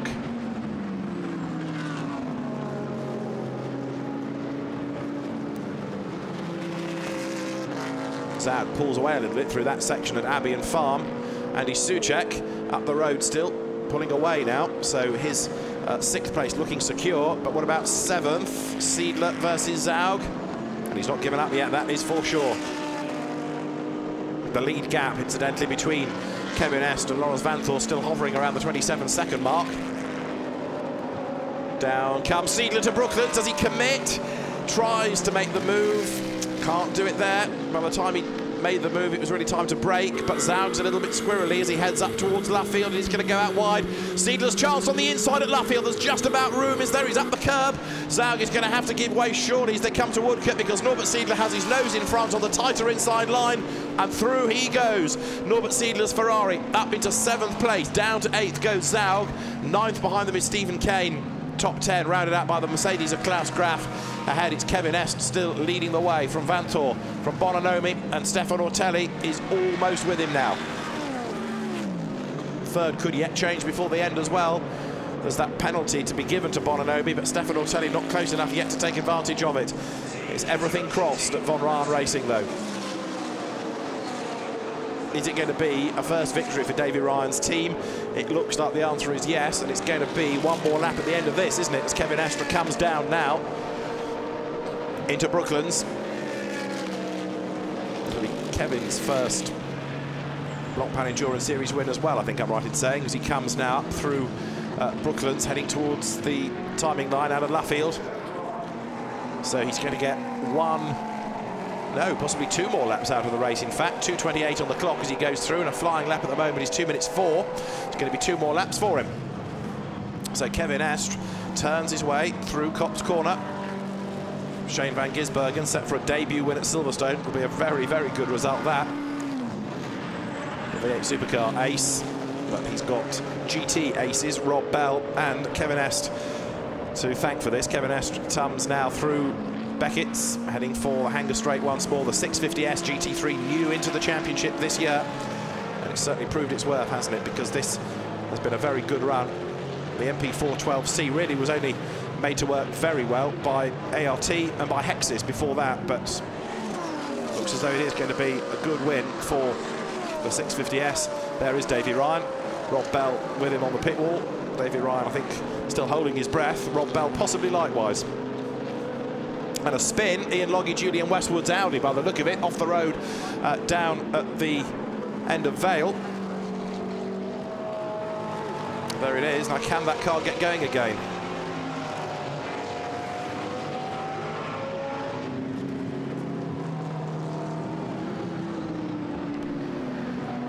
There'll be 1 more lap to run at the end of this for Kevin Est, who's managed to keep a gap over Lawrence Vanthorpe, 25 seconds. And there is the second-placed Audi powering its way now up towards Abbey, coming out of Club Corner. Jean-Carl Vernet looks on. And he sees the car working its way up through Abbey, heading to Farm this time. It's been an impressive display by WRT as ever to be so competitive, despite having lost the time early on under that full course yellow. Some teams gambled to stay out, others gambled to pit, and pitting was the right answer. There in third place is Marco Bononomi. So despite the penalty, for the moment, he's still good for third place. And where is Stefano Telli? Getting closer and closer and closer all the time. The gap last time was 0.8 of a second. This is on track, of course. By the time you apply the penalty, the Audi should be ahead. But 75 for the moment, hangs on to that place. The leader has gone on to his last lap.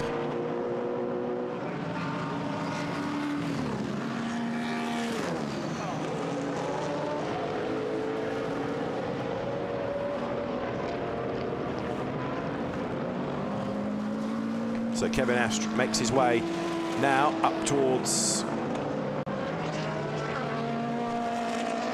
the end of the Hanger Straight, heading now towards Stoke Corner, and the checkered flag will be ready this time around. The flag goes out the first time the leader crosses the line once the 3 hours are up, and Davy Ryan, the old-fashioned way with his stopwatch in hand, is there ready to see his car come across the line.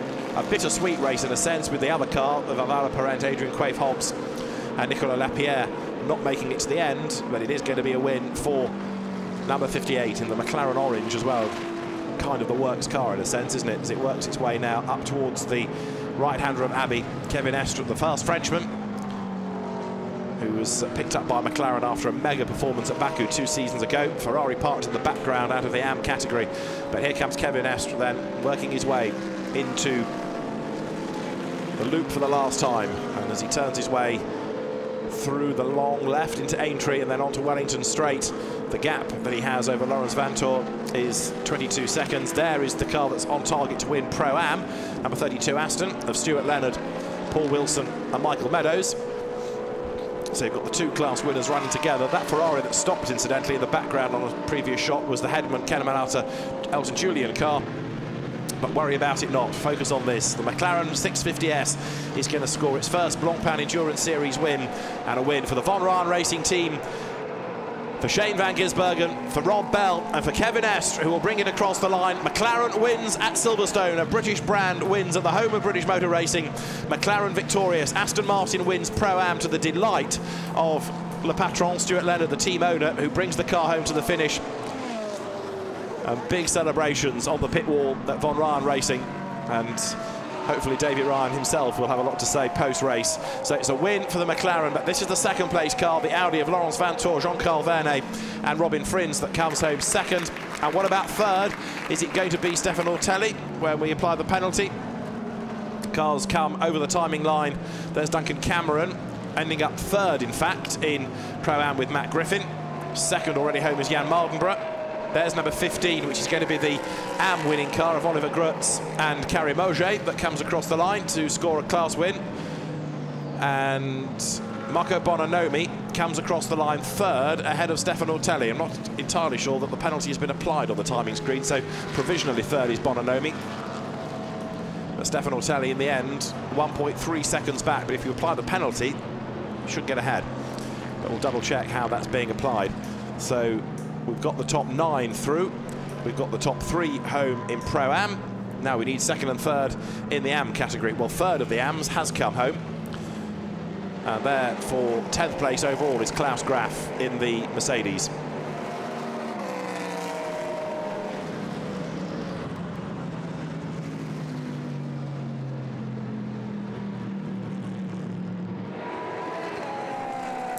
There's number 20, set for the finish. That was the car that was penalised early on when Morgan Moulin-Trafort was driving it, but it's brought home as 58 Kevin Est celebrates his win. And a great team effort, that, by everybody at Von Ryan Racing. Still, they come pouring over the line. Look, checkered flag being waved. And the battered Nissan 23, Alex Buncombe 13th in the end. Ferrari 66 of Stephen Parov and Pierre Caffa goes over the timing line, not having anything like the pace it did at Monza, 36th in the end. And so they're picking up rubber on the tyres as they run wide around the corners, all adding to the post-race weight of the cars. 58 Kevin Est, race winner, along with Shane van Gisbergen. What a Silverstone debut he's had. And Rob Bell, really chuffed for Rob to see him have a victory as well, because although his reputation as a good GT racer is never in doubt, sometimes he gets put into cars where slower co-drivers don't help his case, but no such dramas here. And 3 top-class drivers come home victorious. Really good result as well for this car, the Buisson-Gignon racing car of Karim Moget and Oliver Grutz. Karim Moget was in the gravel in the bronze test at the start of the weekend, but he's battled through as a class winner, and Oliver Grutz, who began his Blancpain career in the Pro Cup, and it really wasn't for him, but as a rookie driver, being in the AMs, much better, and he's been able to learn and just get on with life away from the spotlight, and a class win here is a very good result indeed. There's been an incident, we are told, between the 2 BMWs of Lee Mole, 888, and also Zero, which was the car driven at the end by Felipe Fraga, and it's under investigation, that incident. So Fraga was 26th and Lee Mole was 27th in the end, so they came across the line together, but there was an incident and it's being investigated.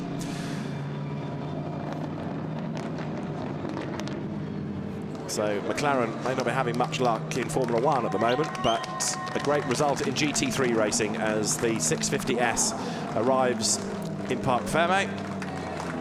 And with the New Zealand flash on the side of the car, of course, Bruce McLaren himself was a Kiwi, killed at Goodwood, but the name lived on through Formula 1 and more recently in sports cars. And of course, it's 20 years since McLaren won at Le Mans, so it's a good year to be celebrating McLaren's success in sports car racing. This good anniversary year. Rob Bell, the bearded Shane van Gisbergen, well chuffed with that, or whatever you say, Kiwi for being well chuffed. And Kevin Est, Félicitations, the man who's brought the car home. So Davy Ryan it is, whose team has scored victory. Time we heard from Davy Ryan with his old mate, John Watson. Davy Ryan, congratulations. The first victory for Von Ryan Racing. Thanks very much, John. It's been a long time coming and just a fantastic moment. Now, we've known each other a long time. Where does this rate, in all your pantheon of victories and success, how high does this come? John, second only to when we won races together, mate, when you were driving for us. Were you still in the team at that time, or had you left? No, I hadn't left quite then, John. It was a while ago. Anyway, fantastic, David. Wonderful. Shame about the other car, but great victory for the... Let's go and get the 2 drivers over here. 1 second. Rob Bell, you started. Great stint. I did, but yes. That very early pit stop, that really seems to be almost the key to your victory here this afternoon. Yeah, we were in the mix from the start, and I think we could have been, you know, potentially here anyway. But I have to say, the call from the guys, James Carter, the engineer, made the call to me on the radio, and it was a fantastic strategy. We boxed early and effectively gained 35 seconds, I'm not sure what, but it gave us a cushion as long as we could make it to the end on fuel.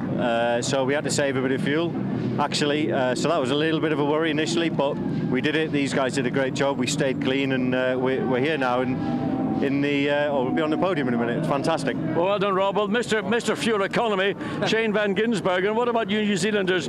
How did you save so much fuel? Yeah, I don't know. We had to do it back home a bit, but yeah, such a long stint there. James did a big call there, pitting us so early under the full course yellow, but it was a masterstroke really. Put us 40 seconds in front, and then we just managed the race to the end. And great job, stoked for Dave and Von Ryan and all the team. It's such a big improvement from Monza, and yeah, fantastic. Really excited. And first victory for you in Europe. Yeah, it's awesome. Hopefully more to come. Well, enjoy it. Kevin Estre, you're almost the easiest of the tasks. All you had to do was bring the car home. Yeah, I went in, and after everybody boxed, there was like about 30 seconds, so they kept me updated on what was the gap, and I was just trying to bring it back home without doing any mistakes and being careful in the traffic. So it was pretty easy race for me. I'm not used to be honest. I was kind of lost in the car. I was not pushing. Normally, it's not my style though. Well, the traffic today was pretty bad all round. I mean, you had no major incidents we could see.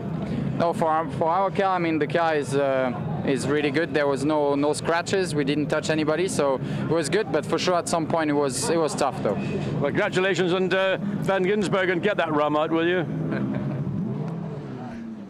Well, no doubt Shane's dad is pretty chuffed back home, and deservedly so, because a great stint by Shane van Gisbergen, and likewise for Rob Bell and for Kevin Est. So a truly cosmopolitan lineup of a Brit, a Kiwi and a Frenchman in a British car run by a British team at a British circuit, coming home victorious. Great job done.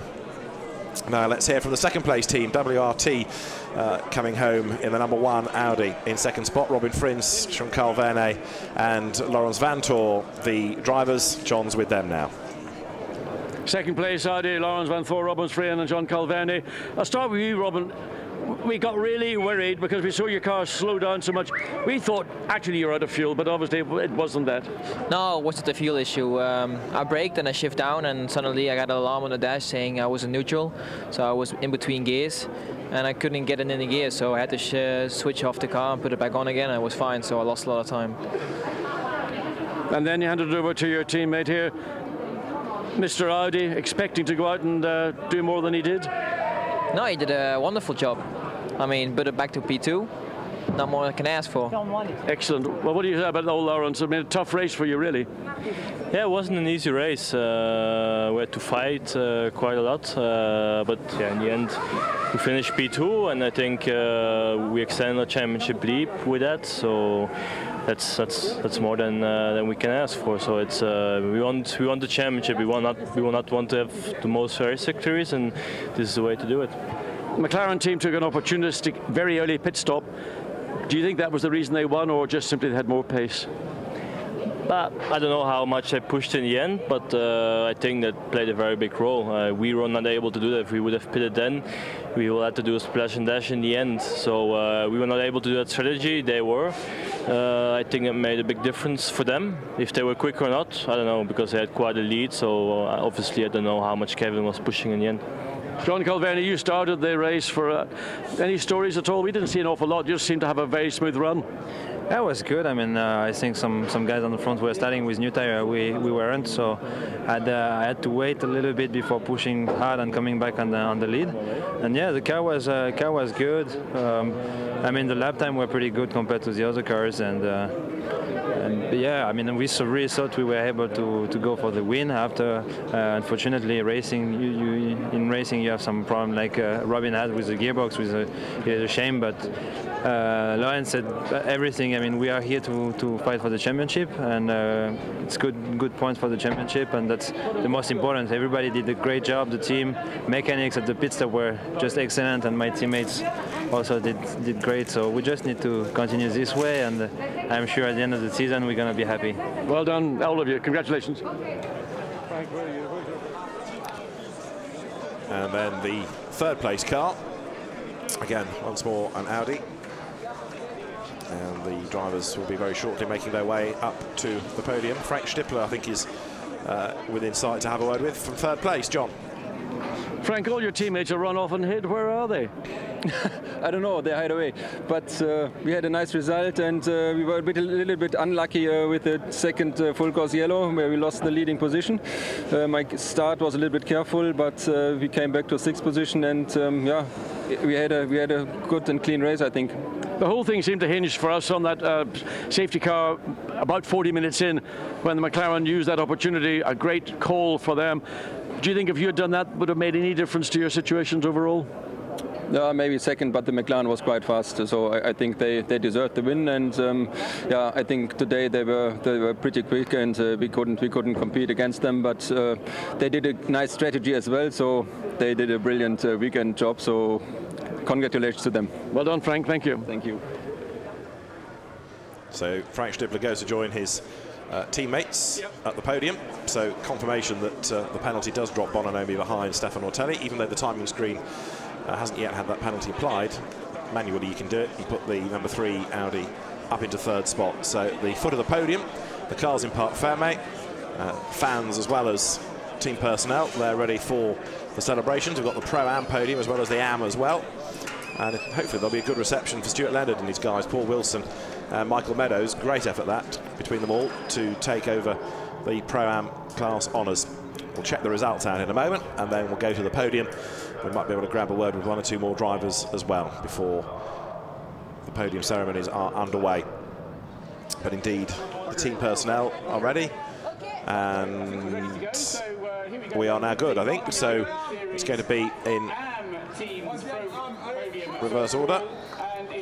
So out for the Am Trophy podium, first of all, comes Christophe Amon, Tony Semon and Luc Paillard for third in the Am category. Second will go the way of Fabio Mancini, Andre Berzin and Rino Mastronardi. It's been a long time since Fabio Mancini was on the Silverstone podium. As I say, Tourist Trophy winner here back in 1987 in a BMW M3 when it poured with rain for the World Touring Car race. But the top step goes to a delighted Carrie Mauger and to Oliver Grutz as well. And they are about to stand on the top step for the Boots and Gignon racing team. The team's representative is there as well. And the Belgian team takes victory at Silverstone.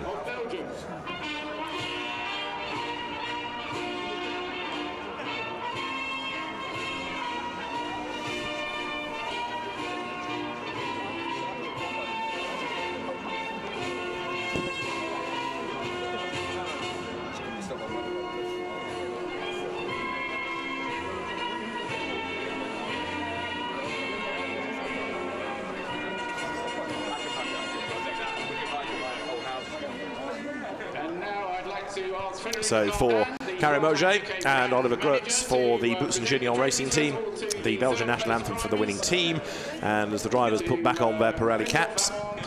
So the trophies are about to be presented, again in reverse order. So the third place team goes first, Christophe Amon, Tony Semon and Luc Paillard, who used to be very competitive in the UK and Caterham racing when he first started racing a long time ago, the French banker. The second place team of Fabio Mancini, along with Andre Berzin and Rino Mastronardi. They were third at Monza, second here, so a win at Paul Ricard potentially next time out, although that's 1,000 kilometres this year, not the 3-hour format, in order to give the teams more long-distance preparation time for Spa.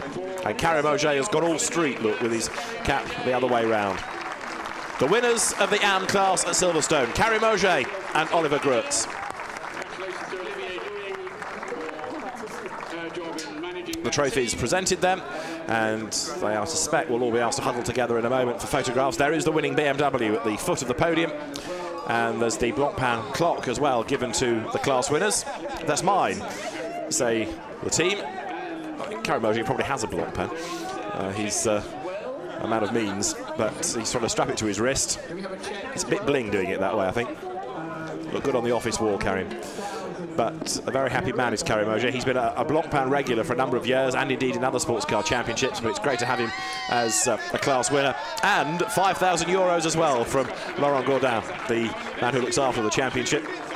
So that's put the biggest smile, I think, of all on Carrie Mauger's face. A cheque for 5,000 euros, can't be bad. So after 3 hours of racing, as competitive a class as any, the AMs may not be as at the front of the field, but the racing still very, very competitive. And honours then to Karim Auger and Oliver Grutz for the Butson-Gignon racing team here at Silverstone. Now, is there some champagne to be sprayed as well? There's photographs yet. Right, trophies in the air. They've still got just about enough energy. The drivers, I think they're also trying to cover up rogue patches on their overalls that they shouldn't really be advertising on the podium, if you're wondering why there's the strange positioning of hands at the other end of the podium. So, trophies can be put to the floor and champagne bottles are presented. The AM used to be known as the Gentleman Trophy. How gentlemanly they're going to be with the champagne, I suspect we're going to get the answer to it. It will be not very. So everybody is ready. Luc Paillard there in the Hexus overalls at the far end of the podium. Christophe Amont, Tony Samon soak each other, and two happy winners, Karim Auger and Oliver Grutz, who's got it all in his eyes, and it doesn't half sting that. Down his back as well. And he's a lot shorter than Karim Auger, so he doesn't have much of a chance in this fight, does he?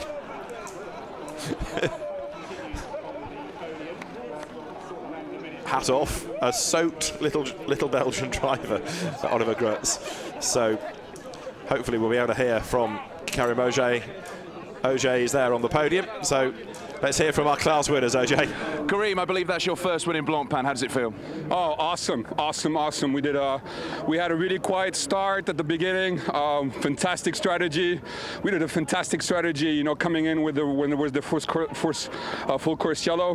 My teammate did a fantastic stint. We just kept it up, no pressure, and then I went out and there was no pressure and we were able to win, so that feels really good. What are you going to spend the €5,000 on? I don't know, I'll give it to the team. Thank you very much. You're welcome. That's the right answer, isn't it, for a gentleman racer? The team has worked very hard to get that car into a winning position. Karim himself used to race McLarens, in fact, in Blancpain, but the MP412C was not really a customer-friendly team, but he's managed to convert his enthusiasm to BMWs, which is perhaps a more customer-friendly car and less trick than a McLaren. It's certainly been the right thing, but given his tag connection, it's money going to the team, not on a new watch. He's just got a Blancpain clock after all, I suppose. So a BMW win in the AM Cup, the Butson-Gignon car of Karim Auger and Oliver Grutz, victorious ahead of the Glorax racing car of Fabio Mancini, Andre Berzin and Rino Mastronardi, and then third in class, the Sport Garage entry of Christophe Amont, Tony Samon and Luc Paillard. As we go to Pro-Am, and out come the drivers then, with third already in situ, namely Duncan Cameron and sorry, I tell you a lie. The third place to Laurence Fry, Gabriele Gardel and Freddie Barth, who've made their way out onto the podium because they took the place right at the very end of the race. Second place goes the way of Jan Mardenborough, along with Gaetan Palatou and Ricardo Sanchez, and the class winners for the first time, Stuart Leonard, Paul Wilson and Michael Meadows. We have the Aston Martin drivers on the top step of the podium. And so a British team celebrates at Silverstone.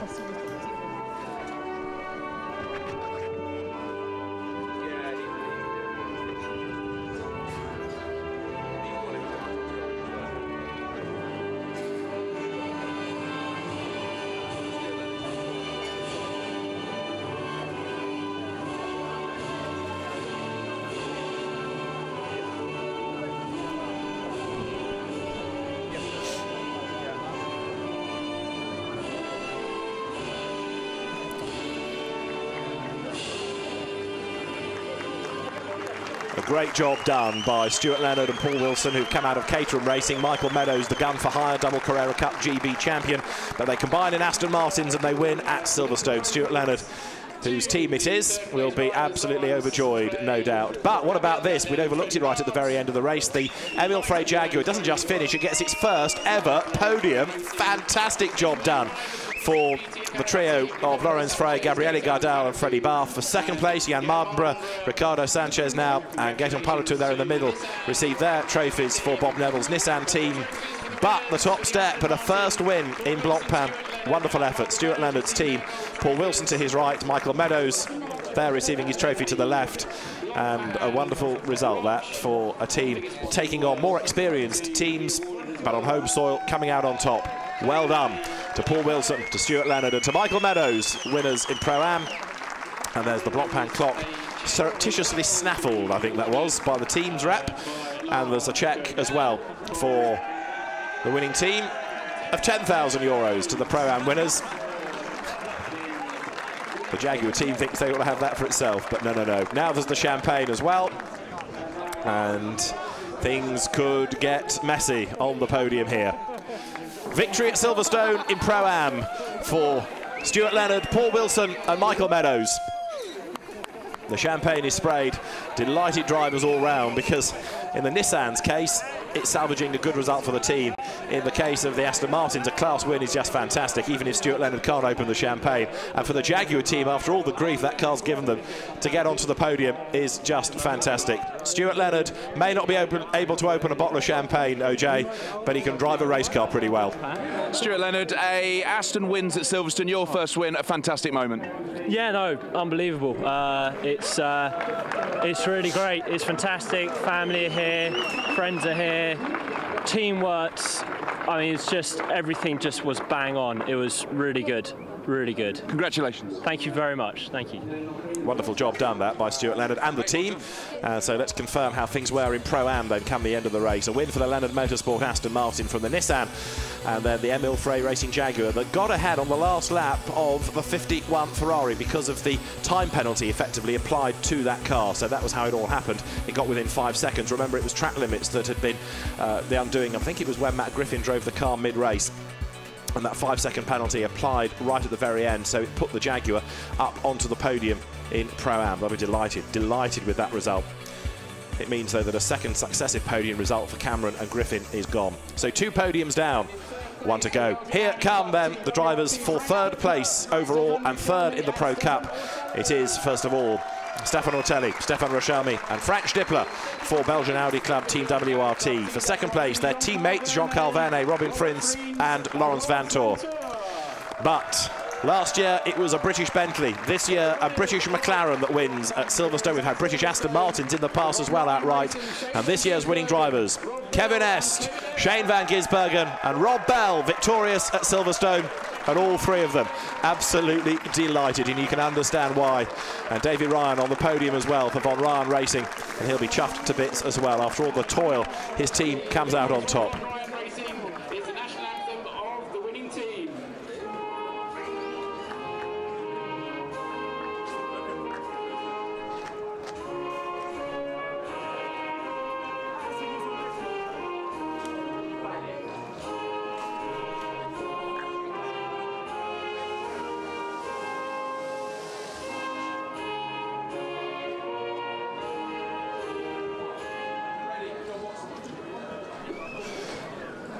So the Kiwi national anthem is the one you've heard played because it is entered as a New Zealand team.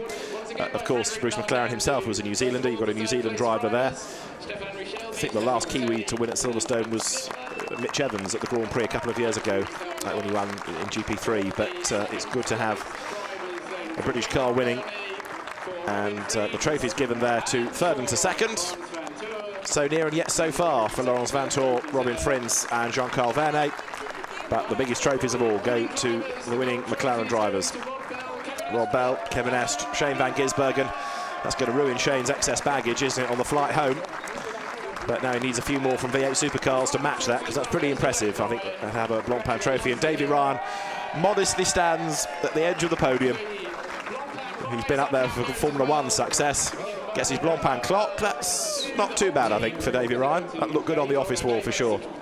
And Laurent Gourdin steps forward as the championship manager, has the check snaffled, and that is for €10,000 for 3rd, 15,000, no, sorry, 20,000 rather for 2nd, and then the winners of the Pro Cup receive their check for 15,000. Not entirely sure how the maths has worked there. Everybody scampers away as the champagne is sprayed. The reason that the 2nd place team get more is because they're entered for both championships, the sprint and the endurance, whereas the McLaren is only in the endurance series. So that's why the numbers are slightly different. You are a bit like sometimes you get fewer points. Sometimes it's the same with prize money, and so if you do both series, that's rewarded in what's given. Davy Ryan does venture forward eventually to soak anybody you can find. Stefan Ortelli thinks it's a good old wheeze to get Davy as well with the champagne.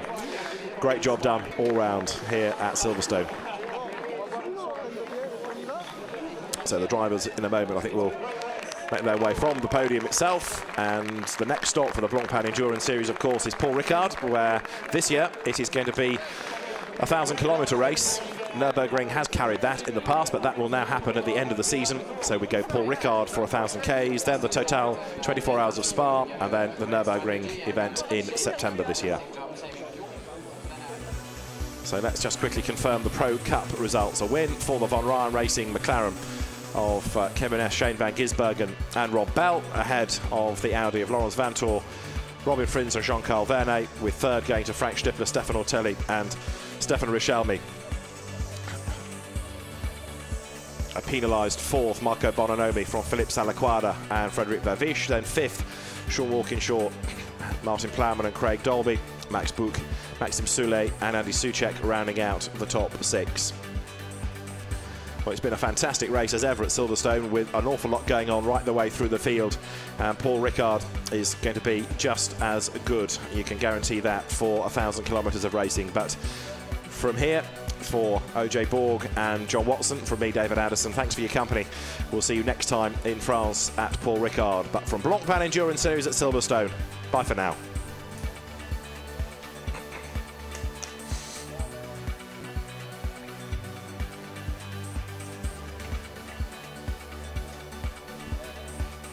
Let's look back at the highlights of a very eventful 3-hour race. A packed grid, everybody entering into the spirit of being truly British on the track as the race got underway. Looking back from the pole car, Wolfgang Reip at the wheel, and he took the fastest lap of the race in his first stint as he led for the first 40 minutes or so.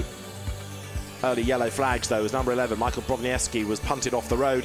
A spinning BMW collected by its Brazilian teammate, the sister car. Working his way up the order early on was Nicolas Lapierre in the second of the Von Ryan Racing McLarens. He got himself up past Daniel Lloyd, but a full course yellow early on slowed down the pace, and it brought Rob Bell into the pit lane.